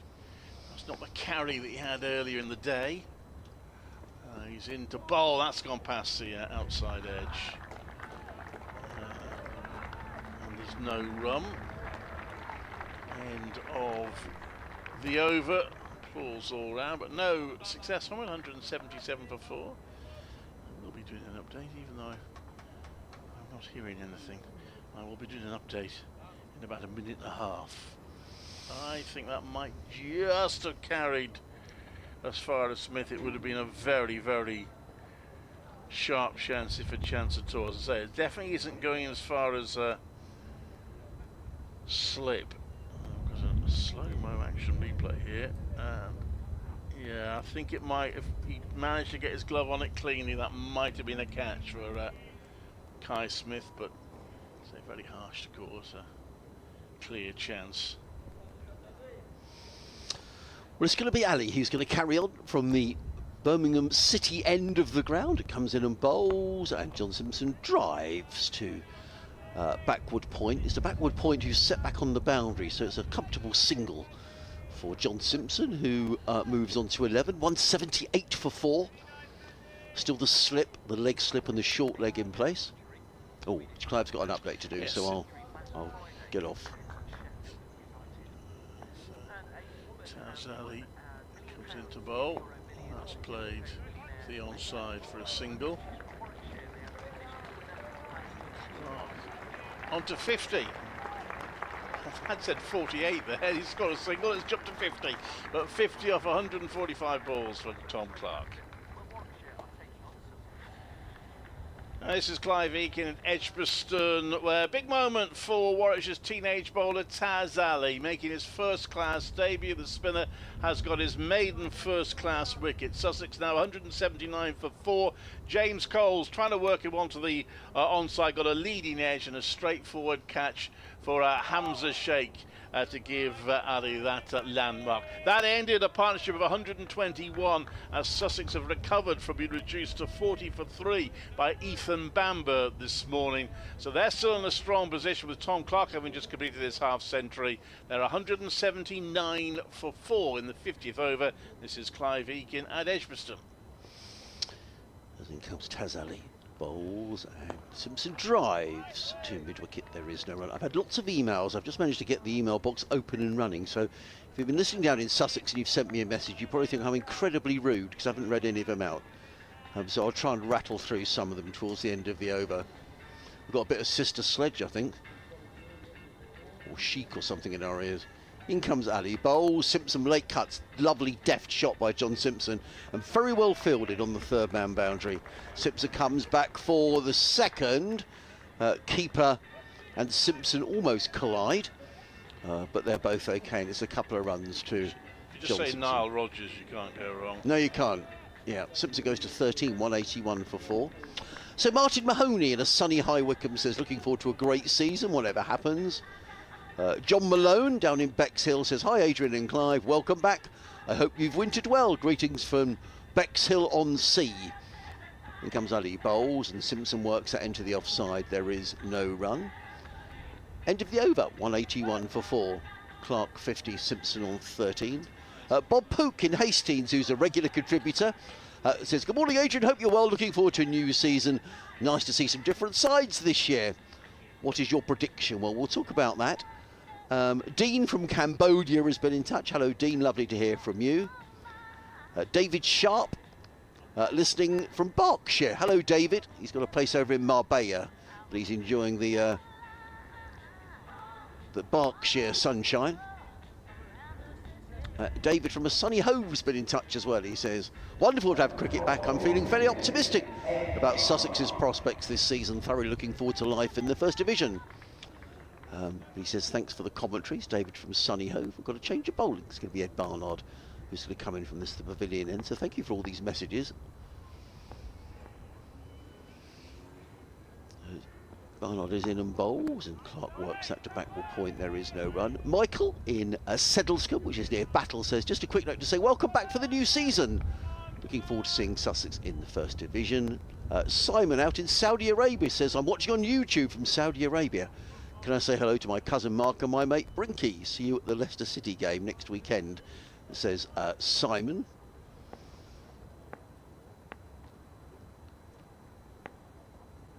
In comes Barnard. Bowls. Clark defends onto the onside, no run. Stuart Glover's been in touch from Laos, so we've got listeners all over the place today. Clark, great to have county cricket back. Beautiful day there, and a wobbly start from Sussex. Coles and Clark steadying the ship, which they certainly did. Hello from Selena Robinson, who's Ollie's auntie, Ollie Robinson's auntie. Nice to hear from you, Selena. Comes Barnard again, bowls, and forward comes Simpson, plays into the offside. There is no run. She says, we're delighted that you're back with the cricket commentary. We're settled in for the evening here in Bangkok and enjoying the cricket. We're looking forward to an exciting season with Ollie taking plenty of wickets in Division 1 and lots of commentary from you and your lovely team. Thank you, Selena. It's lovely to hear from you. I wonder how life is in Bangkok, because they got some effects from that dreadful earthquake, didn't they, in Myanmar a week or so ago. In comes Barnard. Bowls. Clark works that one down to third man. They've taken one, and that's all they'll be. 182 for 4. So thank you for getting in touch. Hope you don't mind me reading these out, Clive, but a few of them have come in and I hadn't seen them. Richard Hyde's been in touch. I'll read it when it's a fairly lengthy email, but I'll read that in a moment, Richard.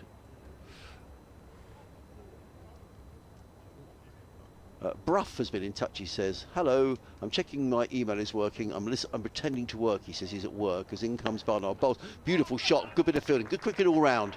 Lovely shot by John Simpson, drilled into the covers. That's a very fine stop. I don't know who that is, Clive, but that was set for 4 runs and it was going like a rocket as well. It's down Mosley, yeah, down Mosley fielding there in the covers. Nick Peters has been in touch with from Hastings. He says, hope the inbox is working, which it is. Thank you for getting in touch. Dan Norris does the same. He's watching on his television. Looks like he's in his front room. As Barnard is in bowls, Simpson plays into the offside. There is no run. End of the over. 182 for 4. 13 to Simpson, 51 for Clark. Jamie Atkins, former Sussex quick bowler. Hi, Jamie. Lovely to hear from you. He says, long time no speak. Listening to the boys at the office. A slightly different setting from the changing room. Hope you're well and wishing the boys the best for the rest of the season. Great to hear from you, Jamie, and I hope everything is going well for you. Taz Ali to continue. 4 overs, 1 for 11 so far. This spell is 3 overs. We've got Dan the Bear in Kennington is watching. Feels great to be watching the game. He says, hello, Adrian and Clive. Interesting to know your expectations for both Warwickshire and Sussex. I'm sure we can discuss that during the day. Taz Ali in to bowl. Right over to Clark, who probs that back down the pitch. There's no run. 182 for 4. Sussex put in by Warwickshire. We're 40 for 3. A stand of 121 for the 4th wicket. And so far these two have added another 21 for the 5th. That's Tom Clark, 51. He did remove his partner, now bowls, and that's a few oohs and ahs. It seems fairly solidly defended by Clark to mid-off. Slip, leg slip, and a forward short leg. Around the bat. That one's just on leg stump. He tries to whip it. Clark misses. It comes off his pads and rolls to that short leg fielder. There is another dust ball.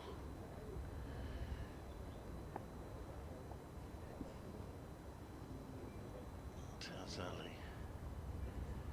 teenager, comes into bowl, pitched up. It's clipped to the onside, but for no run by Clark. I wonder if that is someone just keeping warm out there, but is that done at mid-on, was sort of limbering up as if they were going to bowl. And that's run down towards backward point for no run.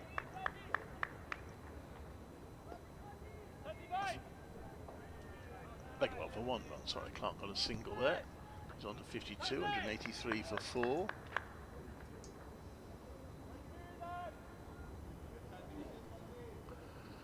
Well, yes, that is Dan Mosley again. It's possible he might have a bowl. Doesn't bowl a huge amount, we just bowl a bit. That's a play back to Taz Ali, and it is a dot ball that time, 183 for 4. A couple more emails, which I'll rattle through these. Thank you, everybody, for getting in touch. Sorry to interrupt you, mate. I'm just going to bring Phil in here. That's right. For a bit. David says, greetings from Berkshire. I'm watching on YouTube and listening to the commentary. Good day for cricket. I hope it's equally as good next Friday down at Hove when Somerset are the visitors. It'll be good to catch up with you as well, David. Simon Clark's been in touch. Hello, Simon. He says, great to have the companionship of county cricket back through my speakers. He's at Edgbaston tomorrow, and hopefully my shorts won't offend Mel too much, says Simon. Simon, thanks for getting in touch. Yeah, weather forecast good here tomorrow. Trevor Adams is listening in Milton Keynes.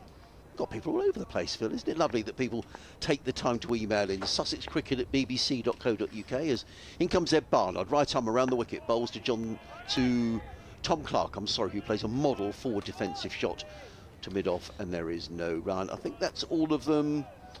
Dan the Bear in Kennington, which I presume is Kennington in London. Yep. So it's great to be watching county cricket again. What are your expectations, Phil? So you go first. Expectations for Warwickshire this season? Difficult one, because last year was really disappointing. Barnard? Bowles. Clark defends into the offside, no run. Yeah, I think Warwickshire, there was an expectation last year they were going to do a lot better, and in the end avoided relegation. And if you look at the table, they avoided it reasonably comfortably, but they were at the wrong end for pretty much the whole summer. This year we've lost Will Rhodes, who scored 1,000 runs, and Michael Burgess, who scored 700. Barnard in Bowles. Clark is full, but that was clearly going down the leg side, and there is no run. Ball strikes Clark on the pad. So there's a big expectation on the young players, people like Hamza Sheikh, Kai Smith, to make up some of those. Obviously Latham coming, we expected him to be here from the first or second game of the season. He's going to be out certainly probably well into May, because he broke fingers back in New Zealand. Barnard in, Bowles to Clark, punches into the offside, no run. So he's not going to be available. So the batting, if you look at it, is a little bit fragile, I think, and particularly when using that term, you're expecting people who haven't got a wealth of runs, or in some cases any runs in county championship, to suddenly start producing big scores. So a lot of responsibility on the captain Davis, Alec Davis, on break off again. Barnard in Bowles to Clark, who plays this onto the leg side, there is no run. Rob Yates, and particularly on Sam Hain, I think there'll be an Ed Barnard, so they're going to have to put a fair weight of runs in. Bowling wise, obviously you expect Oliver Hannon Dolby, but he's going to be missing probably at least the whole of April. So I think Warwickshire are going to have to get some exceptional performances from some of the less experienced players to support the older heads. Barnard in, Bowles to Clark, let's go outside the off stump, no run. End of the over, sorry. I would have said the best expectation probably for me would be upper middle table. Right. I don't think they're strong enough to challenge for it. You'd like to think they're too strong for relegation, but last year winning one game out of 14 doesn't give you great hopes for what's going to happen, and arguably the side is possibly on paper a little weaker than it was this year, than we're going into this year's. So I think white ball cricket, who knows, it depends who's available for the One Day Cup. That's always a bit of a lottery, who's not taken for the 100. I believe Alex Davis could well be available for it. In the T20 we always do remarkably well in our group, but how strong is the Northern group? Because year after year the Southern group win it. The Southern group win it, and they supply the last couple of years all four of the semi-finals. Yeah, including Sussex last year. Yeah, so Warwickshire get them win it comfortably, their group, but then blow up at the quarter-final stage. And obviously it's like being the bridesmaid year after year after year. You're not even that, actually, because they're playing on our ground and we're not there. Taz Ali comes in to start a new over, and it's run away by John Simpson into the offside, 184 for 4. So thank you everybody who sent an email in. I hope I've read them all, and listeners all around the place, so thank you very much. Ian in Hayward's Heath been in touch. He's not very happy about Tom Haynes and Daniel Hughes' LBW decisions. Right. Thinks they were debatable. But unfortunately it's in the book, as they say. Yeah, Ali, Ian and Bowles, and it's run away to backward point. I've found on that over the years that you get some good ones, you get some bad ones. Yeah. And once it's gone, it's gone. There's not a lot you can do. Well, I'm a bit of a believer of that in terms of VAR in football, to be honest. I think you get, in a football season, you get some, you don't get some. Yeah. But at the end of the season, the best team wins the league and the worst go down, generally. Just think, Ali, Ian, Bowles, and again, this is run away down to backward point by Clark. There's no run. I think my expectations for Sussex, Phil, are, I do believe they've got a match-winning off-spinner in Jack Carlson. If Sussex can score enough runs, relatively inexperienced top order, but if those players can get runs, that'll be key. This next one gets Clark coming forward, and again, big oohs and ahs. Keeping a good line here, and a good length. I'm just watching Tom Clark. He just looked a bit frustrated in the previous over, and I hope, having done all this hard work, he doesn't give it away. Yeah, yeah. He just looked frustrated in the previous over. He knocked a ball to mid-wicket and didn't take the single. Now the in, Clark just punches Shot. this one. That's a nice shot. Run away behind backward point, down to the fence. Just leaves the pressure there. Takes on to 188 for 4. That'll do him a world of good, actually, because I say he just looked as if he was getting a little frustrated. I mean, he's been in there for a long time. I think that's 164 balls he's faced. Yeah, he came in.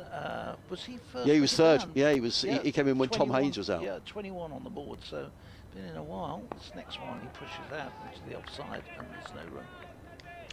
And I know that Tom's brother and dad do listen to a lot of our commentaries, and I do a habit of putting my foot in it with Tom, so I'm not going to say anything today.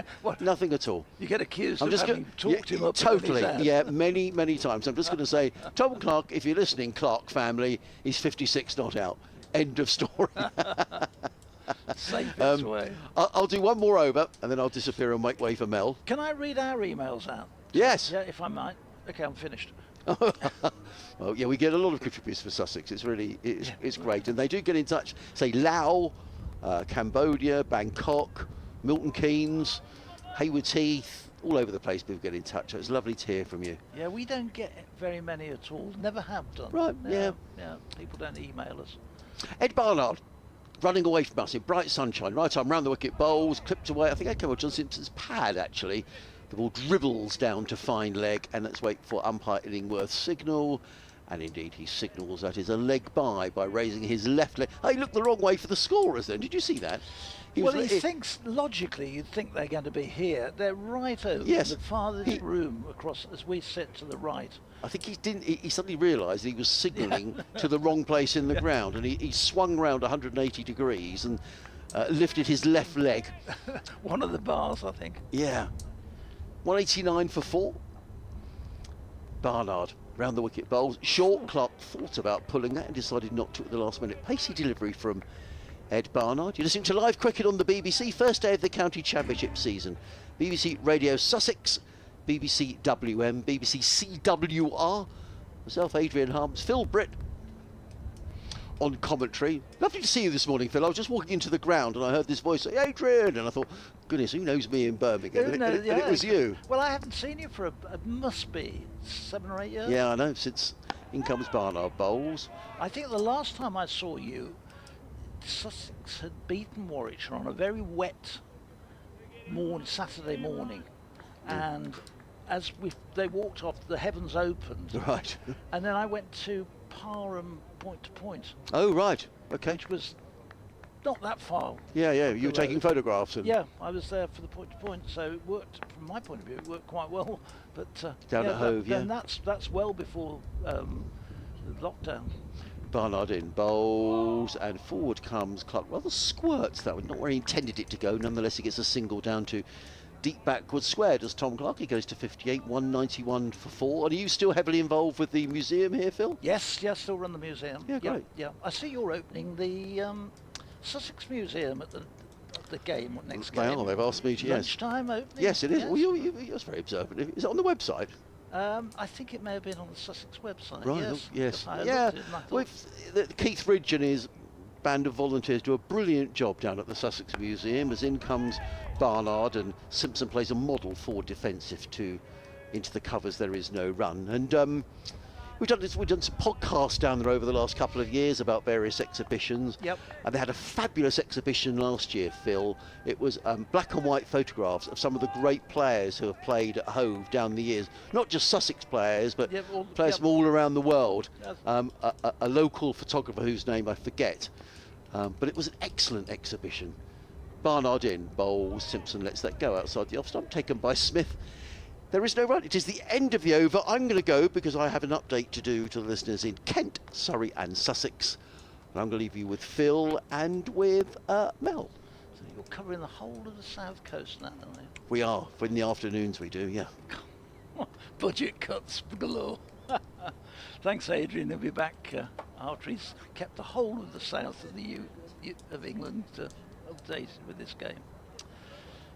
So we have got, let me have a look here. We've got quite a lot of overs still to go till tea. The scoreboard at the moment, 55 gone, 41 remain, 9 overs to go till tea. And that's probably going to come about with the spinner on, probably about 10 to 4, as Mel rejoins us, and Tanzali continues at the Birmingham end. He's in and bowls, and this one is pushed out into the point region, and there's no run. I've loved the fact that they've had a really attacking field for Tazali. Leg slip, short leg, just perched in there under the helmet as well. What I like with him, he's come into this attack, he's kept the ball right up to them. He's bowled a good line, he's given it a bit of air, and not been afraid to try and get them to drive. And he got his wicket. This one is played out to into the covers with. He was Coles trying to attack him, got top edge, and it flew up in the air, but brought him down the wicket to play the shot. And that's exactly what you'd like to see from the young spinner. So, wow, they've just now moved that short leg, and he is right in his eye line. This one, he then goes back and chops it down into backward point. Clark, who's on 57, he's been, came in, as we were saying, at the fall of the first wicket. Haynes was LBW to Bambo. That field has just moved back into the leg side. Who is that under the lid there? Could be Dan Mosley. It usually is, isn't it? This one reverse sweep, and it goes to slip along the floor, who gets it on the shin, I think. It goes for a single.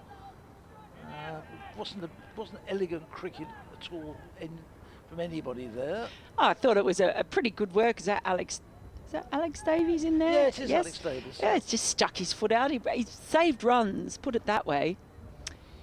Yeah, I think that is Dan Mosley under the lid. He loves being in the thick of the action, Dan Mosley, in the field. If you could see the numbers on their back, we'd know better.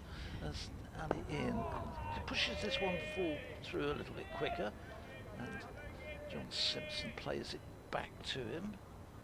But yeah, I really like the faith of Alex Davies in Taz Ali, coming in bowling for the first time in first-class cricket. Of course, he did play. They were both on that Lions tour, Alex Davies and Taz Ali. So he's seen quite a lot of him there as well as here. This next one, Simpson runs this one away down into through the vacant gully area. There's a man down, comes running in from deep backward point and restricts it to a single off the final ball of the over. It's 192 for 4. So these two just beginning to get this partnership going. They've added 31 since Coles was out, and John Simpson, who completed 1,000 runs last season for Sussex, he's moved to 15, and Clark is on 58. So he's going to have spin at both ends as Rob Yates comes into the attack from the pavilion end. Yeah, first time we've seen him. Lots of spin on a sunny day in April. Yeah. He had quite a bit of success, Rob Yates, last season. Had a couple of games where he got fourthers in an innings. Mostly got his wickets in the earlier part of the season, but he's by no means the worst bowler in the world. Well, he's got a short leg in and one slip as well, as he bowls around the wicket to Simpson, who just gently plays that out to backward point. No run. Warwickshire's 14. It was quite interesting. In the 14, there was obviously Taz Ali, who's playing, but Jake Lintop was in there, the leg spinner, and also Danny Briggs. So Warwickshire had the 3 spinners in that 14. They certainly have options, as Yates is in once more. A bit of a flattered delivery that's just pushed back to the bowler, picks it up and gives it a good rub on his trouser leg. So just quite watchful, Simpson, of Yates as he comes in. floats this one up. It's a full delivery, gave that some air, and it has been dispatched ruthlessly straight down the ground along the carpet by Simpson. So he had a look at a couple and sends the next one for 4. Good use of the feet there, though, by Simpson. Came down to it and drove it straight. It's one of the things I've been watching the IPL, how straight and hard they hit the ball, those players. And when you do that and get it past the bowler, most times it goes to the boundary. Yates in again. It's a fuller ball, but not floated as much. It's just played out towards mid-wicket. No run. 196 for 4, so that 200 looming. Goodness gracious, that seemed a long way away when they were 3 down early this morning. Yates does float this one up. It's full and it's hit straight into the ground. Balloons up and is back into the hands of Yates. End of the over. I shall make way for Clive to come and rejoin you. And see you through to tea. Flatter delivery outside off stump from Yates. That's just cut away by Simpson. They'll get a single. It's the long boundary out towards the Holly stand to finish the over, the first one from Yates. So 197 for 4. Simpson has moved relatively sprightly onto 20 of 33 deliveries, and Clark is still out there on 58. So another nice little partnership forming as Taz Ali will continue his spell from the city end, and Clive is back to join me. Did you get your duties sorted No, out? no. It was pushed back to 4 p.m. I've got I've got an interview that I've got to do. I'm not sure we can release you then. It's just after tea. Taz Ali, first delivery. It's just pushed back towards the bowler by Simpson. Interesting little spin combination here, Clive, now at this point in the day. Yeah. See early on. Got that attacking field again. They like the leg slip and the slip. In comes Ali. He drags that one down a bit, and it's just nudged. Good fielding by cover, moving across to cover point. It's Rob Yates out there now. He was obligingly taken off his jumper so that I can see his number. Well, that's it. Obviously the ball's got older, but also it does tend to be the way the pitch does tend to slow down as the day goes on. I don't understand the science, as Elton John once said, but that's what seems to happen. Nobody does, do they? We've just got a little delay here as one of the fielders grabs a helmet. And it looks like, okay, so we've now got 2 slips in and the short leg. So that leg slip has just moved across into, oh, it's almost like a very wide second slip. The next delivery by Ali is just pressed out into Rob Yates in the covers. So they're playing with their field a bit, but they're not afraid to actually try and give Taz Ali something to work with. No, it's typical of Alex Davis's approach. As he comes in once more, it's a sharper, flatter delivery. They take off for a single. They get there safely. Rob Yates has done a fair bit of work, and he had to run down to square leg. Couldn't quite gather it cleanly. So they'll get the run that takes them to 198 for 4. Move Simpson on to 21. Dominic's been in touch. Thank you, Dominic. Chuffed the season has returned again. And thank you for your kind comments about the commentary. Here's Taz Ali once more. It's on the bounce straight back to the bowler. Just came down the crease, or the pitch a little bit, Clark, but couldn't get it away in the end. Dom has a message for you, Mel. Oh dear. This weather is Boston for April, though I feel for you seeing so many pale Midlands flesh out there. Taz Ali bowls is just straight leg side, and that's played by Clark to that fielder at short leg. No run. End of the over, 198 for 4. Dom down the road in Sturchley. Now, Thank you, Dom. oh, I like Sturchley. Sturchley's, it's taken off. It's a great part of Birmingham. Now, it used to be just sort of the place where you'd go to get stuff for your house, isn't it? There were lots of places where you could get carpet or furniture or whatever, and now there's loads of great restaurants and bars and a few breweries. It's Sturchley Sturchley Road's going off, as Good. we would say. Did you say that it's Boston weather or Boston? Boston. B-O-S. Birmingham. I'm not going to attempt the accent, but it's a very Brummy sort of word. Boston. But B-O-S-T-I-N? And apostrophe, yeah. Okay. Yates round the wicket. That's going down the leg side. Would have been a wide in one-day cricket. Kai Smith having to whip the bails off just for good measure. And the batter was safely in his crease. I do have a Birmingham question. Oh, well, I probably won't be able to answer it, but you can try me. That one is a dab down towards fine leg. You think it will be cut off, or will it? No, it won't. That's beautifully timed and played by Simpson. Down to fine leg for 4. Brings the 200 up. That was just beautifully placed and timed by Simpson. Yes, so look, if anyone is out there listening who is a proper Brummie, not a blow-in like me, I want to know why the Hagley Road is called the Hagley Road and not Hagley Road. I never really thought about that. That one is played with the offside for a single. I mean, I think officially it is Hagley Road. Yeah, but yes, it's always referred to as the Hagley Road. I do not know a single person who calls it Hagley Road. And I almost instinctively knew this when I came, and I found myself calling it the Hagley Road. And I want to know why.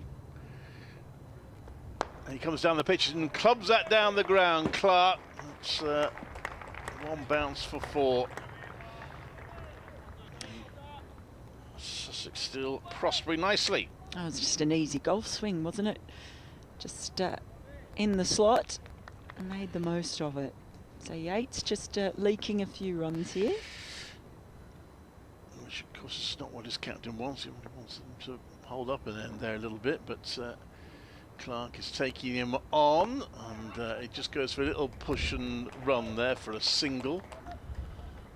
Clark onto 63, 208 for 4. The 200 came up from 356 balls, which means the fourth 50 took just 85 balls.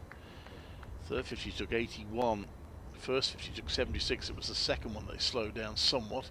Yates bowls that on leg stump, and it's clipped away square for another 4. An expensive over for Rob Yates, which may force Alex Davis to change that particular plan. That's 212 for 4. Second 100 took 166 balls. The first 100 took 190. They started very quickly. They got to 40 by the 9th over before losing the second and third wickets.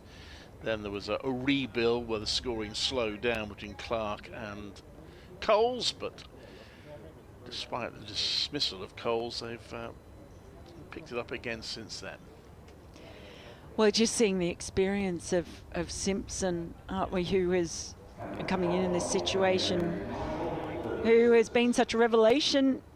I mean, he's been around for a long time, but boy, his form since going down to Sussex, taking on the captaincy, it's just given him a new lease on life, it seems. 1,197 runs at 74.81 last year for Simpson, including that 205 not out against Leicester. But now it is Clark on strike as Booth comes running in, plays that out into the covers, no run. Got that situation again. It's now number 27 bowling to number 27. We had 30 I like that. Earlier. Yeah, there's I like a nice sort of symmetry in that, isn't there? I do like that. What have we got till two? Got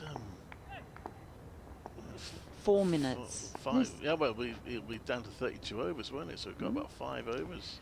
In comes Booth around the wicket, and that is very cautiously played back to the bowler by Clark. I don't think there's been any change in the timings of matches this year. Oh, you couldn't have changes to timings of matches now then, Clive. Come on. Well, you do occasionally, but you never know about them. Yeah, that's you get very completely true. confused when Not the first one of the season, surely.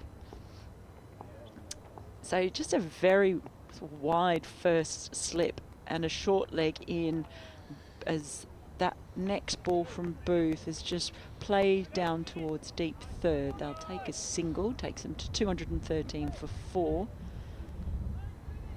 Clark moves on to 64.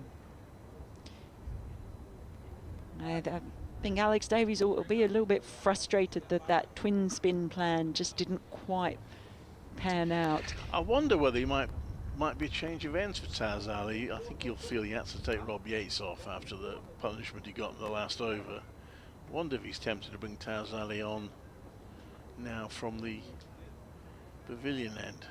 Might just have time. Simpson waits. This time Booth bangs that ball in a real effort ball, but not tempting at all for Simpson, who just lets that one go. Now pay attention, Mel. I said we've got to get down to 32 overs. Oh, right. Oh, okay. Sorry, 32 overs. It is right. 20 to 4 or 32 overs, whichever's later. Oh, okay. I believe. It's just all too confusing. Yeah. There's not as many cranes. Oh, yes, there are. I'm just seeing there are a few all sort now. of clustered together, aren't they now? In comes Booth. That's a nice tight line. It's just pushed out into the covers by Simpson. You No used run. to see them all across the Yeah, sky, whereas that's now it. they're kind of almost they've all Well, gathered together. They're all over. Where's that? Oh, now you're doing a Dom Topley on me here now. Oh. So there's a few straight ahead. Towards Aston Way that way. Okay, Aston, right. There's a few out that way. Yeah, but And that's there's a few straight ahead of us, isn't there? the actual city skyline itself is reasonably crane free. Yeah. It's interesting. So I always like seeing what's changed in Birmingham when I come back. Now we've got a change in field here. We've got a sort of leg gully in place, as well as a conventional slip. And that ball has gone straight to that fielder, diving to his right. Couldn't quite get it, but that is a good plan as the ball was paddled around the corner. There was a fielder in the deep, so prevents the 4.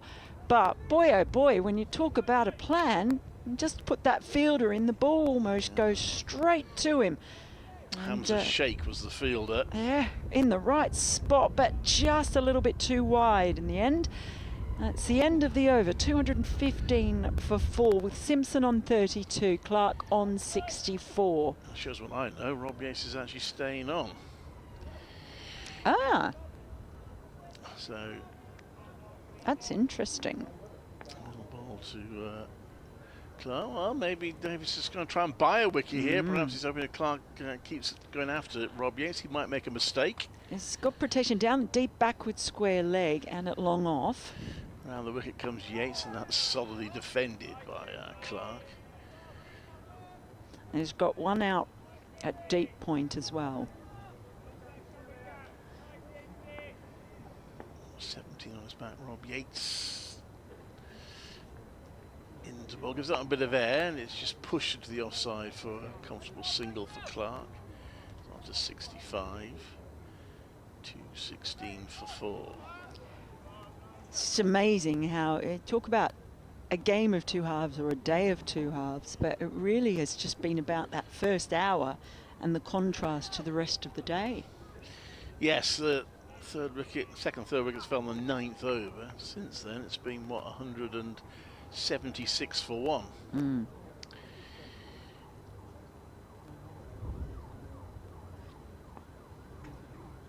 Yates again gives that plenty of air. It's hit off the toes by Simpson, just missed by the fielder inside the non-existent circle, and it's cut off in the end at wideish mid-on for a single.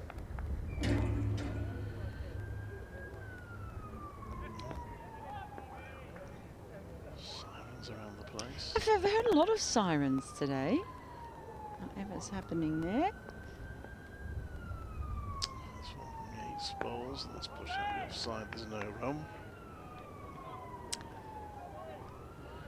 It's the 50th match, first class match for Tom Clark, and it's been really impressive the way he's become the anchor. Oh, that's a full toss from Yates, which he gets away with. Clark may be taken slightly by surprise, settles for playing it along the ground to long off for a single. big full toss. Yes. I think that one slipped out. He was quite fortunate not to see that disappear out of the ground. He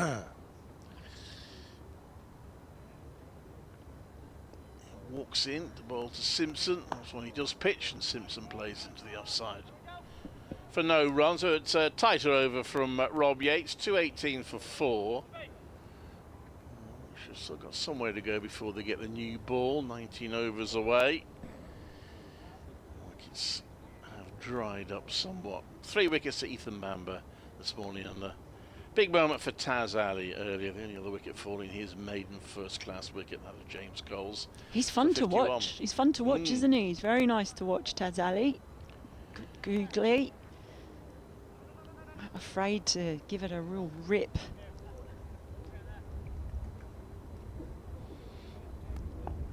It's great to see England producing some exciting young spinners. Well, that's it. Rob Yates only went for 3 singles, although he was a little fortunate with one of the deliveries. Here is Michael Booth bowling around the wicket to Clark, and he's just strayed leg side, and that is flicked away down to deep backward squares. 2 fielders out there protecting the boundary. So just get the single. Taz Ali, I was talking about just then, doing the fielding.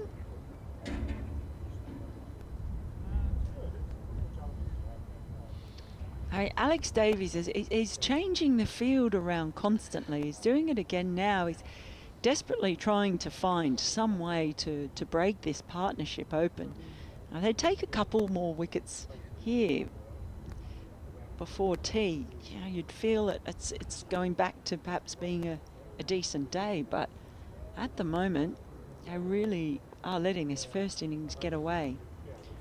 As Booth comes running in, and this is just stoutly defended into the covers by Simpson. Yeah, 58 now added for this 5th wicket, so the hope that 1 wicket will be followed by another quickly hasn't materialised for Warwickshire. Shuffles it around again. Yes. Just trying, well, he's brought that leg gully back in. Hamza Sheikh has gone back into the leg gully. So they're going to go for the same plan perhaps. Here is Booth. This time is not as short, and that ball's just played down to deep third, and they take a single. So fair play to Alex Davis in trying to come up with the plans, and he's been not afraid to have, you know, attacking fields put in there. But Ethan Bamber, well, he sort of needs some support. Made the most of it while the ball was nipping around a bit early, but doesn't seem to be much in it since. Here's Booth, bangs that in, bouncer, and Kai Smith just juggles that one a little bit. Takes it nice and cleanly in the end. Yeah, it feels like it was a bit of a gamble putting Sussex in first. Warwickshire, all teams have struggled to bowl teams out here at Edgbaston last year or 2. So the temptation on a sunny day to bat first and try and make a big score must have been there, but obviously hope that he could get any wickets. Oh, 2 gullies in, leg side conventional, and Clark whips that one round to Hamza Sheikh at leg gully. So as we said, it definitely trying to put fielders in positions that are going to create something. So far it hasn't come to fruition. So there's a slip there, there's a gully, and then there's a leg gully as well as a short leg. And they've also got that leg side absolutely stacked. Here is Booth, bangs that in, as you might imagine with so many fielders on the leg side, but Simpson just ducks under it nonchalantly to finish the over. It's 220 for 4. Simpson on 34, Clark on 67. So 2 overs to go till tea on the first day of the 2025 season. Elsewhere, Essex going well against Surrey at Chelmsford. 2 teams really that disputed the county championship most last season. Essex at 219 for 2 with Paul Walter closing in on a century. Hampshire in control, it seems, at Southampton, having bowled Yorkshire out for 121. They're 59 without loss. But the other team bowled out cheaply, have fought back a little bit as Rob Yates walks in to bowl to Simpson. Turns at the back of square leg for no run. Worcestershire all out for 154, but they do have Somerset at 39 for 2 at Taunton. Durham 234 for 5 at Trent Bridge. Colin Ackerman is 5 short of a century. Yates bowls, and that's played back to him, and there is no run. That's in the first division. In the second division, Kent 224 for 8 now against Northants. Yates gives that a bit of air. It's swept. Oh, and it's misfielded there, backward point, and that's 4 runs for Simpson. Probably should have been stopped, in truth, by Dan Mosley. Might have been a bit harsh. But anyway, it wasn't. And it's 4 runs, 224 for 4. Gloucestershire 189 for 6 at Derby. So I think we're still waiting for the first century of the season. A couple are close to it. Yates bowls, gives that a bit of air. Clark whips it away, and that will be cut off at long off by Fernando. And it's 1 more run. They're picking off the runs pretty easily now, Sussex. Middlesex 236 for 5 against Lancashire.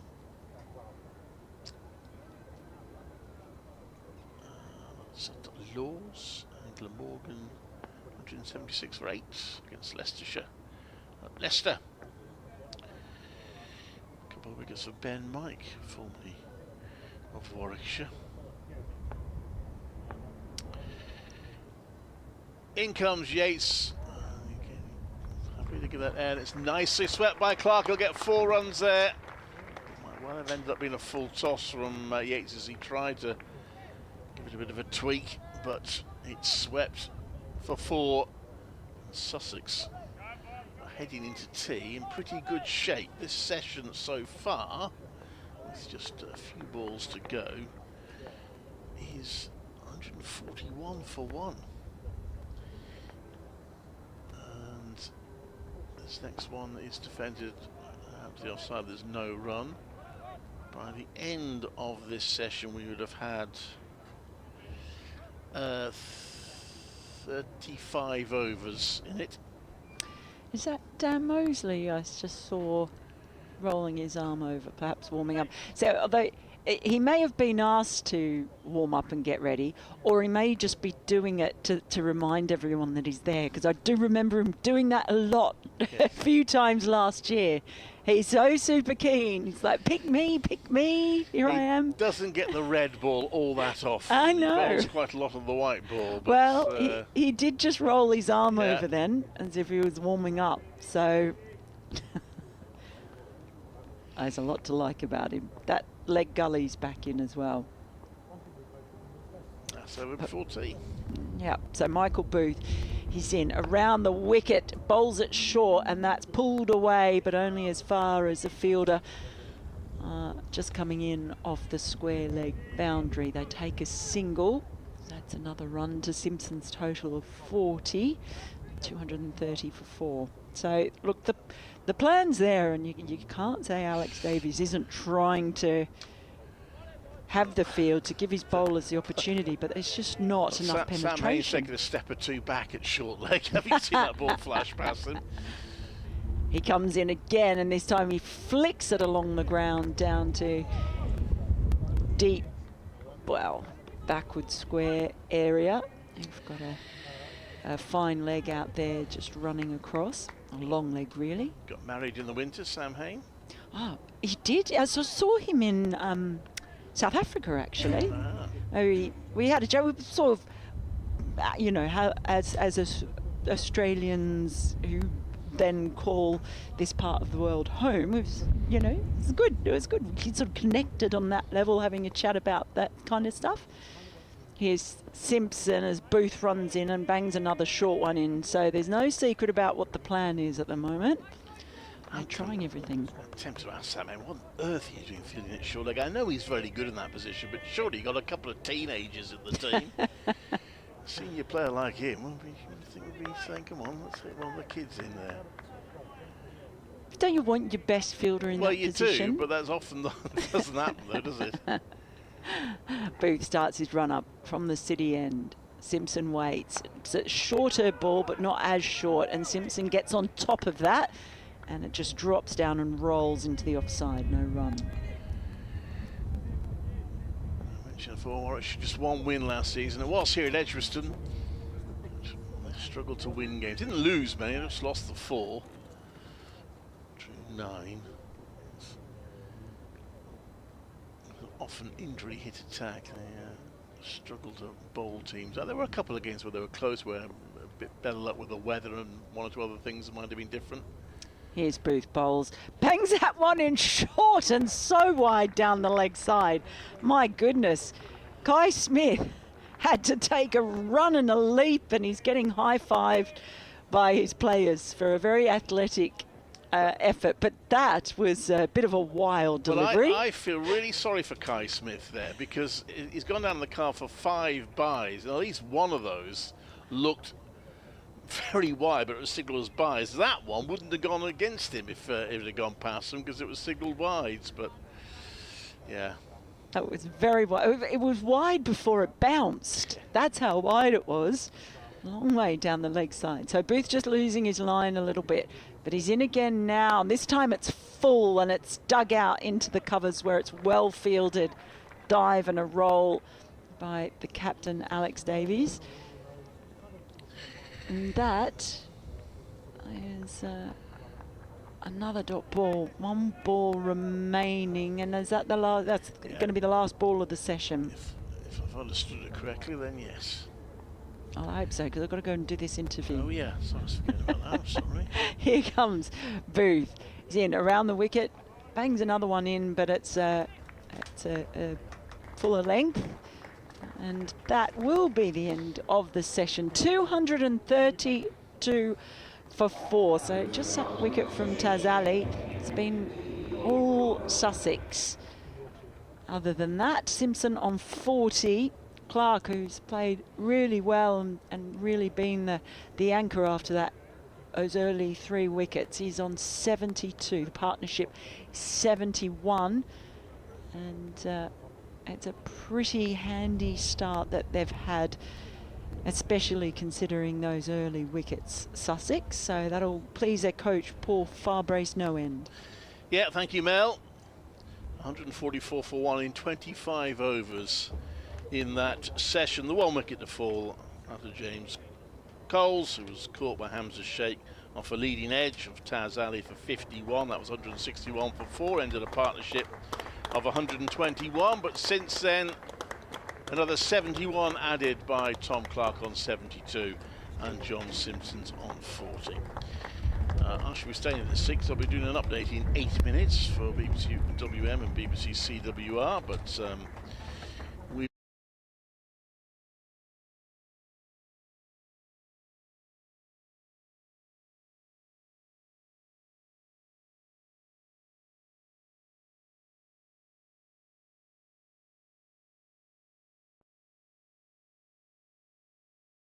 Yeah. I think just the fact that the ladies have got their own space is really important as well, because I think we always, even the clubs that were quite good and accommodating of women's cricket, you always felt like you'd been, oh, they can have that room there, or we'll put them in this changing room. But I mean, on many occasions we'd get to a ground and we'd ask where the pitch is, and they'd just point into the distance. The pitch sometimes looked a bit like it had been grazed recently. So, and I think it's been recognised now that the women's game is just as important now as the men's, and what's the point in having club cricket and developing that if there's no extra tier to go? There wasn't that opportunity. Now they've got that, and it's fantastic. I don't think that they've got it easy, because I think we looked in on the gym when they were doing some core stuff, and we just both stood there and said, hips are starting to hurt just looking at it, you know. Yeah, definitely. The last 10 years has really seen it kick on. Because I think if you go back to sort of 2015, it probably hadn't moved that far forward from when, you know, from 2000. Meeting, you know, sort of bumping into Georgia Davis and Wongi, you know, the last time I saw G, I mean, she's actually an adult and she's had a job and everything. You know, and Wongi and I remember coming across them when they were probably 12, 13 and thinking, yeah, they're pretty good, aren't they?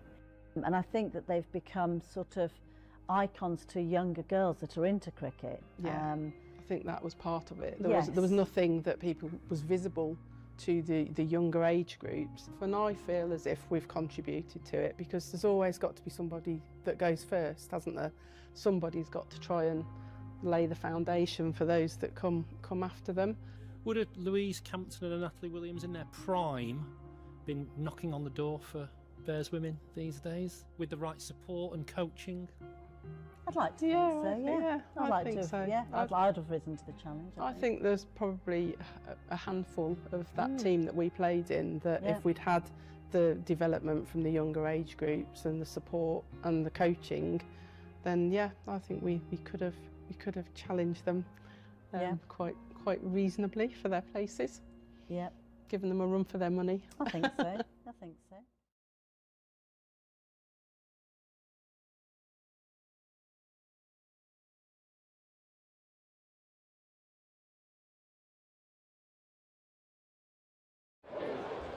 Get the flag out.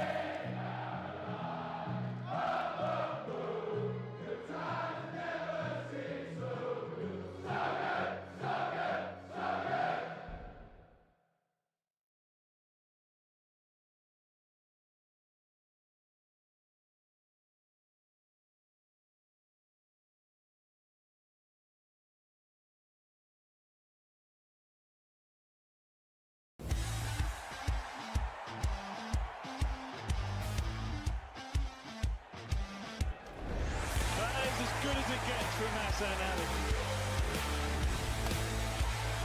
There is simply nothing that the Bears cannot do.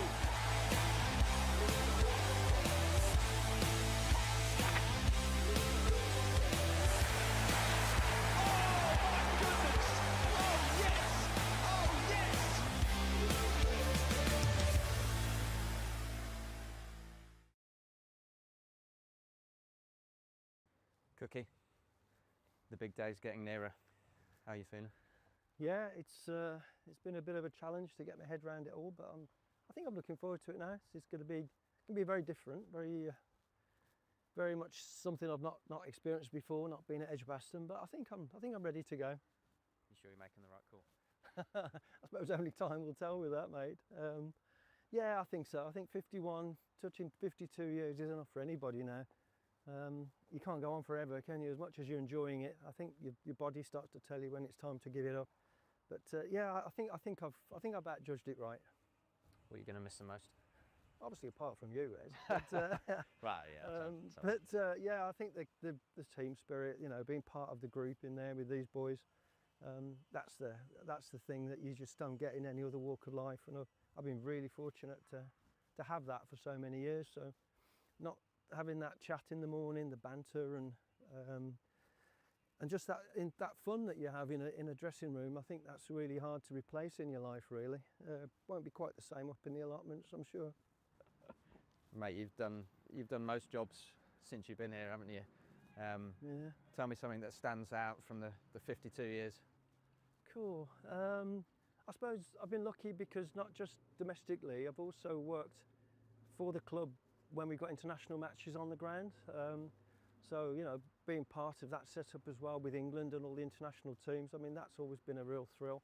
But, you know, being around the group when we've had big successes and going to finals days, things like that, those are real special memories. Trips to Lords, winning county championships here, and actually being able to walk out and hand the trophy over to the captain at the time, that was pretty memorable. Oh, you've done well. So I was worried then.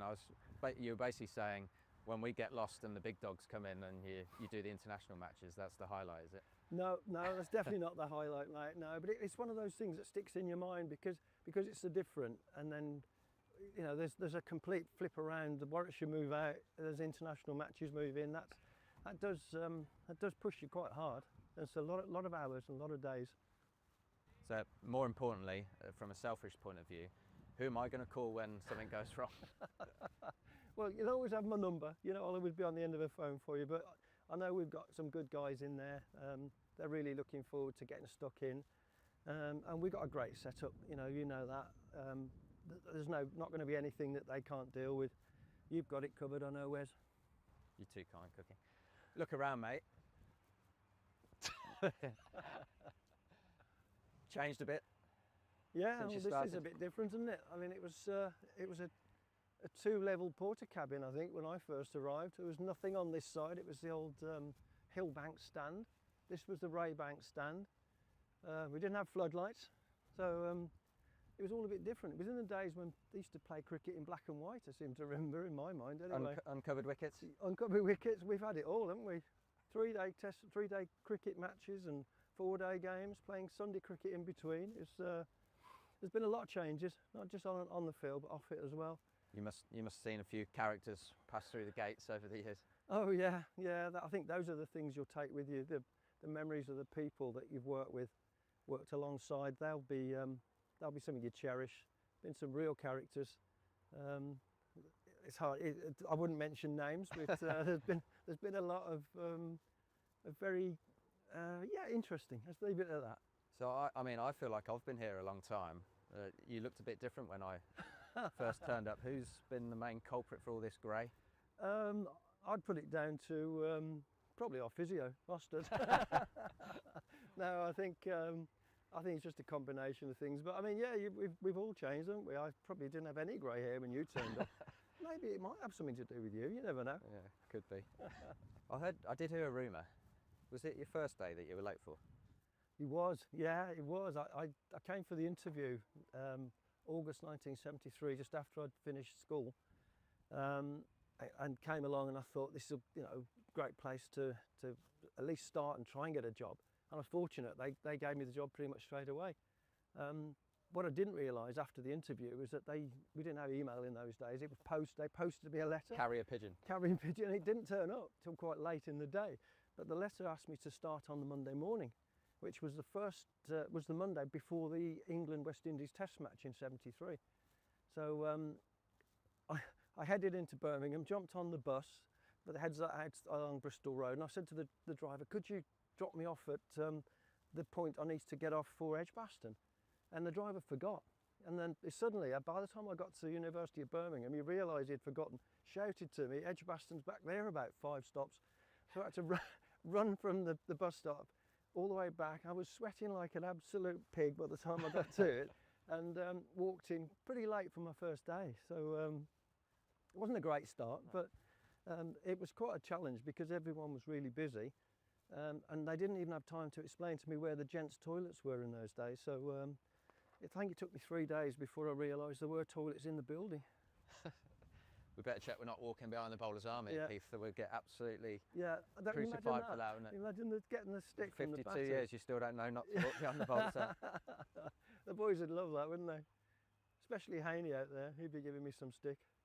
Mate, so I can only imagine all the trophies and the big nights you've had. What is there a day or a certain year or anything that stands out? Obviously you've had like the team in '94 and '93, all those trophies, but any particular day that stands out?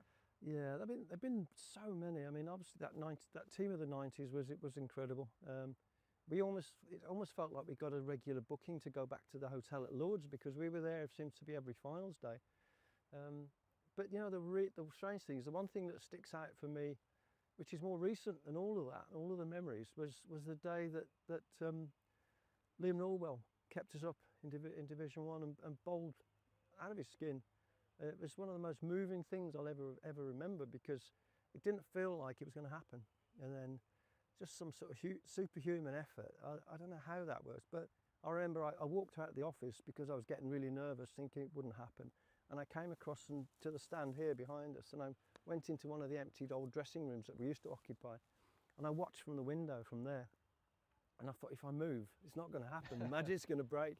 But by the time I realised it was, I got myself back round there, and then the celebrations just went crazy. So although it was avoiding relegation, it was that sense of being part of something special with the Bears, and that fighting spirit, and I thought that was lovely. That's great, mate. Well, I didn't have you down for the superstitious type. Do you get nervous when you're watching, or? Oh yeah, I do. I try not to let you lot know, because that's not going to help the situation. But yeah, I get very nervous. I try and sort of keep an eye on what's happening without spending my time at the window watching all the time. But a lot of times there's a nervous energy going on behind the scenes, without doubt. So, but I'm not superstitious generally, but I do tend to keep my fingers crossed. I'm going to put you on the spot now. Who's your favourite overseas player that you've worked with? It's got to be a tough one, isn't it? Oh, there's been so many. I know you don't like upsetting people. No, this is the problem, because you've got to get off the fence. There'll be lots of them saying, "Why didn't you pick me, Cookie?" I have to say, I've always had a fantastic relationship with my old mate Anton Ferreira, Yogi, we called him. He's been back to Edgbaston quite a few times, and we've had some real good catch-ups, and I think that was a special relationship as well. But now I've been blessed with meeting some fantastic people. And how many captains have you seen come and go? Oh wow, that'd be an interesting trivia quiz. How many captains have I think the captain when I started was AC Smith. So I've seen a lot since that time. Obviously not many as good as I was going to say, who's been your favourite? Well, I don't want to embarrass you, Wes, but well, it's not me, is it?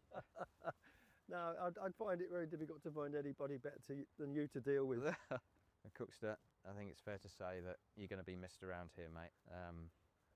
I would like to persuade you to do another couple of years, but I guess from me and all the players up there today, like, just a huge thank you again for everything that you've done, the service you provided, and done it always with a smile on your face. And you know, to leave after 50 odd years and nobody will have a bad word to say about you is testament to what a great man you are. Thank so you, from everyone at the Bears around the world, we love you, mate. Thanks, mate. It's been a privilege and a pleasure. Don't go, come on. April 1882. Queen's Hotel in Coventry, Warwickshire County Cricket Club was formed. Over 140 years of wearing the bare and ragged staff, the triumph, People swarm onto the field here at Edgbaston. the ecstasy, the agony, Disappointment for Warwickshire, who can't secure the domestic double. but throughout we've been together as Bears. We're now ready for the next chapter. History will be made. Are you in?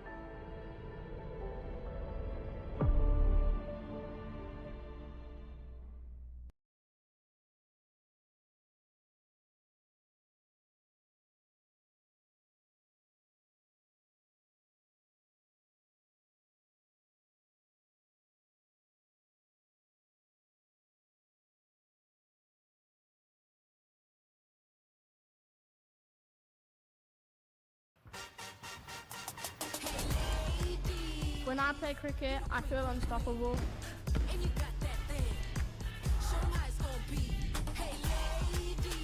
This is our turn to be in the spotlight.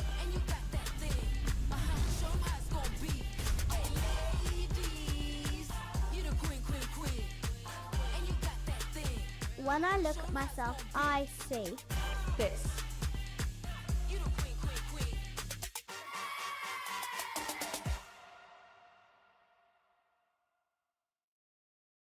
Tell by the looks on your faces, some very special memories. They Yes, really were. they Yeah, were, yeah, really special. Really good days. Hard work, but enjoyable. And I think it was, you know, we really were quite a close team as well, weren't we? That, you know, The team sort of formed in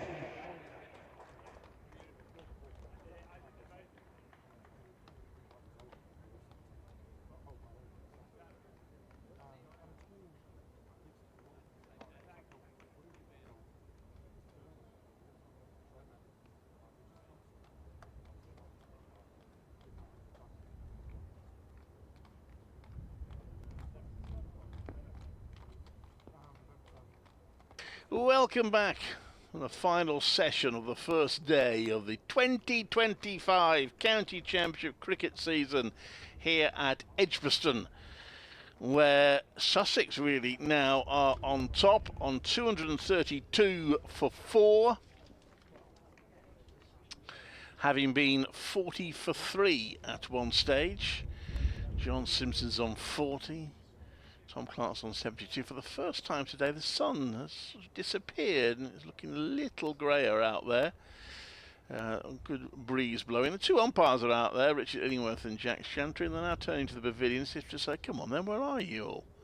The players. The Warwickshire players are in a little huddle, which they've now completed, looking for a more successful session than they had between lunch and tea when they managed just the one wicket, held up by two big partnerships. The latest involving Tom Clark, who's on 72, and John Simpson, who's on 40. Earlier, James Coles making 51. 3 wickets to Ethan Bamber.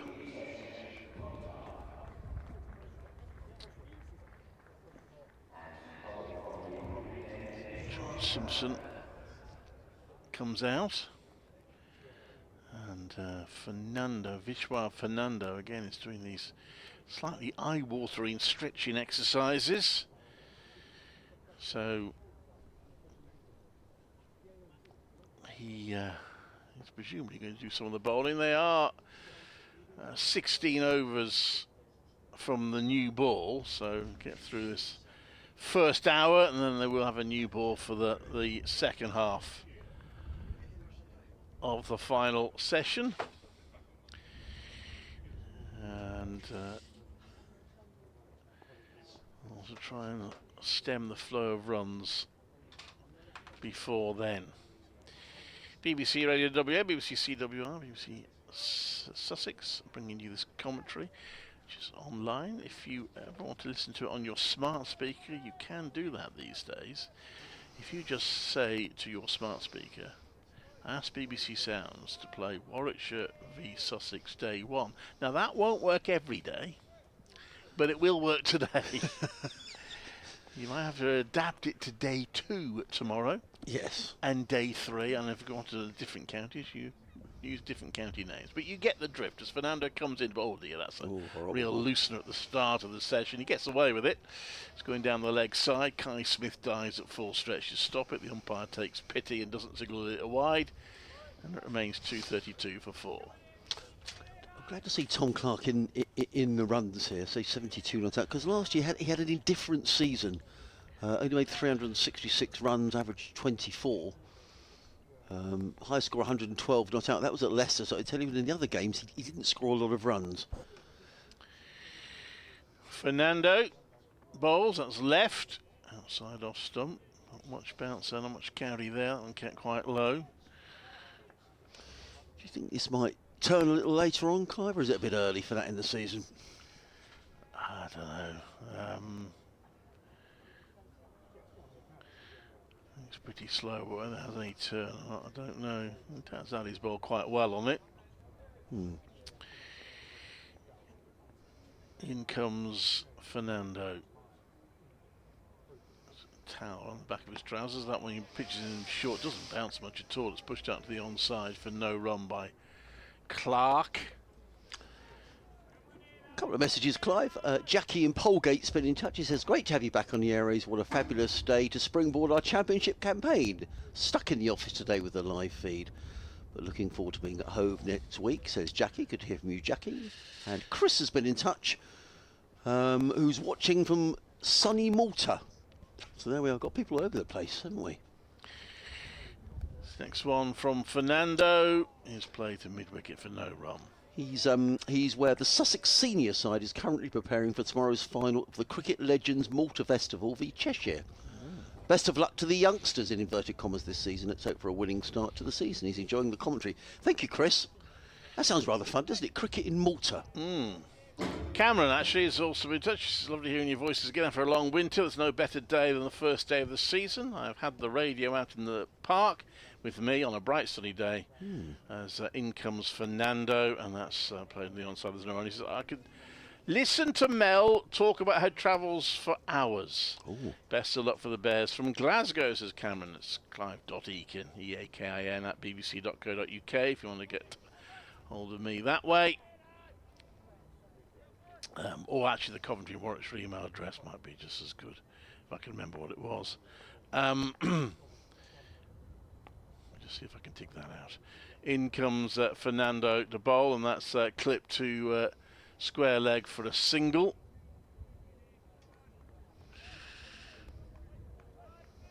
And it's 235 for 4.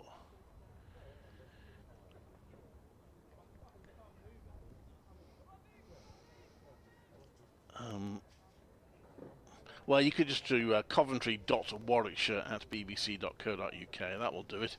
Coventry.warwickshire at bbc.co.uk if you want to email that way. Last ball of the first over of the final session. Fernando. Left arm over, bowls. Hit into the ground, playing to the off, to mid-on. And it's cut off. There's no run. Starts off with a loose ball, but in the end conceded 3 runs off the over. 235 for 4. Clark on 73. Simpson on 40. Just a message to Sussex supporters ahead of next week's game against Somerset, where entry to day 3 is free of charge. So that'll be next Sunday. It says, please book your tickets online. So you can only get a free ticket if you book online. It says, plus days 1, 2 and 3, all ticket holders will get free use of the interactive cricket nets in the new Sixes bar at Hove. Yeah, I'm quite interested in seeing that. There's some sort of interactive cricket game. I'm getting some nods from the back of the box about that. So we'll, there's lots of changes down at Hove. So thank you, Jamie, for getting in touch and telling us that. Sussex 235 for 4, as Clive was saying. It's going to be Tazim Ali who's going to carry on from the city end to bowl to John Simpson, who's 49 out of just 58 balls. The skipper suddenly going through the gears, but he faces Ali with a slip and a short leg in and bowls wide of the off stump, cut away, and that's going to be 4 runs. A little too loose, that first one after tea, and John Simpson very quick onto anything that's short, and he absolutely belted that one away through backward point for a boundary. The IPL match today is the Lucknow Super Giants up against the Mumbai Indians. Do you follow the IPL? I'm a little bit. I'm not religiously. Ali in bowls and turned by Simpson to short leg. There is no run. But I have watched bits of it. I've listened to bits of the BBC coverage of it. To look now, 158 for 4 on the 16th over. Mitchell Marshall made 60 off 31 balls. In comes Ali bowls. Simpson looks to sweep, and the ball, short leg, was taking evasive action. Sorry, Clark looks to sweep, and the ball just bounces back down the track. There is no run. Andrew's been in touch to say Sixes is brilliant, by the way. Been to a few of them, and I think what you do, I think you face various bowlers. I think it's like an interactive sort of game. You can face Tamal Mills if you want to. So that's all at Hove next week. So the weather holds. In comes Ali. Bowls. Forward comes Clark defensively. Very patient innings from Tom Clark. He's now faced 200 balls for his 77. Dan the Bear in Cage has asked me an interesting question, which I'll come to after this next ball. Short leg and a slip. 3 men saving all on the offside. There's a sweeper on the cover boundary as He's in bowls. Clark again patiently prods into the covers. No run. Would you rather see Coventry win promotion, Aston Villa win the Champions League, or Warwickshire win the County Championship? Great to have the cricket back. Well, given that cover Coventry City, Dan, I think you can safely rule out the Aston Villa bit. Ali. In again, bowl short, pulled away by Tom Clark, 4 runs. Much too short this time for Nazim Ali, and Tom Clark wasn't going to waste that opportunity. It was a long hop, really. And he just belted the ball away through mid-wicket for 4, out towards the Hollies stand. The boundary rope is a long way in, so the fielder's got to go run all the way to the Hollies stand to field. Tom Clark goes to 81, 243 for 4. That's for between Coventry and Warwickshire. I don't know. The two don't have to be mutually exclusive. No. Difficult this for Alex Davis, because bowlers aren't really maintaining much control. He's looking forward to the new ball, no doubt, but that's still some way off. And the runs keep being scored. And it's turning into a difficult day, having started so well with those 3 early wickets from Ethan Bamber. I tell you, Tom also must be feeling a bit rough at the minute, having been out first ball on this. This one is played down for a single. I'm trying to remember who it was when Warwickshire got 700 odd in a match last season against her, but who was the batter that was out for 1, which was a bit, because since everyone else got about 200 or so, one poor batter was out for 1. Yeah, anyway, might have been Ed Barnard, I can't remember. But,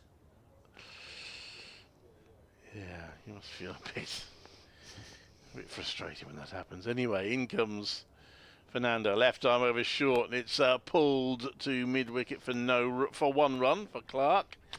And on the ground, he's on to 82. I've just been compared to a cuckoo. Have you? Okay, fair enough. Yeah, someone's been in touch. John, hello, John. You jumping into someone else's nest or something then? He says to me, it's good to hear your tones, a bit like hearing the first cuckoo. When I hear either, I know summer is close. Okay. Thank you, John. Lovely to hear from you. And I'm surprised you're over in, is it France, where Harlequins are playing tomorrow? Anyway, I think they've got an away game. I heard it on the radio this morning. I know John is a big Harlequins fan, so maybe you're on your travels somewhere. Changing the field. Actually, the over rate has slowed a little, hasn't it? Since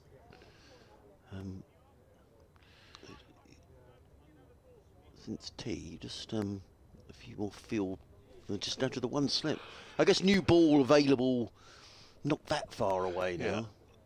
Well, still another 13 overs to be fair. So hold Bamber back for that, but he needs the bowlers in the meantime to at least maintain a bit of control. Yeah, it's not really happening. Fernando. In now to Simpson. Simpson plays that off his thigh pad. Thinks about a single, but this time there isn't one there. And it remains 245 for 4. I'll have to go and do an update in a mo. I've got a couple of minutes. Jump in for when you're ready to go. Was it also against Sussex? We had that dreadful match here a few years back. Must have been a couple of seasons before they were relegated. Oh, I didn't cover it, thankfully. Yeah, Fernando comes into bowl, and that's going down the leg side, taken by Kai Smith, where the pitch was such that the bowlers couldn't get any wickets, but the batters couldn't really score runs either. So we had about 2 and over, 600 for 3 or something. Played a similar score from the other side. It was not exhilarating watching, I have to tell you. No, I remember that. I think it was about the time I started to cover Sussex, but I think I managed to dodge that game. I'm not suggesting this is a game similar. It's still intriguingly poised, but it's very much Sussex's at the moment. It's a bit of an inside edge from Simpson to mid-wicket. There's no run. I mean, a flurry of wickets could change that still. Of course. But at the moment, Sussex looking in some sort of control. Was Barnard who got the 1, yeah. Julian's been in touch. Teased him a bit for that. Sorry, go on. He's watching the YouTube channel down in sunny Essex after a long winter, hoping to get down to Hove in the summer. Have a great kicking summer, says Julian. Good to hear from you, Julian. Thanks for getting in touch. Yes, Phil's just showing me the card. Yates made 191. Davis made 256. Oh. And 55 not out to Mosley. and Will Rose got 178 not out, and Ed Barnard made 1. Yeah. 246 for 4. Yeah, that's horrible, isn't it, when that happens? Well, I suppose I'd better go, really, because I'm going to miss my update and I'll be in all sorts of trouble. So I'll leave you with... we don't want that. No, I'll leave you with Phil and with Clive. So, it's going to be Taz Ali. Took a little bit of punishment in his last over. He's 1 for 28 of 9, so his figures are still respectable. But I wonder whether the batters will look to put a bit of pressure on him and go after him a little bit. The 18-year-old England under 19s cricketer making his first-class debut. Played in quite a lot of the one-day cup matches last season. Took 8 wickets in that competition. Comes in to bowl to Simpson, who pushes that to the offside. There's no run.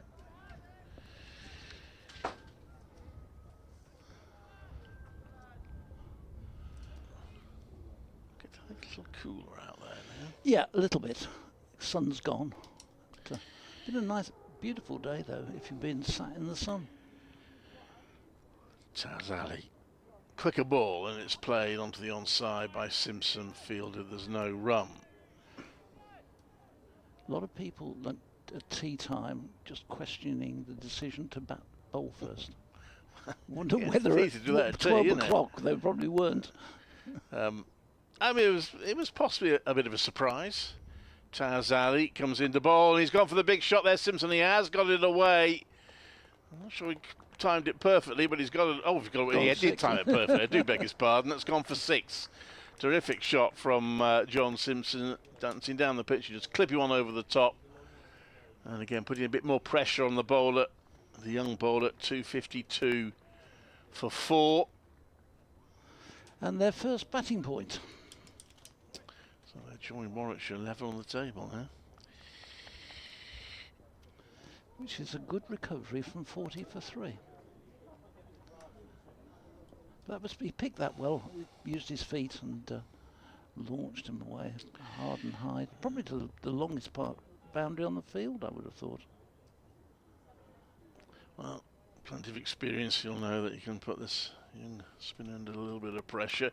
And then he plays that one to mid-off. You won't get a run there.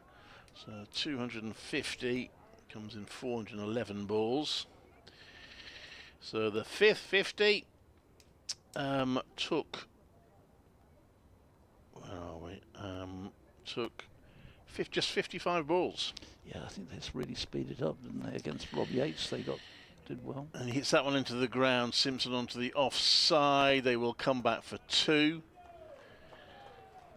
So, 8 runs off the over so far. And Simpson has completed a half century off 68 balls. John Simpson, captain, 36 years of age now. And that is his 72nd first-class score of 50 plus. He's gone on to make 15 first-class centuries. It's played a mid-off, there's no run. 3 one-day internationals to his name. Played against Ireland, didn't he? Yeah. Didn't fare all that successfully. 20 on 2 wins. Well, he got a 17 and a 3, basically, in his 2 innings that he played. 254 for 4. Was that the same internationals that Sam Hain played in? Possibly, I don't know, to be honest. But that little clutch they had. No, the games he played were those COVID games against Pakistan, when they had to pick a second-string team. Right. Fernando back into the attack here from the pavilion end. 1 slip now, and he comes in to Tom Clark. This one is glanced away, and that's gone away. I think it came off the bat. Or is it going to be signalled? Yeah, it did come off the bat. He turned it away nicely down to the fine leg boundary for 4 runs. And runs coming from both bats now. And Warwickshire really in need of a wicket, as this one is just 7 runs away from becoming the 2nd century partnership of the innings. Well, Fernando now gone for 51 in 12.1 overs. In again. Just the one slip waiting. And that one wraps him, gets a little bit of lift and hits Simpson in the lowest stomach area. And he goes walking off towards, not Simpson, Clark. Goes walking off towards square leg. That one just got up off a length a little bit and wrapped into him. So Fernando going for a little bit over 4 and over now. Taz Ali's gone for 3.5. Rob Yates went for nearly 8 and over of his 4 overs. Ethan Bamber and Michael Booth, the only two to keep it below 3 and over. This next one, he almost plays it on. It was a full delivery, which sort of played almost over the top of, got the bottom of the bat onto it, and just rolled past the off stump and almost back into his stumps as he was recovering from the previous ball, which clearly just unnerved him a little. Clark settles, and Fernando waits and comes running as the sun comes back out again, and he bowls, and this is going to be runs, turned away down to deep backward square leg. It's fielded down there. I'm not sure who that. Oh, it's Booth, I think, down there, who's done the fielding, and they get back for 2. So 260 for 4, and these two have added 99 now for this 5th wicket.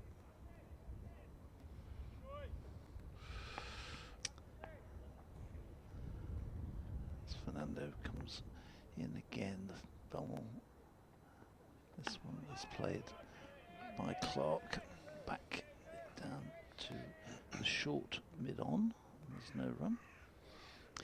For the first time, I've watched the IPL this season, and some of the scores. I watched one game where I think they made nearly 280, played about 260. Which in 20 over games. I think that has been a little rarer this season, yeah. though. There was a criticism's the right word, but it was a feature last season. This one is punched into the underside, and there's no run. Discussion saying that they wanted a little bit more balance than just having high scores all the time. Yeah, I've watched a bit of it. I find it frustrating to watch to a point, although they have apparently improved things a little bit in terms of the pace of the game, which got at one point almost excruciatingly slow. Yes. Yeah. But they have improved. They still, though, of course, have to have the gaps for the commercial reasons, which can be quite frustrating to watch. But there's obviously some very good cricket, exciting cricket played there. Good crowds, good atmospheres. Only 10 English players over there. Jacob Bethel is, I'm not sure he's played yet. No, he hasn't been no, I don't think so. I think he just, the side he's playing for extremely strong, and he was a strategic reserve, I think, in the last game. Yes. No, it's impact sub. Impact sub, yeah. Impact yes. sub, whatever they call it. Yeah. Strategic reserve. Actually, I like that better than strategic times outs, aren't they? Which is a bit of a fib, because really it's a commercial break, let's be honest. Anyway, Taz Ali comes into bowl to Simpson, and Simpson looking for a little tip and run, but he isn't quite there, so he has to. You say that. I watched the game either Monday or Tuesday, and there was 1 over left. Or 1 run required. I think it was 1 run required to win, and they had one of those breaks. Obviously, get the adverts in. Taz Ali in again to bowl. Oh, he's gone for a reverse sweep there, Simpson, and he's got that away very nicely. Too short. And Simpson gets 4 runs onto 54.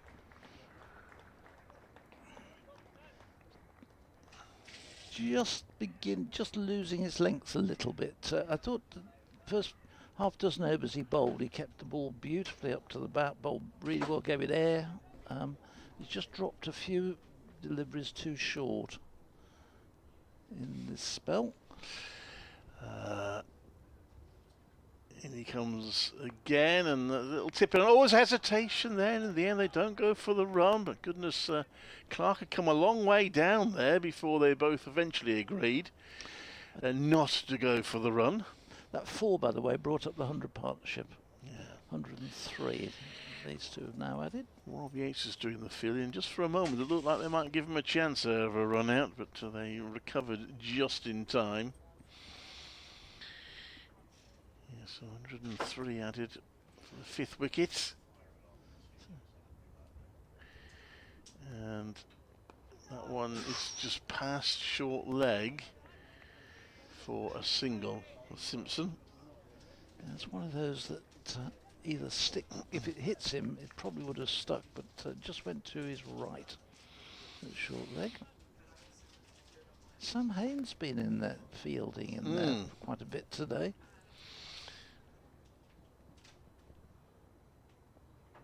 In comes Tazali around the wicket. It's defended by left-handed Clark. No run to be had there.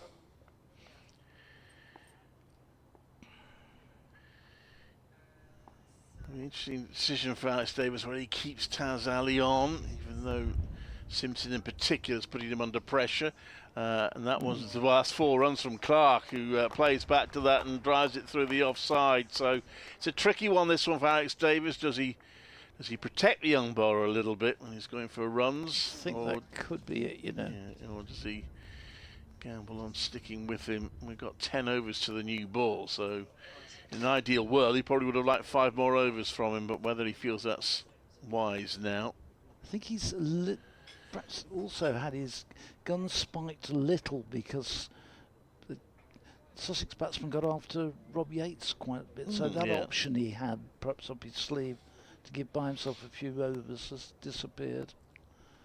So he's got a little bit of a quandary. He needs wickets. He also needs to just keep on top of this scoring rate, because beginning to really zip along here as Fernando starts a new over from the pavilion end. He's in, bowls, and this is turned to mid-wicket by Simpson. There is no run this time. Crowd has been a good crowd today, particularly over at the far side of the ground, down at the Davis Heath Suite end, and certainly in the morning and early afternoon session that was really quite a sizable crowd. I walked down through them and to take some photographs, and a lot of people down there. This one is full and driven, and just in the air for a while to mid-wicket. Don't think that quite carried to Dan Mousely. But he's getting a little tap and chat as if, I just wonder, Clive, whether that did carry to him. Yeah, I didn't get the impression that it did, I must say. It makes no odds because the ball was spilt and wasn't able to take it cleanly. As Fernando in again. This one sees Simpson go across his stumps and just play it out into the offside. There's no run. 269 for 4. 55 for Simpson. And Tom Clark has moved on to 92. Sort of crept up that score from Clark. It's fairly slow for the first 50, but he's really accelerated since he got his half century, as this next one is played out into the offside by Simpson. Again, there's no run.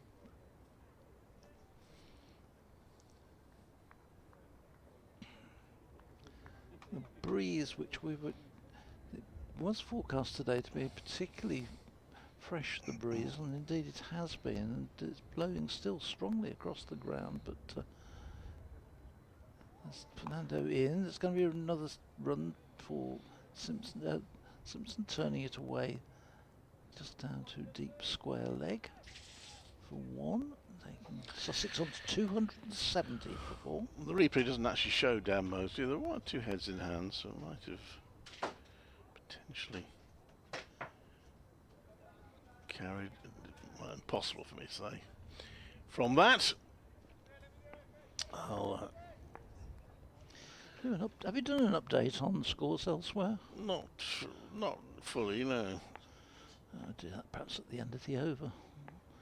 As Fernando is in and bowls, and Clark plays it back down the wicket. End of another over. He stays on 92. And the total 270 for 4. And we have got 25 left. Yeah, just looking, he's had 212 balls, Clark, spaced for his 92. Yeah, it's been a good battling effort, particularly we came in, of course, at 40 for 3 and put a good partnership in with Coles, which steadied the ship, and since then I've gone, but I'll do one more over. I'll bring Mel in. Back in here after this over from Taz Ali. Reverse sweeps as well. This time he gets a little lucky. He misses it and it goes through. Just got a little bit of bat on it, did he? It's gone through for 4, but not the shot he intended. That must have been a very thin edge because it looked like it had missed everything. Well, might give Taz Ali a little bit of encouragement, even though it went for 4.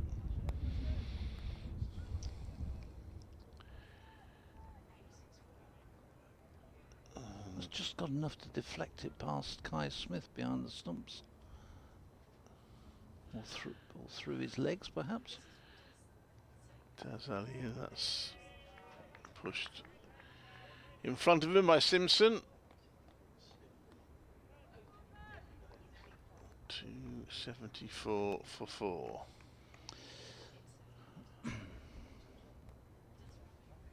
In comes Taz Ali, that's defended by Simpson, who's playing a really good captain's innings for his team.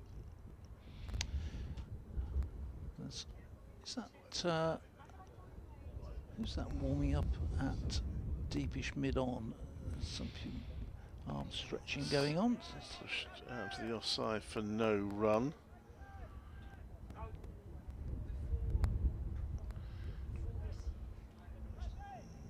Taz Ali comes in round the wicket to bowl. Simpson's gone for the big shot there. He's missed that as well, and that's rolled off his pads onto the leg side for no run. I think he missed out on that one. But, so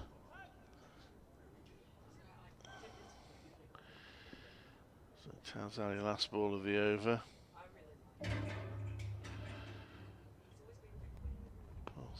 Flatter ball played back to him. Well, he went for 4 in that over, but that was off a false shot, so a bit more success for Taz Ali that over. 274 for 4.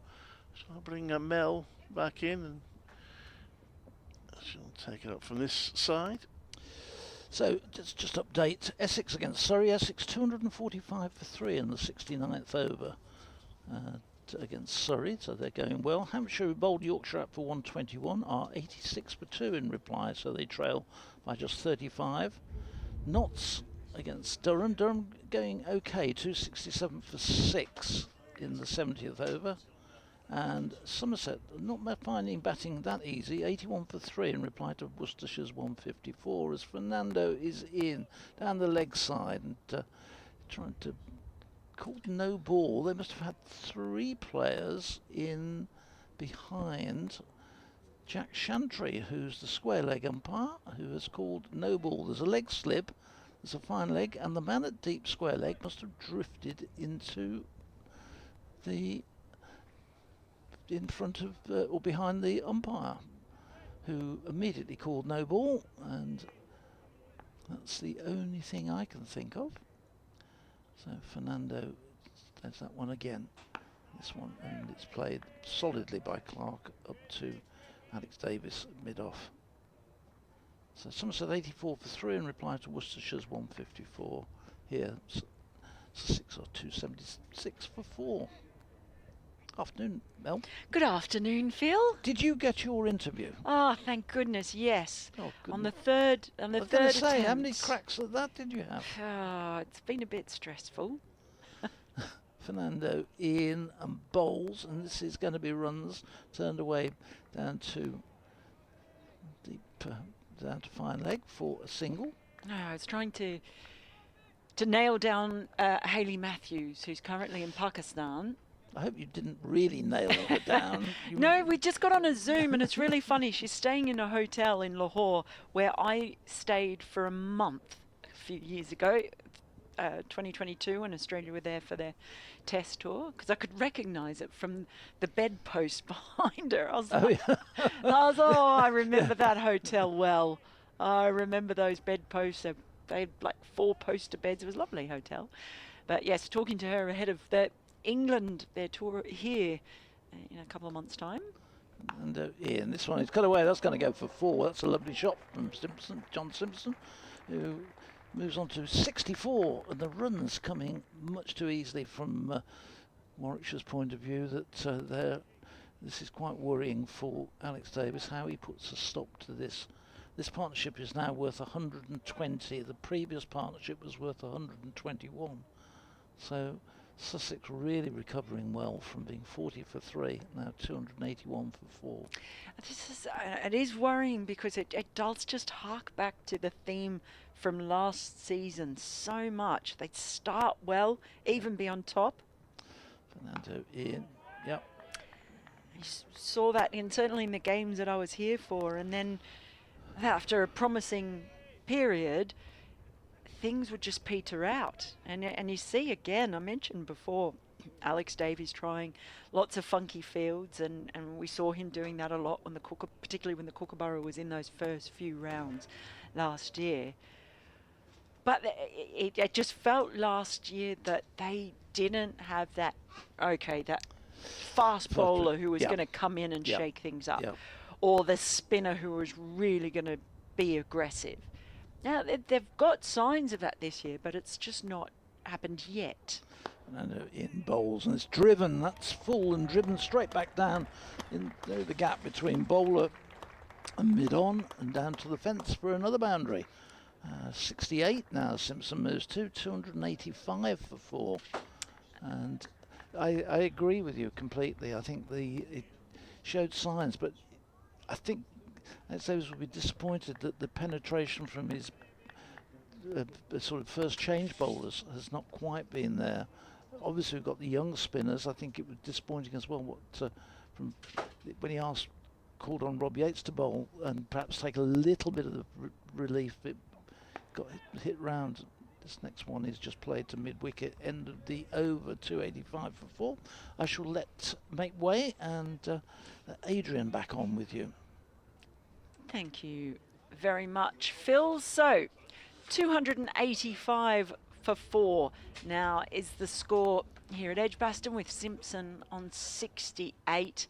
Clark, 93, so closing in on a century, which would be quite something given they have just been promoted to the First Division after spending almost a decade, 9 years in the Second Division, as Adrian joins me once more.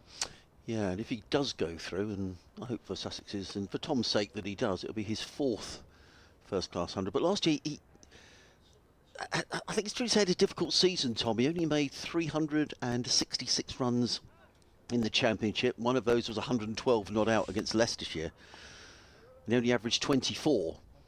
So this is a big innings for Tom Clark. Taz Ali is in. First ball that he bowls from the city end is just gently defended by Clark. No run. What has been impressive, I think, is the way that since John Simpson's come in, he's hurried the score along as well. He's got a perfect foil in Tom Clark. He's been able to play shots. Simpson 68 off 86 balls. Yeah, it's certainly been a more aggressive innings. Taz Ali around the wicket. It's on leg stump and full. They're going to hurry through for a single. They just forced the fielding error at mid-on. I think that's Alex Davies. Oh, no, it's not. I think it's... who is it up there? Is it... Man with no a name. Long way away, and he's got his blimmin' cable knit vest on. I need some binoculars from this distance. Just goes to show the pressure you can put on a fielder, though, doesn't it? But there was probably always a single there because the mid-on is relatively deep. He's not really saving one. The fielder's coming in, he's looking for the run out. Takes his eye off the ball. Oh, you have got the binoculars. I just looked at them through the wrong way, and it was not good for my eyes. It just made everything seem further away. and I can't really see through them. They're Clive's. I think they're calibrated for Clive's eyes. There is a slip in for Tazali. He comes in once more again, just straying on leg side. Simpson pats that away into mid-wicket. No run. I saw earlier they had a slip and a leg slip and a short leg in when Tazali was bowling, but those aggressive options not there. He comes in once more, and this is just carved away, a fuller delivery down to deep point, and he come through for another single, which brings Clark on strike, maybe just a couple of blows away from moving on to 3 figures. Oh, that would be the first century of the season. I don't think anyone else has got one yet, have they? I have to have a little look. I don't know that they have. Here's Tazali again. The ball defended by Clark, straight back to the bowler. Yeah, Paul Walter of Essex made 95. I don't want to talk him out here. So I'm going to keep quiet, Mel. Sorry, I'm not that powerful, I tell you. Tazali, on this one he just drags down a bit, and that's beautifully played. Straight down the ground, lovely drive. There's 2 fielders chasing it, and they will end up keeping it just 2. They hurried it along. But that was a lovely shot in the end from Clark, who moves on to 96. And Sussex 289 for 4. So yeah, has anyone else? No one else made a century yet? No one else. So if he were to do it, it would be the first championship century anywhere. Because he used to be. Tell me a bit more about him, because he used to be an all-rounder. He used to bowl seam. He does bowl seam. Then for a couple of seasons, he had some ankle problems, Tom, and has sort of batted all around the top order. Last year he was opening the batting. He was batting at 4. He's batted at 3. So he's batted in all sorts of places around the top order. I mean, clearly a very talented player. Played for England under 19s.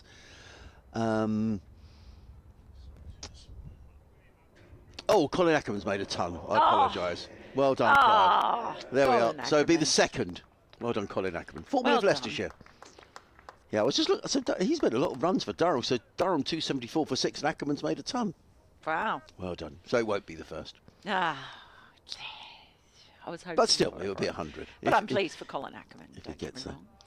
Here we go. Bit of Dan Mosley. Yeah. Now, do you call it Mosley or Molesley? I can tell you 100% it's Mosley. Right. Like the suburb or the village that's just near here. Right, okay. And I know this because I asked him. Because Right. I'd heard it pronounced so many ways. His nickname's Danger Mouse, of course. Because Danger Mose would sound stupid. So in comes Mosley round the wicket. Bowls and clubbed away by John Simpson. He's going to get a single out to the sweeper on the cover boundary. Gets in the throw. Good bit of fielding out there, and it's just a single to John Simpson. He goes to 70 off 91 balls. Sussex 290 for 4. Closing in on their second batting bonus point. Mosley in again. Bowls to Clark, who clips firmly down the ground. To mid-on, there is no run. And of course, he's famously very fast. He's a very high-pace spinner, you would say. Mosley in again. Bowls. Clark back. Cuts firmly to backward point. The ball bounces in front of the fielder there at backward point. There is no run. Tom Clark will be... Well, they've got the field in, haven't they? They've got plenty of men preventing a single here. Mosley, 3 or 4 paces in. Bowls. Clark drives to mid-wicket again. The floodlights are coming on, Mel. Yeah, they are. Just it's still blue skies, but just it's that time of year, isn't it? That you want, you bit of high-level club. Mosley in. Bowls to Clark. Leads forward. He's beaten past the outside edge. Mosley's got his hands on his head. Ball goes through to keeper Smith. There is no run. I just love Dan Mosley's enthusiasm. Whatever he's doing, he's an absolute crackerjack. He was warming up for this spell more than an hour ago, by the way. Mosley in again. Bowls. Clark clips this one away onto the leg side. It's racing away towards the boundary. Will it go the way for 4? Yes, it does go for 4. And Tom Clark goes through to his 100. What a wonderful effort by Tom Clark. It's coming 223 balls. He's hit 15 fours. Coming in when Sussex had lost their first wicket. He raises his bat all the way around Edgbaston. It's the 4th first-class 100 of his career. He raises his bat, raises his arm towards his colleagues on the balcony down below us on the right-hand side. Wonderful innings from Tom Clark. It's the 2nd century of the County Championship season. Well batted Tom Clark, 100 not out, Sussex 294 for 4. And his mum and dad will be pleased, and brothers, because I know they listen to the commentary. And they always say, whenever I say Tom's going along nicely, he looks great, then he gets out. So I wasn't going to say that today. Oh, see, I don't buy into that. So I was quite prepared to No, I do, yeah. I was ready to talk him up. They say, don't say it, Adrian. So I haven't today. Tom Clark's a terrible player. It's been, what's really impressed me is the maturity, the composure, the patience. Yeah. It's sort of being there for nearly the entire innings and also just bailing them out. But he's played some lovely shots along the way, but his patience as Taz Ali continues. Oh, that's a very full ball. Bit quicker too. And Simpson just banged his bat down in time. Kept a bit low, that. It did. It's quicker, lower, just fizzed on. He only just whacked that bat down. There is a slip still in for Taz Ali. Lots of protection on the leg side as he's in once more. It's just played straight back to the bowler. Yeah, just to see him with the much more senior, of course, in terms of years and experience, and with the captaincy as well. It's allowed Simpson to be more aggressive. Yeah, and score definitely. at a quicker rate because he's just been so solid. Simpson now just plays the next delivery straight up to mid-on, no run. No, absolutely, and he's just kept the courts. You know, he's always looking to attack John Simpson. I was mentioning that new lease of life that he has found by moving down to Hove. Taz Ali bowls a little bit shorter this time, and it's just pushed out towards deep mid-wicket. No, just one run. Yep, I'll amble through for one. Takes it to 295 for 4. Clark back on strike, undefeated on 100. His 4th century in first-class cricket. Very much the mainstay of this Sussex innings. So Taz Ali in around the wicket.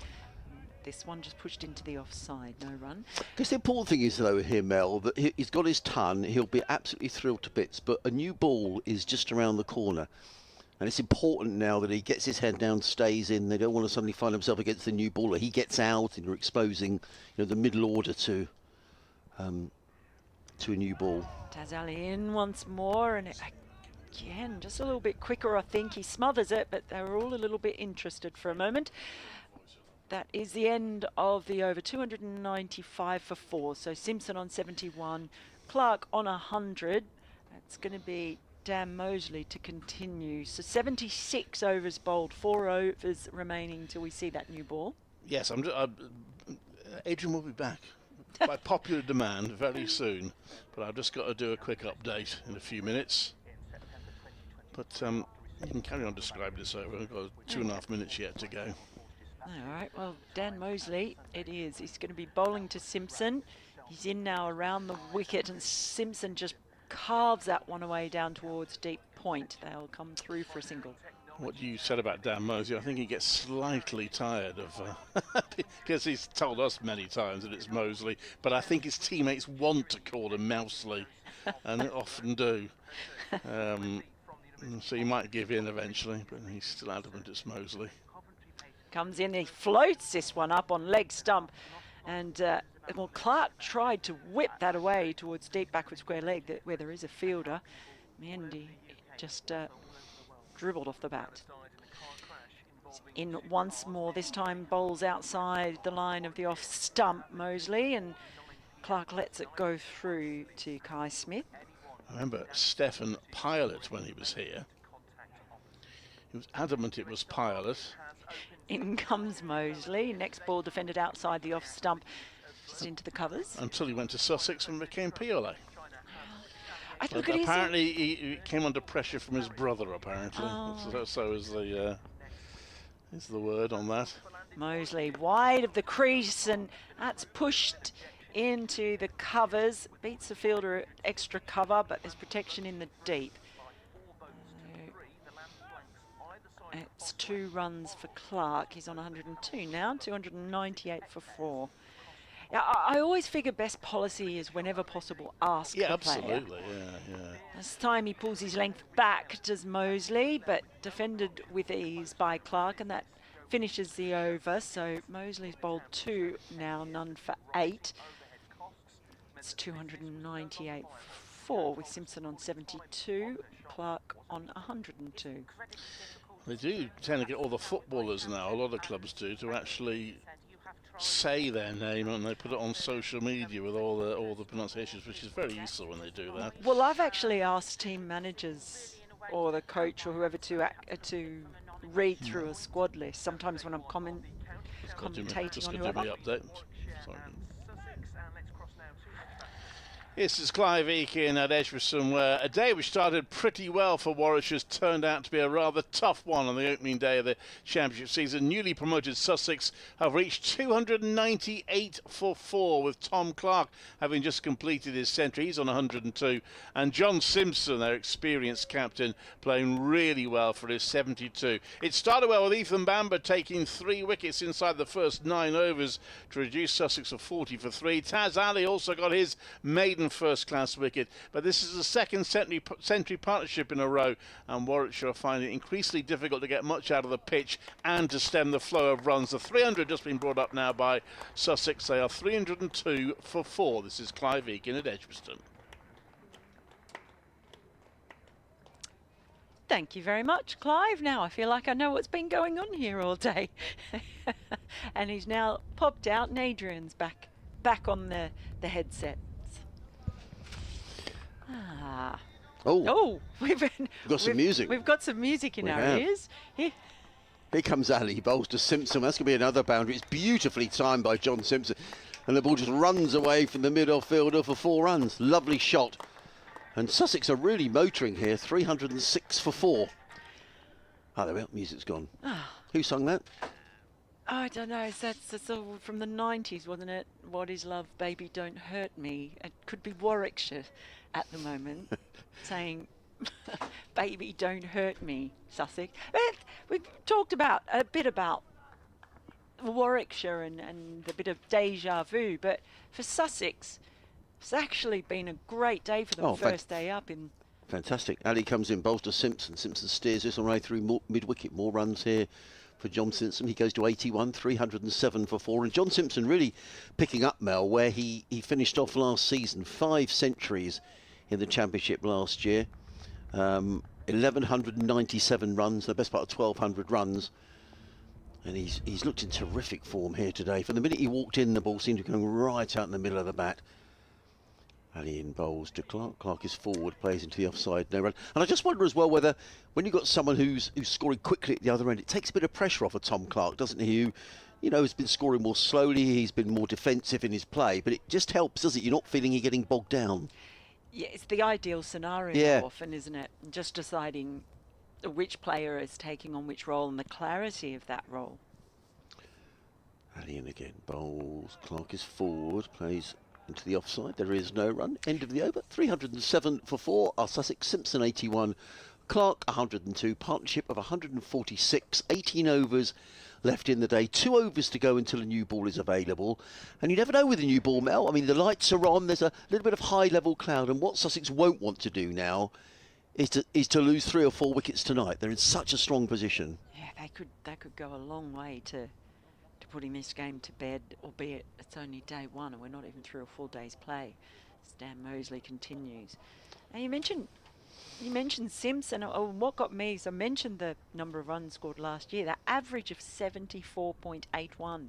That is incredible. Really is something. And has he spoken to you much about just the challenge of taking on the captaincy and moving down there and what it's meant to him? Yeah, I mean, I'll just break off for a minute. Yeah, because Dan Mosley, I ask you just as the spinner starts. Anyway, he's in around the wicket. It's wide and it's slapped away. It might beat the fielder down in the deep. It doesn't. That's a nice bit of one-handed flick it was, and just inside the boundary fence. It was Taz Ali down there. Yeah, I mean, when he took over the captaincy, initially it was just going to be for the first 7 games of the championship last year, because he'd never done it before. But it went so well, it was a no-brainer, really. In comes Mosley. It's just played out to the fielder just behind point. It's Hamza Sheikh. No run.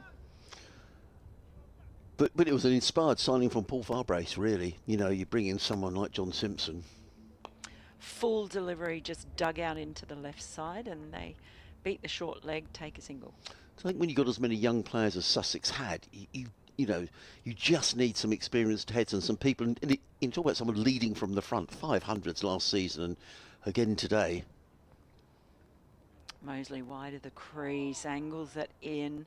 There are a few hands on head as the ball goes past the bat into the hands of Kai Smith. So he's just been a terrific signing. You say the numbers just speak for themselves, don't they? Averaging 74 in the championship. Next ball's just played out to point. No run. And I did say, you know, in a preview to the season, how important I thought it was that the likes of Simpson, Daniel Hughes, Ollie Robinson, the experienced heads really come to the party early on this season around the younger players. And that's exactly what's happened today. And there's a bit of there's a bit of confusion. The fielder's just asking where Dan Mosley wants them. Settled for a short cover as the ball goes past the bat of Clark, and that will finish the over. 310 for 4 with Simpson on 84 and Clark on 102. And just 1 over left now until the new ball would be available. I see no reason why Warwickshire would delay taking it, and you would think Ethan Bamber, who bowled really well with the new ball. Let's not forget Sussex were 40 for 3 this morning with Haynes, Hughes and Alsop all back in the pavilion. The recovery really started by James Coles and Tom Clark. James Coles making a stylish 51, a partnership of 121 between Clark and Coles. And this partnership now between this pairing is worth 149. And it's coming quick time as well, Mel. 202 balls, the 149 partnership. So that is at a very sprightly rate, basically about 75. Very good. Just the one slip in place for Taz Ali for this, his 16th over. Figures of 1 for 63. Comes in from the City end bowls, and Simpson with a high right elbow punches the ball back to the bowler. There is no run. That song, What Is Love, the artist was called Hadaway, apparently. Was it the 90s or was it 2000s? It doesn't say. But it's Les Woodburn who sent that in. So thank you, Les. As Simpson drives through the offside, he's going to take a single to mid-off. John Simpson goes to 85, 311 for 4. Les is listening in North Yorkshire. Thank you, Les, and thank you everyone who's got in touch. Sussex Cricket at bbc.co.uk, and the applause around the ground is for the partnership of 150 between this pair. They came together when James Coles was out. I'll tell you what over he was outing, because I think those runs have come pretty quickly, Mel. Ali is back to his mark. James Coles was out. In comes Ali bowls, and Clark just works out a way through the offside and picks up another single. He goes to 103, 312 for 4. 45.5 overs. So, to all intents and purposes, these runs have come in 34. Is that right? Yes, they've come in 34 overs. Which is really quick, isn't it? I mean, they're going up 5 and over. Ali in bowls to Simpson, who's forward, plays down the offside. There is no, almost 5 and over anyway. 150 in 35 overs. There's some going, you know. It's felt like it's just become easier. It's just eased all the way through. But you know, perhaps the pitch is doing a bit less as well and not moving as much through the air. There's a bit of zip to it early on. Ali bowls, Simpson drives firmly down the track. Ali fields of his own bowling. There is no run. Well, I would imagine that we're going to see the floodlights are just starting to take a bit of an effect, aren't they, Mel? You can just see it sort of beginning to glint. There's a bit of high-level cloud. The sun has disappeared from view. Still lots of blue sky, sort of sky blue, Manchester City blue over the city. Well, Ali in bowls, Simpson drives. Good bit of fielding of his own bowling. End of the over, 312 for 4. Ali has bowled 16 overs. And they've inconveniently taken his stats down off the scoreboard. But we can see that John Simpson's got 85, Tom Clark's got 103. The new ball is being taken, as we thought it would, and I'm sure it's going to be taken by Ethan Bamber.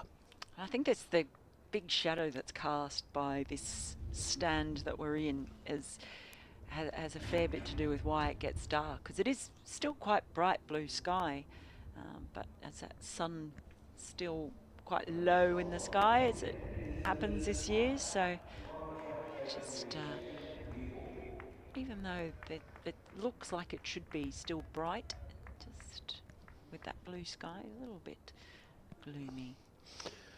Well, Warwickshire will be desperate for a couple of wickets here.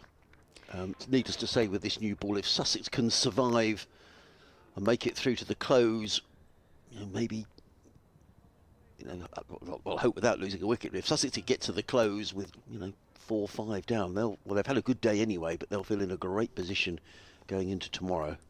So, as expected, Ethan Bamber is going to bowl from the pavilion end. He's coming in bowling to Clark. First ball's just played out into the covers where Dan Mosley comes herring in. He does. Very aggressively. Like I said, he does everything with enthusiasm. There are 3 slips in for Ethan Bamber with this new ball. You can see Vishwa Fernando also just windmilling his arms about. So we might see him bowling from the Birmingham end in the next over.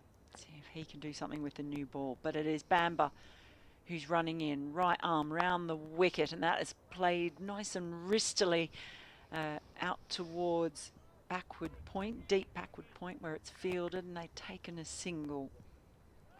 Interesting there, actually, Mel. I often think when the light, I think the light is perfectly playable, but I often think it's more difficult to field when the light is iffy. And I just think for a minute there, Taz Ali didn't pick that up. Fielding there at deep backward point. Yeah, you're probably right. I don't know at what point it gets a bit difficult. Oh, I don't understand it at all. It's it's bright. It's a lovely day. They should keep playing. Bamber to Simpson. Just a good length delivery, defended stoutly by Simpson. Now, Tom Clark's dad's been in touch. I knew they'd been listening. Has he? Yeah, he has. Yeah. Hello, Mr. Clark. He goes, it's Jeff. And Jeff says, "Hi Adrian, I must thank you for your non-tempting fake comments in getting Tom to his century today. I hope this bodes well for a good season for Sussex. Jeff Clark and the rest of the Clark family." Oh, hello, Jeff and the rest of the family. Isn't that lovely? Your lad's done well today. We've enjoyed watching him. He has. My first time watching him bat, so maybe it's me.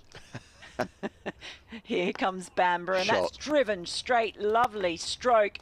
Splits the fielders, 2 of them running with all their might to get there in time, but they won't. And that's another boundary for Simpson, who has played some lovely straight drives, it must be said, in this innings. He moves on to 89, and Sussex move on to 317 for 4. Beautiful shot, wasn't it? They have. He's played some really lovely. Yeah, that was a lovely shot, wasn't it? Yeah, I thought the Clark family may be tuned in. So, lovely to hear from him. And it's been a really super innings, Jeff, as well. He was very watchful this morning. Very watchful, but really patient. Here comes Bamber. Just rolled his fingers over that one, I think. And it's just, I think, being able to get Simpson playing a little bit early. Ball dribbles away. You can get bat on it in the end. It's hit him on the body, I think. They've tried everything, Warwickshire, since they had Sussex down 40 for 3. Just very little has worked. Tried aggressive fielders, have mixed up their bowling attack, tried spin, off spin, leg spin, whatever it is. Here comes Bamber now. Again, I think he just rolled his fingers over that one a bit and just picked up the ball and underarmed it back towards John Simpson, who had his back to the ball. And rolls past the stumps. It's the end of the over. 317 for 4 with Simpson on 89, Clark on 104. This partnership now worth 156. It's going to be another change in the bowling as well. It's not going to be Fernando. It's not going to be Fernando. It's or Barnard. It is Barnard. Email has come in, sussexcricket@bbc.co.uk from Bob Pook in Hastings. Hello, Bob. Lovely to hear from you. That's a great name. My dad's name was Bob. Right, okay. Well, Bob says, good to hear the commentary. He says, I missed a little of the afternoon's play. What? As I had a visit from Sussex's newest supporter, my 3-week-old granddaughter, Matilda. Oh. And he goes on to say, a name I'm sure Mel will appreciate. Very, very much so. Oh, I've got something to tell you. In comes Ed Barnard, round the wicket, bowls to Tom Clark, who's up on his toes and plays that firmly to backward point. There's a good diving stop by Mosley, and there is no run. So, obviously Matilda, the reference being waltzing Matilda. Now, you do know that was written by Banjo Patterson, Australia's most famous poet. Right? I didn't know that. So Banjo Patterson, guess where he was born? Hastings. Come on. Orange. Yes. In comes Barnard, bowls to Clark, who plays down the offside with the track no run. And if you weren't listening earlier on, Mel's explaining she comes from Orange, and I thought that was a shortened name for something, but apparently it's a place. Mel says it's the best place in Australia. Centre of the universe. Sorry. And Banjo Patterson, who wrote Waltzing Matilda, was born in Orange. In fact, he was born on the same property as my family lived on. There you go. Wow, there we go. Things you find out. In comes Barnard, bowled, plays into the offside by Tom Clark. Is there a statue of him? There's not. There was going to be. There was talk of a hat. You see lots of references to him around the town. But there is. It's called Emmaville Cottage. There's a bit of a sort of display. So the cottage, which was what we used to call the old house, the second house on our orchard where I grew up, is now a sort of museum. In comes Barnard, bowls. Clark drives handsomely. There's a misfield. And Tom Clark goes through for a single that he perhaps wouldn't have expected to get. He goes to 105. Sussex 318 for 4. I mean, I say museum. It's not. They've got a display about Banjo Patterson and the fact that it was the only remaining building from the property upon which he was born. Was also, but it was basically moved. They moved it from our property to the Botanic Gardens and restored it. It was on Restoration Australia. Oh, there you go. In comes Barnard round the wicket, bowls, and Simpson's beaten for the first time really outside of the off stump, taken by Smith, and there is no run. Talking of statues, Mel, I was lucky enough. I had a holiday in the Caribbean in the winter, and I was in Antigua, and I was talking to someone, and I said, is there a statue of Viv Richards anywhere? I said, there ought to be, surely. And they said, yes, there's a road named after Viv Richards. So I walked through St John's, and I found the statue. I thought, oh, a fantastic Viv Richards statue. In comes Barnard, bowls, and Simpson defends onto the onside. There is no run. 318 for 4. Simpson on 89. Clark on 105. So I thought, I found the statue. And there was a guy in the street, and I just said to him, I said, which house did he live in? And he said, well, I don't know, mate. He said, but if you see that guy walking up the road there, that's Viv's brother. And I said, oh, you're having a laugh.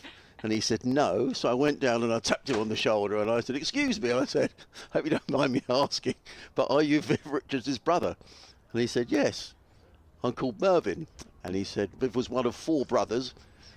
And I said, I mean, it was pathetic from me, really. I said, can I have a selfie with you? And he said, yes. So there we are. So I'm presuming he wasn't winding me up. I mean, people weren't standing around laughing as if to say, you've been suckered, pal, but it's quite amazing. I mean, Antigua's not a huge island, so I've been there a couple of times, and the first time I was there for a month, commentating on a tournament. It was all very last minute. I spoke to someone, and then 3 weeks later I was flying to Antigua, and I was there for a month. And on the day before I was flying out, I said to someone, look, it's a shame. I really wanted to have a chat with the 4 knights, if possible. As we see Ethan Bamber, he's in around the wicket, and that's just pushed out into the covers, no run. So I said, yeah, I was hoping that I could chat with him, but there hasn't been time. And it was the former media manager for the women's team, the West Indies women's team. Anyway, he said, oh, what are you doing today? And I said, oh, I've got no plans. Anyway, they made a couple of calls and then gave me a piece of paper with a little schedule on it. This is about 9 o'clock in the morning. So at about 10:30, Andy Roberts shows up, right? Sir Andy Roberts, I should say, as Bamber is in around the wicket. That's just on the leg stump and absolutely dismissively dealt with by Clark. First 6 of the day and of the innings and everything else. My goodness, that was just nonchalantly flicked away. Over 2 sixes. It's the second 6. Oh, second 6. I must have missed the first one. Simpson hit one. So something always happens when I'm out in the corridor. Lovely shot by Clark. Yeah, so Sir Andy Roberts shows up and we have a chat. Then, and you know, he'd been to Orange, just saying, he'd been to Orange. He remembered it. I said, this is going to be good. You're going to like this. I'm pausing as Bamber runs in. This time it's outside the off stump and it's nicely driven through the covers, gives Dan Mosley a little bit of a chase. Hat falls off as he runs back, so they will get a couple. And anyway, so he shows up. Then the next thing, I got in my hire car and I drove up to the golf club where Viv had just come in from a round of golf. So I had a chat with Viv Richards. He remembered going to Orange, by the way. Also, he'd played there. So that was particularly good. Bamber runs in. Clark just flicks this very, very fine. There is a fielder out in the deep. They're just going to take a single, looking for maybe a second, but decide against it. And then I drove from the north of the island right down to the south to Shirley Heights, famous Shirley Heights, where Sir Richie Richardson and Sir Curtly Ambrose were playing in a band. And so I chatted to both of them before they went on, and then I stayed there and watched them play as the sun set down in Shirley Heights. I call it 4 nights in one day. How lovely. Here is Bamber once more. There's a bit of a shout. Simpson as he took a step forward, but it was only a pretty modest shout in the end. He was safe enough, and that finishes the over 3-2-7 for 4. I didn't realise, Mel, actually, so I walked up from the port because I wanted to find the ground in Antigua, and there's a new ground, isn't there? There's a stadium named after Viv Richards, which is apparently the other side of the island, but I walked up to the old recreation ground. Yeah. Which was where they always used to play cricket. They overlooked the port, but it was really dilapidated, really run down. I don't think it can be used for cricket anymore. I mean, there were some football nets there, and it was a bit sad, really. But obviously, there's a new stadium. As in comes Barnard, bowls to Clark, who lets that go outside the off stump, taken by Smith. There is no run. Yeah, actually. It was called the recreation ground, I think. Yeah, the old rec. I actually wrote a piece about it. I interviewed. Well, there's a guy called Shipwreck who's very famous in Antigua, and he used to look after everything, all the visiting teams. Everyone knows Shipwreck on Antigua, and we sat down in the old rec and had a chat, and it was used during the World Cup as a training ground, but I think that's about it now. Barnard in bowls to Clark, who defends down the onside. There is no run. You're listening to live cricket here on the BBC. Sussex in a very strong position. 327 for 4. Tom Clark 114. John Simpson on 89. I'll make way at the end of the over for Clive Eakin, who will come back in and join Mel. We've had messages from all over the place today, which has been really good. Thank you all for getting in touch. And we've got one here from Denmark. Oh, wow. Yeah. That's great to hear you back. Good to hear Tom Clark, John Simpson and Jane Cole starting in good form. As in comes Barnard, bowls to Clark, who defends into the offside. I'm listening in from a very sunny Aarhus, I think you pronounce that, Aarhus, after moving from Saltdean at the end of last summer. Oh, he's moved, Ben, okay. Someone else will have to keep you updated about the dog swimming this year. Yeah, down in Saltdean, there's an outdoor swimming pool. And at the end of each year when the pool is shut, they have a weekend where you can take your dogs for a swim. And I take my dogs there, and we go in, and you can go in with the dogs as well. It's great fun. It's a swimming pool that's being renovated. In comes Barnard, bowls, and Clark gets an edge. It goes past second slip, runs down to third man for 4 runs. Ed Barnard stands, hands on hips. A fortuitous boundary for Tom Clark, but I think he's probably deserved that. He goes to 118, 331 for 4. And Ben is knew all about the dog swimming in Saltney, but he's moved to Denmark. Well, I'm very grateful for you getting in touch, Ben, and hope you're enjoying yourself. Somewhere I haven't been, actually. I haven't been to Denmark. That was one day. Been to Copenhagen. Right, well, there you are. It's one of the first places I ever went overseas. My European backpacking odyssey.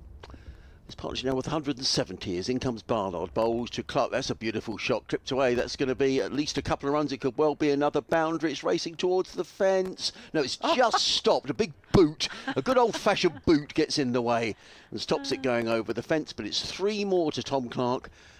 He goes to 121, 334 for 4. There's a nice bit of footwork. I apologise. He goes, yes, 121, 334 for 4. That was a good old-fashioned bit of fielding, wasn't it? Yeah, it was just like a big boot. Nothing wrong with that. A big size 10. Barnard racing in. Final ball of the over. Oh, bowls to Simpson, who very nearly gets a leading edge. The ball bounces irritatingly for Ed Barnard in front of him. I've got to go. I've got an update to do. I'm going to leave you with Mel and Phil. Thank you very much, Adrian. Yeah, it's a little bit of a frustrating over for Barnard because he actually got a couple of edges. One raced away for 4 and that leading edge there. So creating a little bit of excitement with the new ball, but they need a lot more, do Warwickshire. And 334 for 4. These two well and truly set. I desperately need this new ball to help them out. And, Well, help them to a couple of wickets. Yeah, I think they needed a couple of wickets with this new ball tonight to sort of try and redress the balance, because Sussex have taken a real stranglehold on this. Bamber is running away from us into bowl, and it's clipped by Clark, nicely tucked away off his legs down to the fine leg boundary for 4.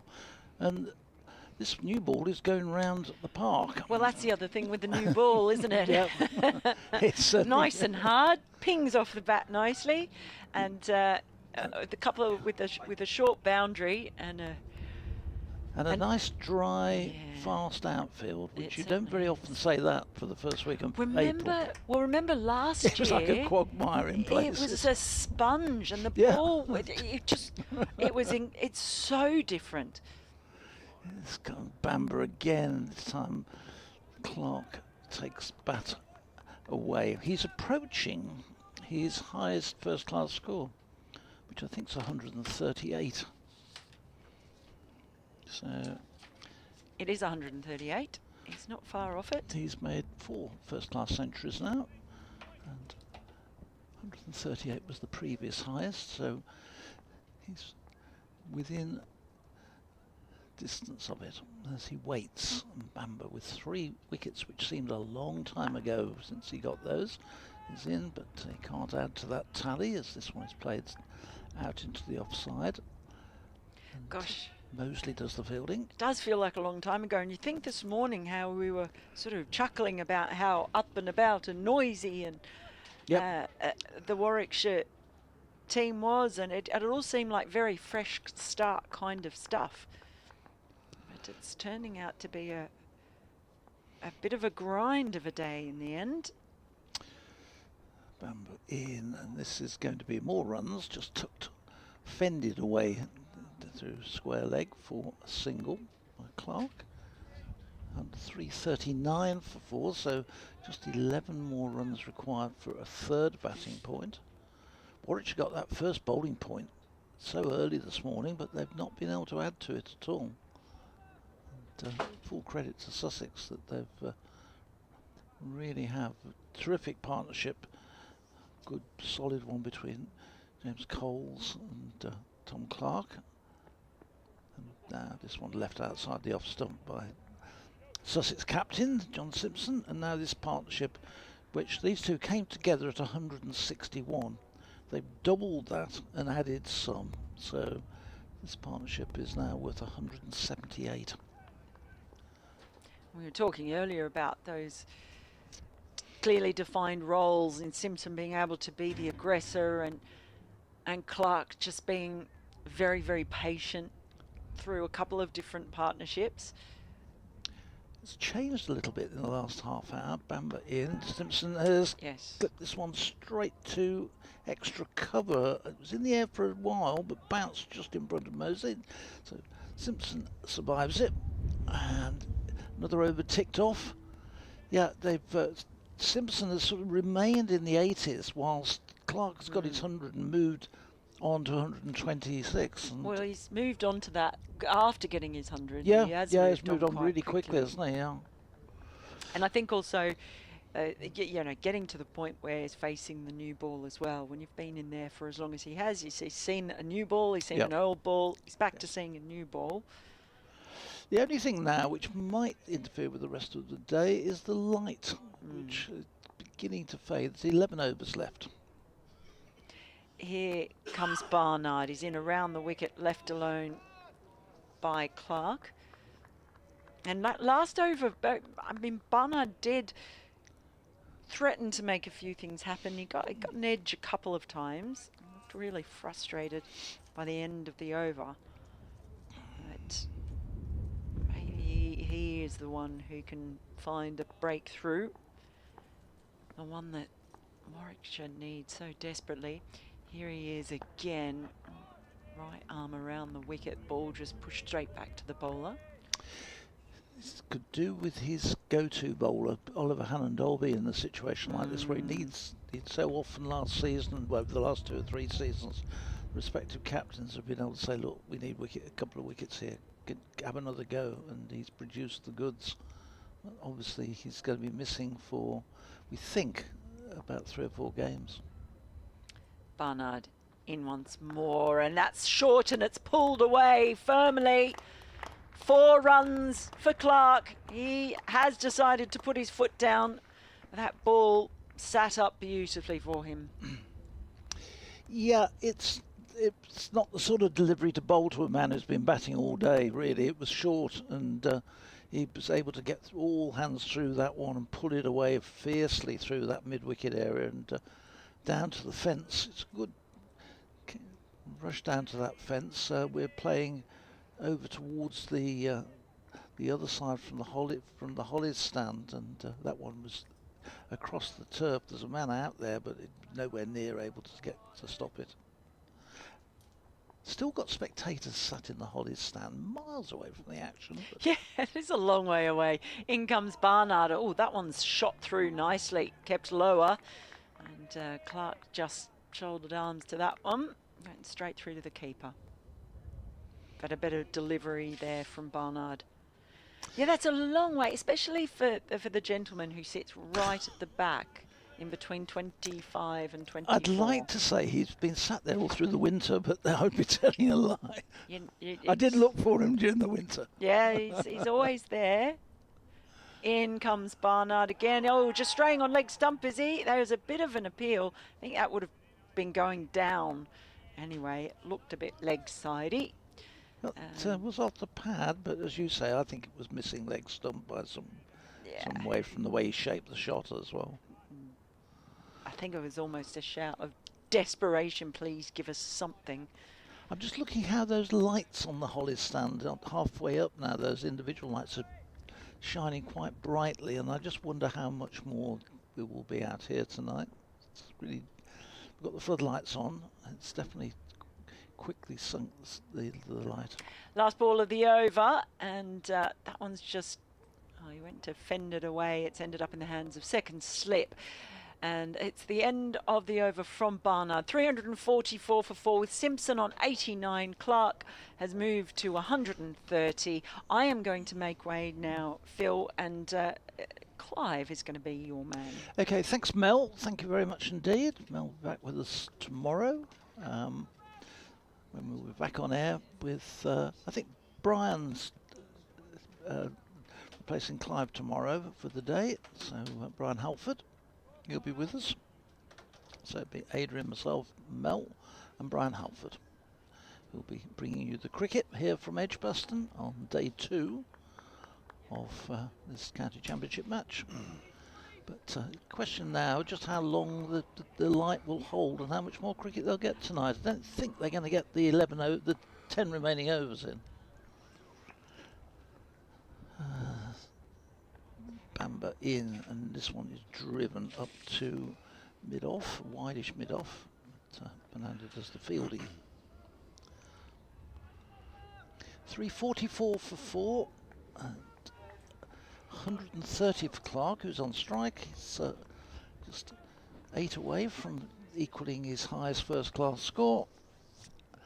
And John Simpson, who's 11 away from getting his 16th first-class century. Bamber's in, and this is going to be more runs, and it's played away through extra cover. Tazali comes running round to do the fielding, and they get back for 2 comfortable runs. Warwickshire could stay out there, I suppose, if they brought the spinners on, but I wouldn't have thought they'd want to do that. So, if the umpires decide that the light is, well, this is about natural light taking over, the artificial light taking over from the natural light, then I think we will be off. I don't think there'll be any case of Alex Davis in, so I'll bring the spinners on. Ian bowls, and forward comes Clark, runs it away into the offside, and there's no run.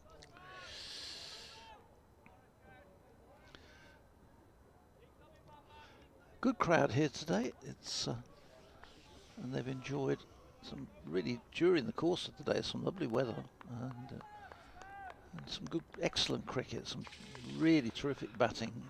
Good start from Warwickshire with the ball, but Sussex in the second and third sessions really dominated. There's Bamber's in, and this is turned up to mid-on, and there's no run. Sussex at the moment on course with the highest scorers of the day. Essex 314 for 3 against Surrey, a bit behind in terms of number of runs. Durham 324, but they've lost 7 wickets. That's at Trent Bridge. Sussex ahead of everyone else in terms of the number of runs they've scored. So just 4 more runs for another batting point as Bamber's in, and this is glanced away fine down to fine leg. They'll certainly get 1 and be able to come back for 2 as the ball is returned back over the top of Kai Smith's head and tidied up by Dan Mosley. So 2 more to the total, 348 for 4, taking Clark onto 134. 23 overs left after this one for bonus points. They need 102 in that time to get the maximum batting points. 450. Here comes Banbury's final ball of the over as this one is played solidly by Tom Clark. And fielded by Bamber off his own bowling. End of another over. So it's 9 overs remaining. We've had 87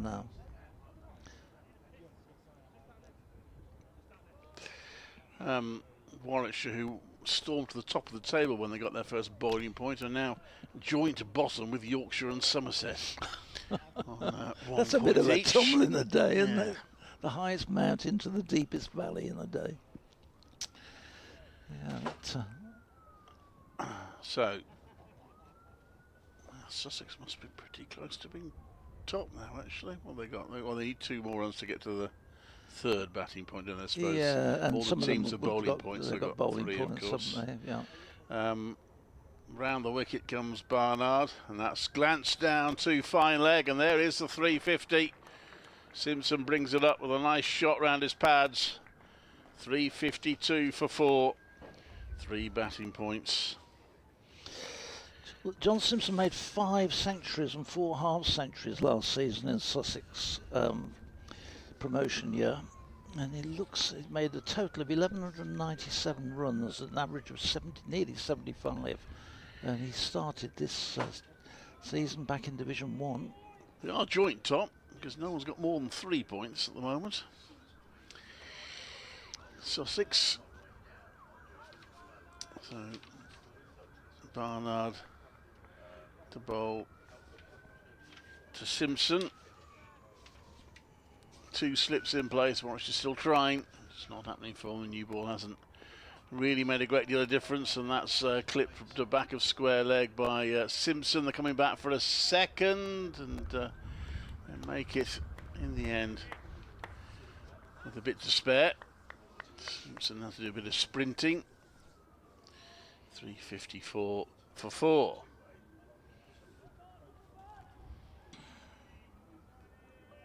Well, he was a good servant at Middlesex, and he's doing a terrific job here at Sussex.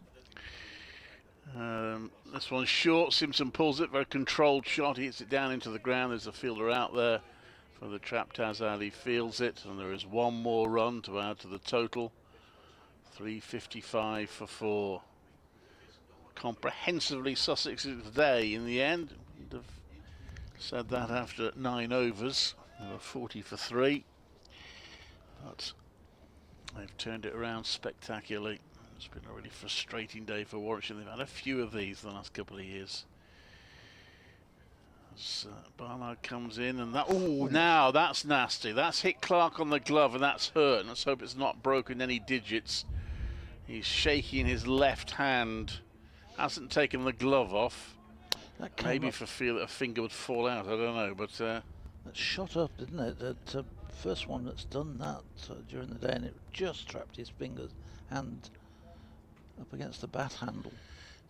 John Simpson comes down the pitch to have a chat. Might suggest to him if it's really sore that you might want to pause and get some treatment, but he's going to carry on. Barnard into Clark, who drives a bit edgy, but he'll get a run down to third. Didn't seem to cause him too much discomfort, that shot. One more run, 3:56 for 4. He's still shaking that left hand, holding the blade of his bat with his right.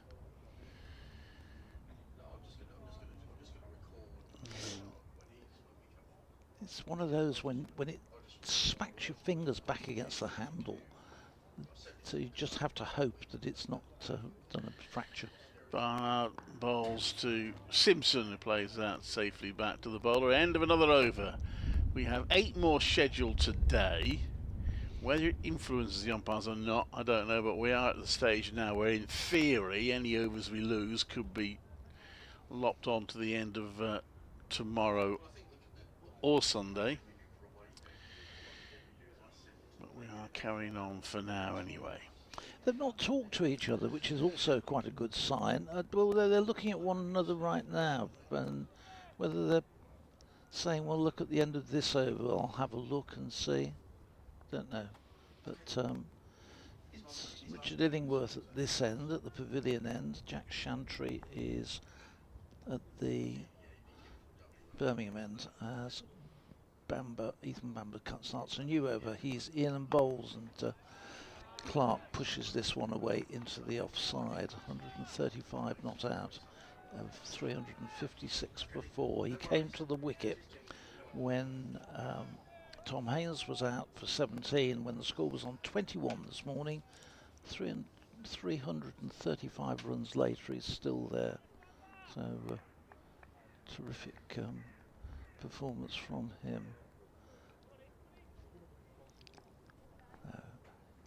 Here he comes, Ethan Bamber again, past umpire Illingworth, and this one is left outside the off stump by Clark and goes through to the keeper, and there's no run.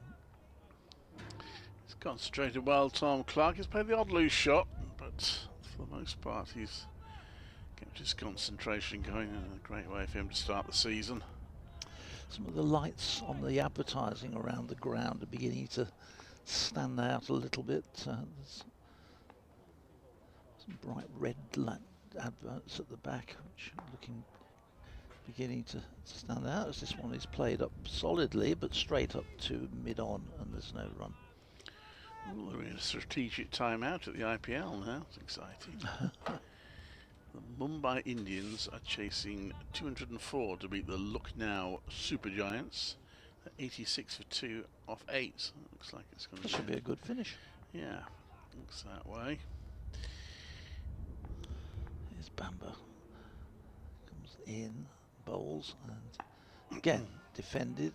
And Clark wants to make sure that he does nothing daft at this stage of the evening. It's he's done all the hard work. He wants to be there to continue in the morning and take Sussex into what they would hope would be a match-winning position on first innings. Will Jack's one of 10 English players out there. He missed out. He was out for 5 for the Mumbai Indians. Bamber in, bowls, and this is driven. It's full and driven away through the offside and away for 4. And that is Tom Clark's highest first-class score, 139. It surpasses his previous best of 138, so really well done to him. It completes what's been an outstanding day for him, and he's batted beautifully. So new personal best for the Sussex left-hander, and takes Sussex on to 360 for 4. And we'll give, I think, Alex Davis and Ian Westwood 1 or 2 little questions and problems to have a think about overnight, about what and how they can start to work their way through into this Sussex batting lineup. This one is going to be more runs for Clark as he turns it to wide mid-on and they get through for a single. He will keep the strike, 361 for 4. We have just 7 overs remaining in the day, and I'm going to make way, let Adrian finish off the day, Clive. Thank you, Phil. The applause is for the double century partnership.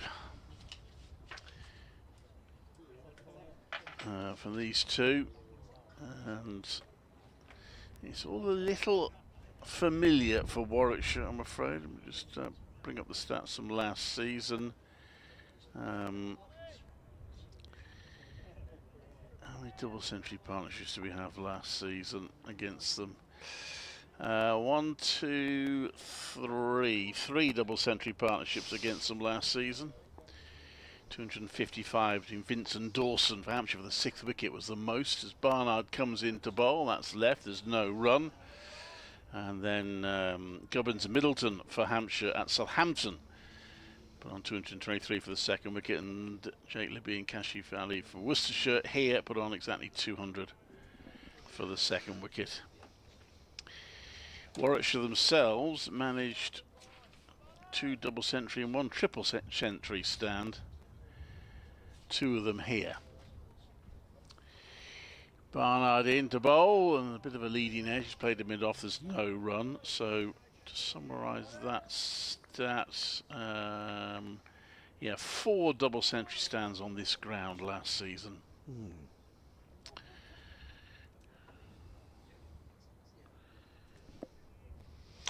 Well, but I think the light's improving a bit actually, Clive. Some of that cloud is sort of breaking up that was over the ground, so we may get these last sort of 6 overs done. Warwickshire's over rate's been very commendable today. In comes Barnard to bowl, and that caught behind it is. Finally, Warwickshire make the breakthrough, and Tom Clark's career best innings comes to an end as he edges, and Kai Smith takes his first-class victim behind the stumps as he holds the catch, and Clark goes to 140.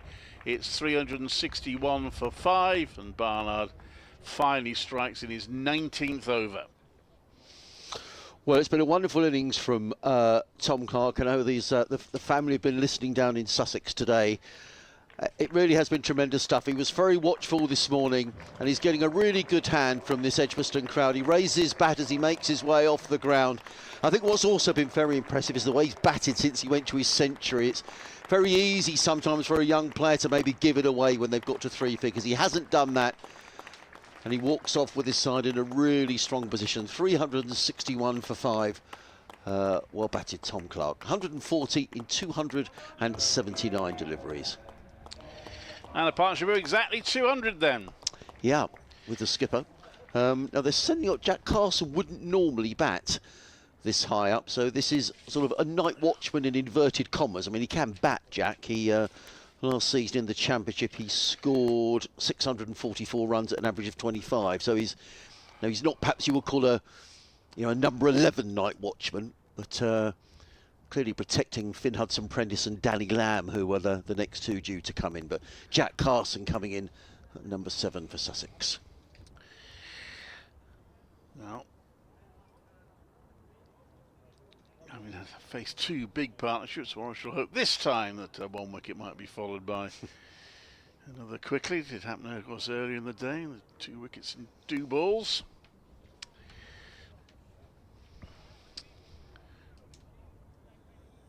Yes, it did, and it's funny how things can change. I mean, Sussex are in a very strong position here, but what they won't want to do now in these last sort of half a dozen overs is suddenly lose, 2 or 3 wickets. And yeah, they don't want to be all out for 450. No, totally. From here, you don't want to absolutely. You don't want to suddenly find you lose a couple of wickets tonight, and you're going in with 8 down or something like that.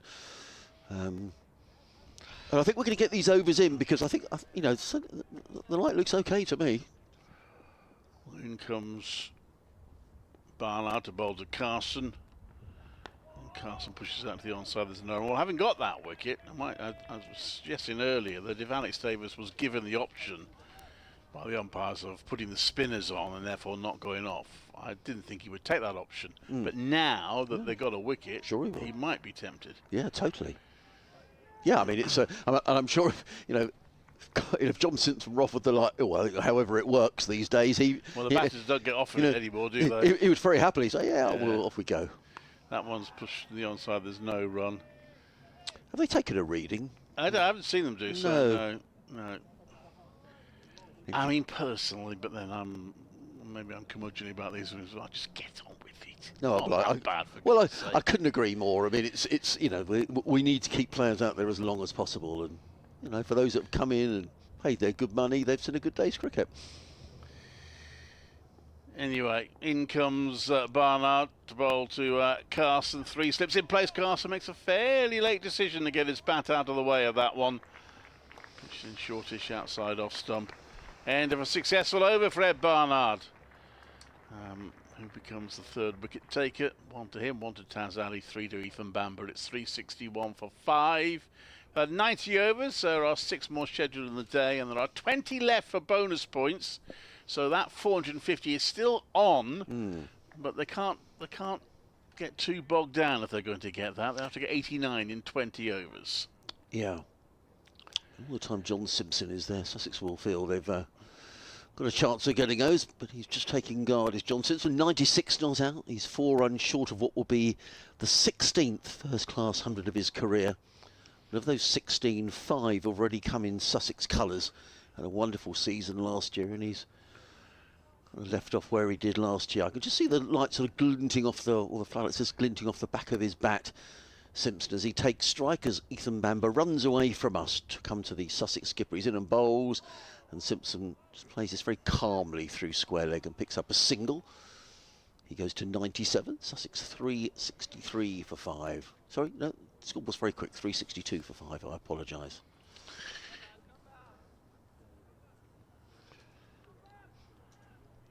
The field's going to be here for Jack Carson. You'd imagine that Warwickshire would, bring in 3 slips. And I suppose not there's any question of him turning it down. I suppose Warwickshire would have been quite happy for Simpson to get a single off the first ball of the over. Totally. Yeah, absolutely. Batter in. And a slightly no-win situation here, Carson.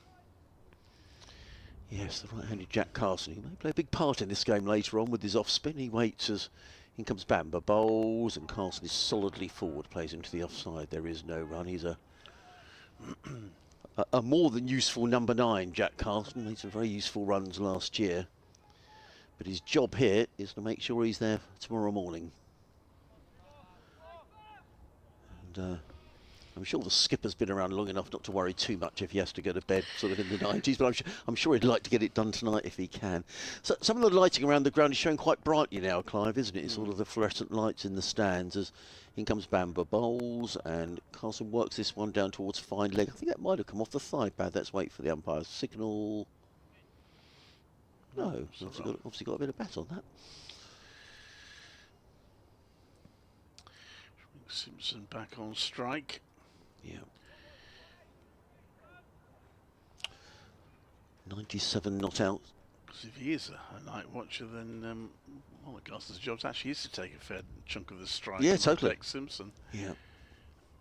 14 falls and 6 so far for John Simpson in this 97 runs, as in comes Bamber bowls, and Simpson is very watchful, plays that into the covers, and there is no run.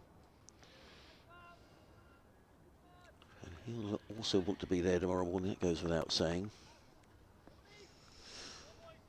Warwickshire quite rightly here, just going on the attack a little, aren't they? They're trying to put the pressure on in these last few overs of the day. What have we got remaining? 5 after this one. There's Bamber, formerly of Middlesex, runs away from us, coming into bowl to the left-handed John Simpson. He's in a bowls, and Simpson drives through the offside. He's going to run away, and that's going to run away towards the boundary. Will it go for 4? They've taken 1, they've taken 2, and they're going to come back for the 3rd. John Simpson racing towards the non-striker's end, and there we are, 100 for John Simpson. It's come in 126 balls. 14 fours and a 6. It's the 16th first-class 100 of his career, his 6th in Sussex colours. He takes off his helmet, he raises his back towards the dressing room down below. It's the 2nd Sussex centurion of the day, and the skipper's renaissance here at Sussex continues. Wonderful innings by him, and Sussex in a very strong position here. 366 for 5. Well batted, John Simpson.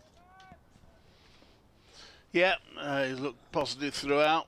Led his team very well. Came in after a breakup of a big partnership and then set about building another partnership. In comes Bamber bowls. Carson is forward, plays into the offside. There is no run. End of the over. 366 for 5. 5 overs to go in the day. The Warwickshire players going around very quickly in between the overs. An aeroplane in the distance, presumably going into Birmingham Airport, I presume. All over there. So. Otherwise he's lost. Yeah, got the sun glinting off of it. But here, there's some high-level cloud. The floodlights have been on for the best part of an hour and a half, actually. But I reckon we're going to get these final 5 overs of the day in.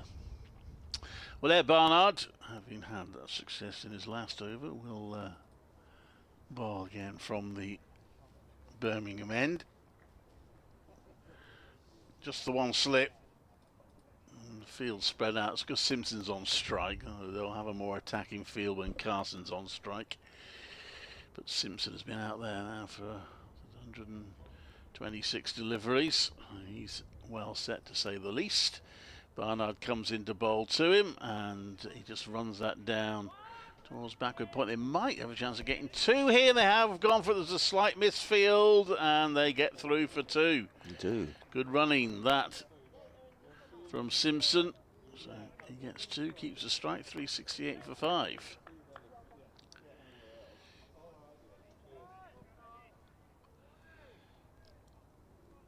Long day in the field for Warwickshire. And they face a bit more tomorrow, you would think. Barnard to bowl, and that's played to mid-off for no run by John Simpson. First Division captain, Sussex finally winning promotion last season. And 2 promoted sides, they've had the better day. Yorkshire found it a bit hard work, although they have got a couple of wickets of late. Hampshire 134 for 3, but Hampshire already 13 ahead at Southampton. In comes Barnard to bowl, and that's just an edge and run down to 3rd for a single by Simpson. He jogs at that single.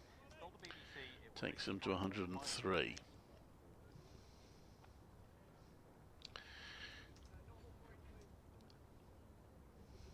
And the field now comes in somewhat for Jack Carson. 3 slips. Only long leg on the boundary. And Carson stretches a little bit to play that one, but plays it safely along the ground to backward point where Taz Ali fields.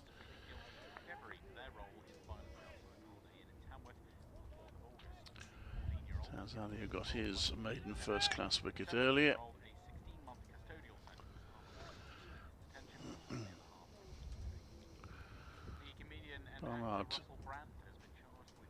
from the Birmingham end. Turns. Crowd a little thinner, quite a bit thinner than it was earlier in the day. That's Barnard bowls, and that's solidly defended by Carson.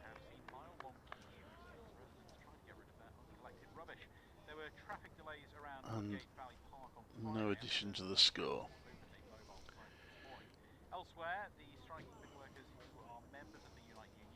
We'll do a update in just over a minute's time. Fourth slip fielder's gone in now. Last ball of the over, last chance to try and get the new batter out this over. Jack Carson has survived 8 deliveries so far. Barnard bowls to him, and he's very solidly behind that. It's defended perfectly satisfactorily, and it's 369 for 5. After 92 overs, which means we have 4 more overs scheduled left in the day. And we're going to get Fernando.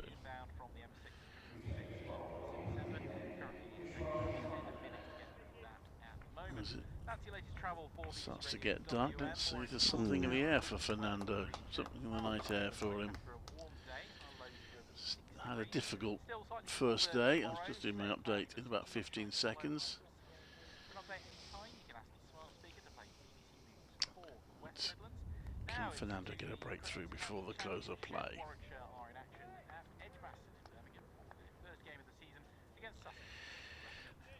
This is Clive Eakin at Edgbaston, where we're coming towards the end of the first day of the season, and it's been a difficult day for Warwickshire. Sussex now 369 for 5, so there has been a breakthrough of late, a double century stand. We saw Tom Clark make a career best 140, but he's finally edged one from Ed Barnard, giving Kai Smith, Warwickshire's young wicketkeeper, his maiden first-class victim. But with John Simpson, the Sussex captain and very experienced player, playing particularly well out there on 104, it's still very much the away side on top. Didn't look that way when Warwickshire reduced them to 40 for 3 this morning, but Sussex are now 370 for 5. This is Clive Eakin at Edgbaston.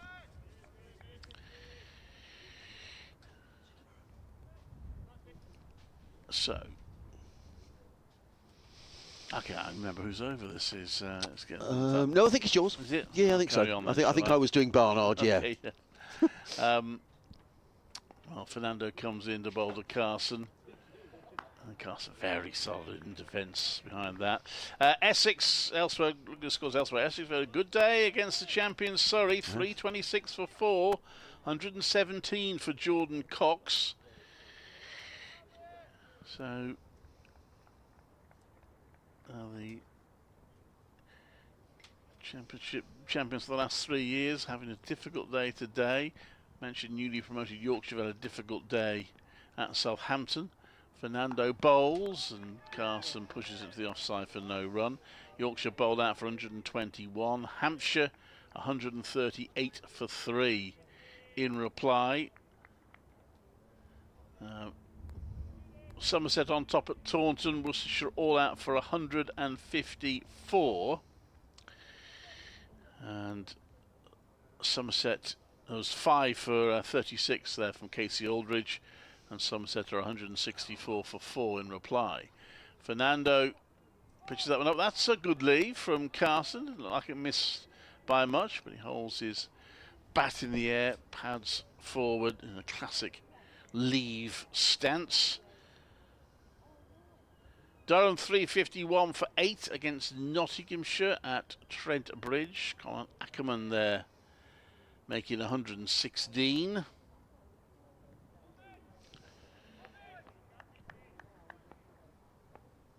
Fernando is in. It's on leg stump. It's turned round. It's pads by Carson. It beats the dive of Tazi Ali, and it's going to go all the way for 4. Nice placement and timing from Carson. His first boundary. He's on to 5. Wickets tumbling at Northampton. Kent 231 all out. It's in the 2nd division. And Northampton in reply are 75 for 5. That doesn't sound like it's going to last too long. No. Derbyshire 93 for 1. They're applying to Gloucestershire's 222. Fernando bowls, defended by Carson.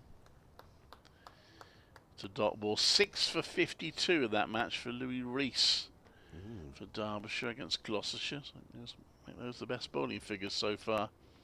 This early stage of the season. Middlesex all out for 260 against Lancashire, who started well, 45 without loss. In reply, and at Cardiff, Glamorgan 229 all out. Leicestershire 33 for 1.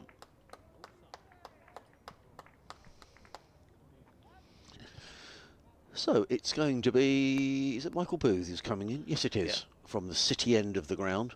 3 overs left to go. I saw the umpires have a little glance at each other at the end of that over, but I'm pretty certain we're going to see these final 3 overs bowled. Sort of chopping and changing of the field. There are 2 slips, a third man, 3 saving, 1 on the offside, mid on, deep square leg and a long leg just down in front of us. As in comes Booth around the wicket, bowls to Simpson, who lets that go outside the off stump. John Simpson, 104 not out. If you're just joining us, the story of the day is, I was just saying, Sussex in a good deal of trouble at 40 for 3. Ethan Bamber bowling a beautiful opening spell. But then James Coles and Tom Clark, a partnership of 121, steadied the Sussex ship. Coles eventually out for 51. Then Tom Clark and John Simpson sharing a partnership of 200 for the 5th wicket before Tom Clark was out for a career best 140. In comes Booth around the wicket, bowls. Simpson right in behind this, plays it into the offside. There is no run. Jack Shanfield just ambled out from behind the stumps there. I thought he looked at the square leg umpire, Richard Illingworth, but you just see some of the lights a little brighter around the grounds, a couple of luminous, particularly in the Eric Hollis stand. Funny that Hollis stand, because people are sat so far apart from each other, aren't they? I mean, on an international day or T20 finals day, that's absolutely heaving.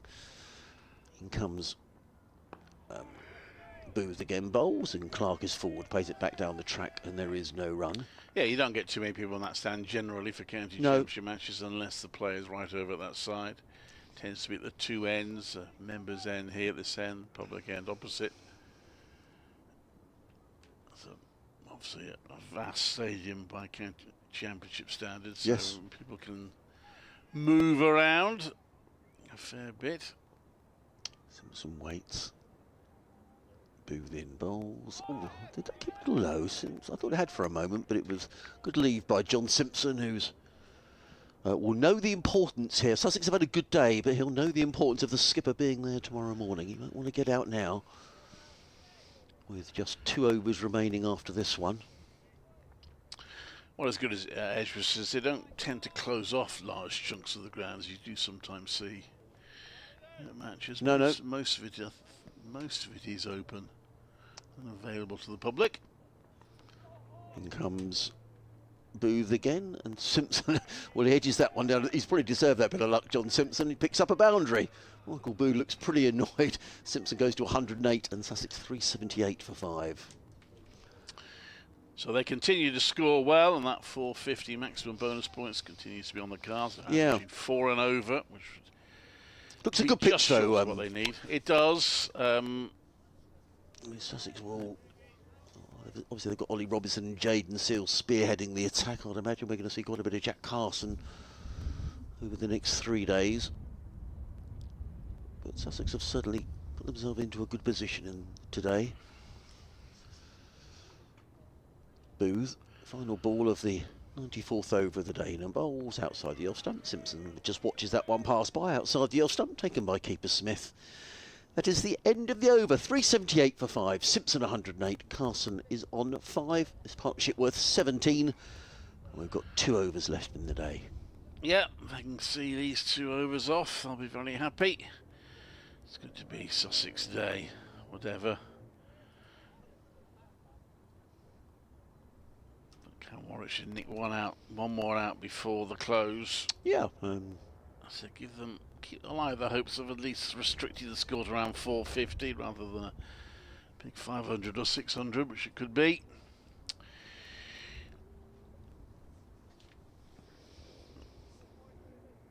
Vishwa Fernando still looking for his first wicket for Warwickshire, 70 runs off his 16 overs. Just struggled a little bit with his line, hasn't he, today? That's first game of the season. Comes into bowl, left arm over. That's played to point for no run. Nothing wrong with that. That was a good delivery. Carson had to play.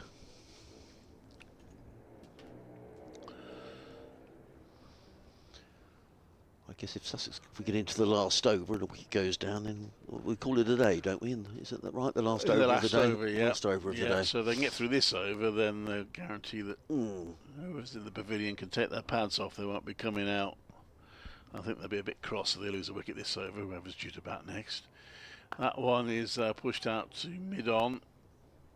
And it is fielded there by Alex Davis. No run. So you're on the football circuit tomorrow, Clive? Yeah. Coventry City over to Burnley. Big crowd tomorrow, are there? Yeah, well, they've been getting 30,000 plus crowds regularly. Is that a sellout? Pretty close to it, yeah. Fernando. In to bowl, accurate delivery, defended by Carson, who hasn't looked in too much trouble, in truth. No.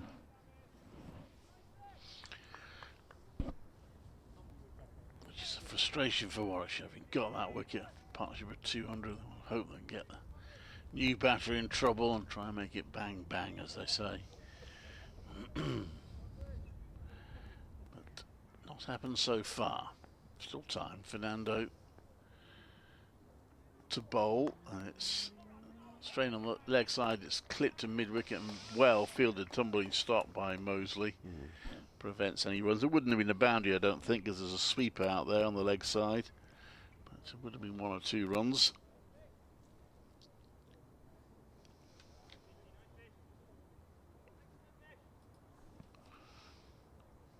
Fielders trying to encourage each other.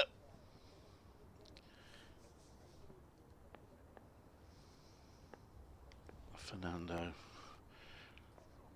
bowls, and that's played off middle and leg to mid-wicket by Carson for no run. 7 balls left in the day. Day which saw Warwickshire put Sussex in, took them to the 5th over to get the first wicket. Tom Haynes, LBW to Ethan Bamber for 17. And then 2 wickets and 2 balls for Bamber in the 9th over. David Hughes was LBW for 19.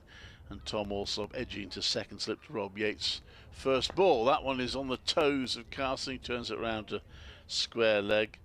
There is no run. End of the over. 378 for 5. So after that, it was 40 for 3 then in the 9th over. Before partnership was built, and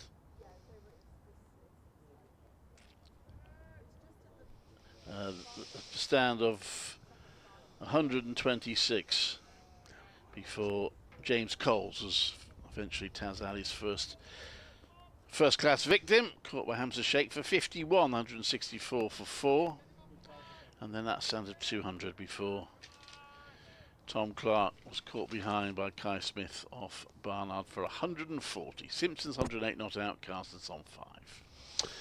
The final over is going to be bowled by Michael Booth. He runs in around the wicket, bowls to John Simpson, who defends solidly down the onside of the track to mid-on. And there is no run. Simpson wanders away to square leg, no doubt desperate to keep his concentration.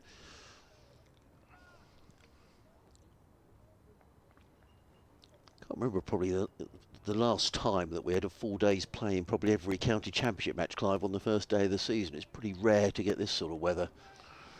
Yes. And which is good news, rather than all sitting looking at the rain all day. As in comes Booth, bowls, and clipped away by John Simpson to 4 runs. That was erring down the leg side, and John Simpson, although it's the last over of the day, wasn't going to miss out on an opportunity like that. The fine leg is fairly wide. He just clipped the ball away for 4 runs. He goes to 112, Sussex to 382 for 5. think as Clive says, I mean, the main objective for Sussex here will be to obviously post a bigger score as they can, but John Simpson would like, if possible, for them to pick up the maximum batting bonus points. In comes Booth, bowls. Simpson digs that one out, plays it into the offside. There is no run.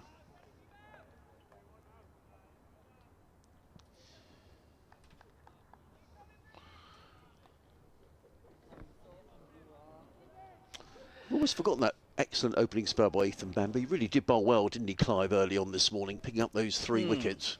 He did. He looked by far the most dangerous of the Warwickshire bowlers.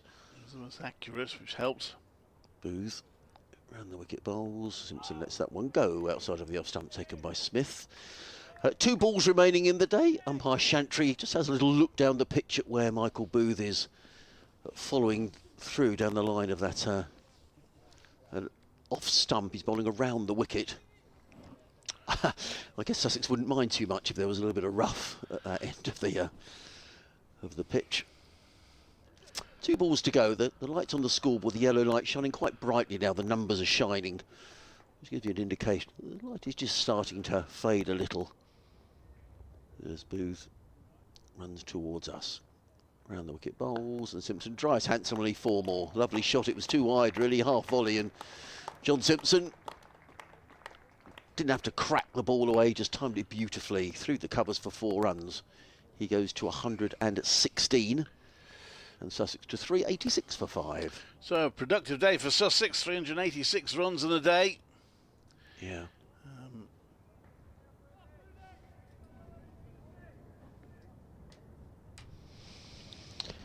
Absolutely. Let's see what happens in this final ball of the day. As in comes Booth and bowls, and Simpson's beaten outside the off stump. Well, good delivery to finish off from Michael Booth, but that's the close of play here on this opening day at Edgbaston of the County Championship season, and it has been a very good day for Sussex. John Simpson, and well, the scoreboard's really taken the numbers down, so we're going to have to... Was that 3? I missed what the final score. 386 for 5. 386 for 5. Yeah. John Simpson 116 not out. As the players wander off, very much Sussex's day, having been 40 for 3. And we'll be back tomorrow. Thank you, Clive, for thank you, Adrian, sorting everything out. And Sussex's day. But 3 more days of this match for there to be more twists and turns. So we'll leave you with Sussex 386 for 5 from their 96 overs in the first day. John Simpson 110 not out earlier, 140 for Tom Clark and 51 for Joe Coles, and 3 for 75 for Ethan Bamber, who took the first 3 wickets of the innings to fall. Well, that's it from the commentary stream for the day. Brian Halford will be joining the team tomorrow to bring you all the action. Thank you so much for listening, and we'll see you again soon. Bye-bye.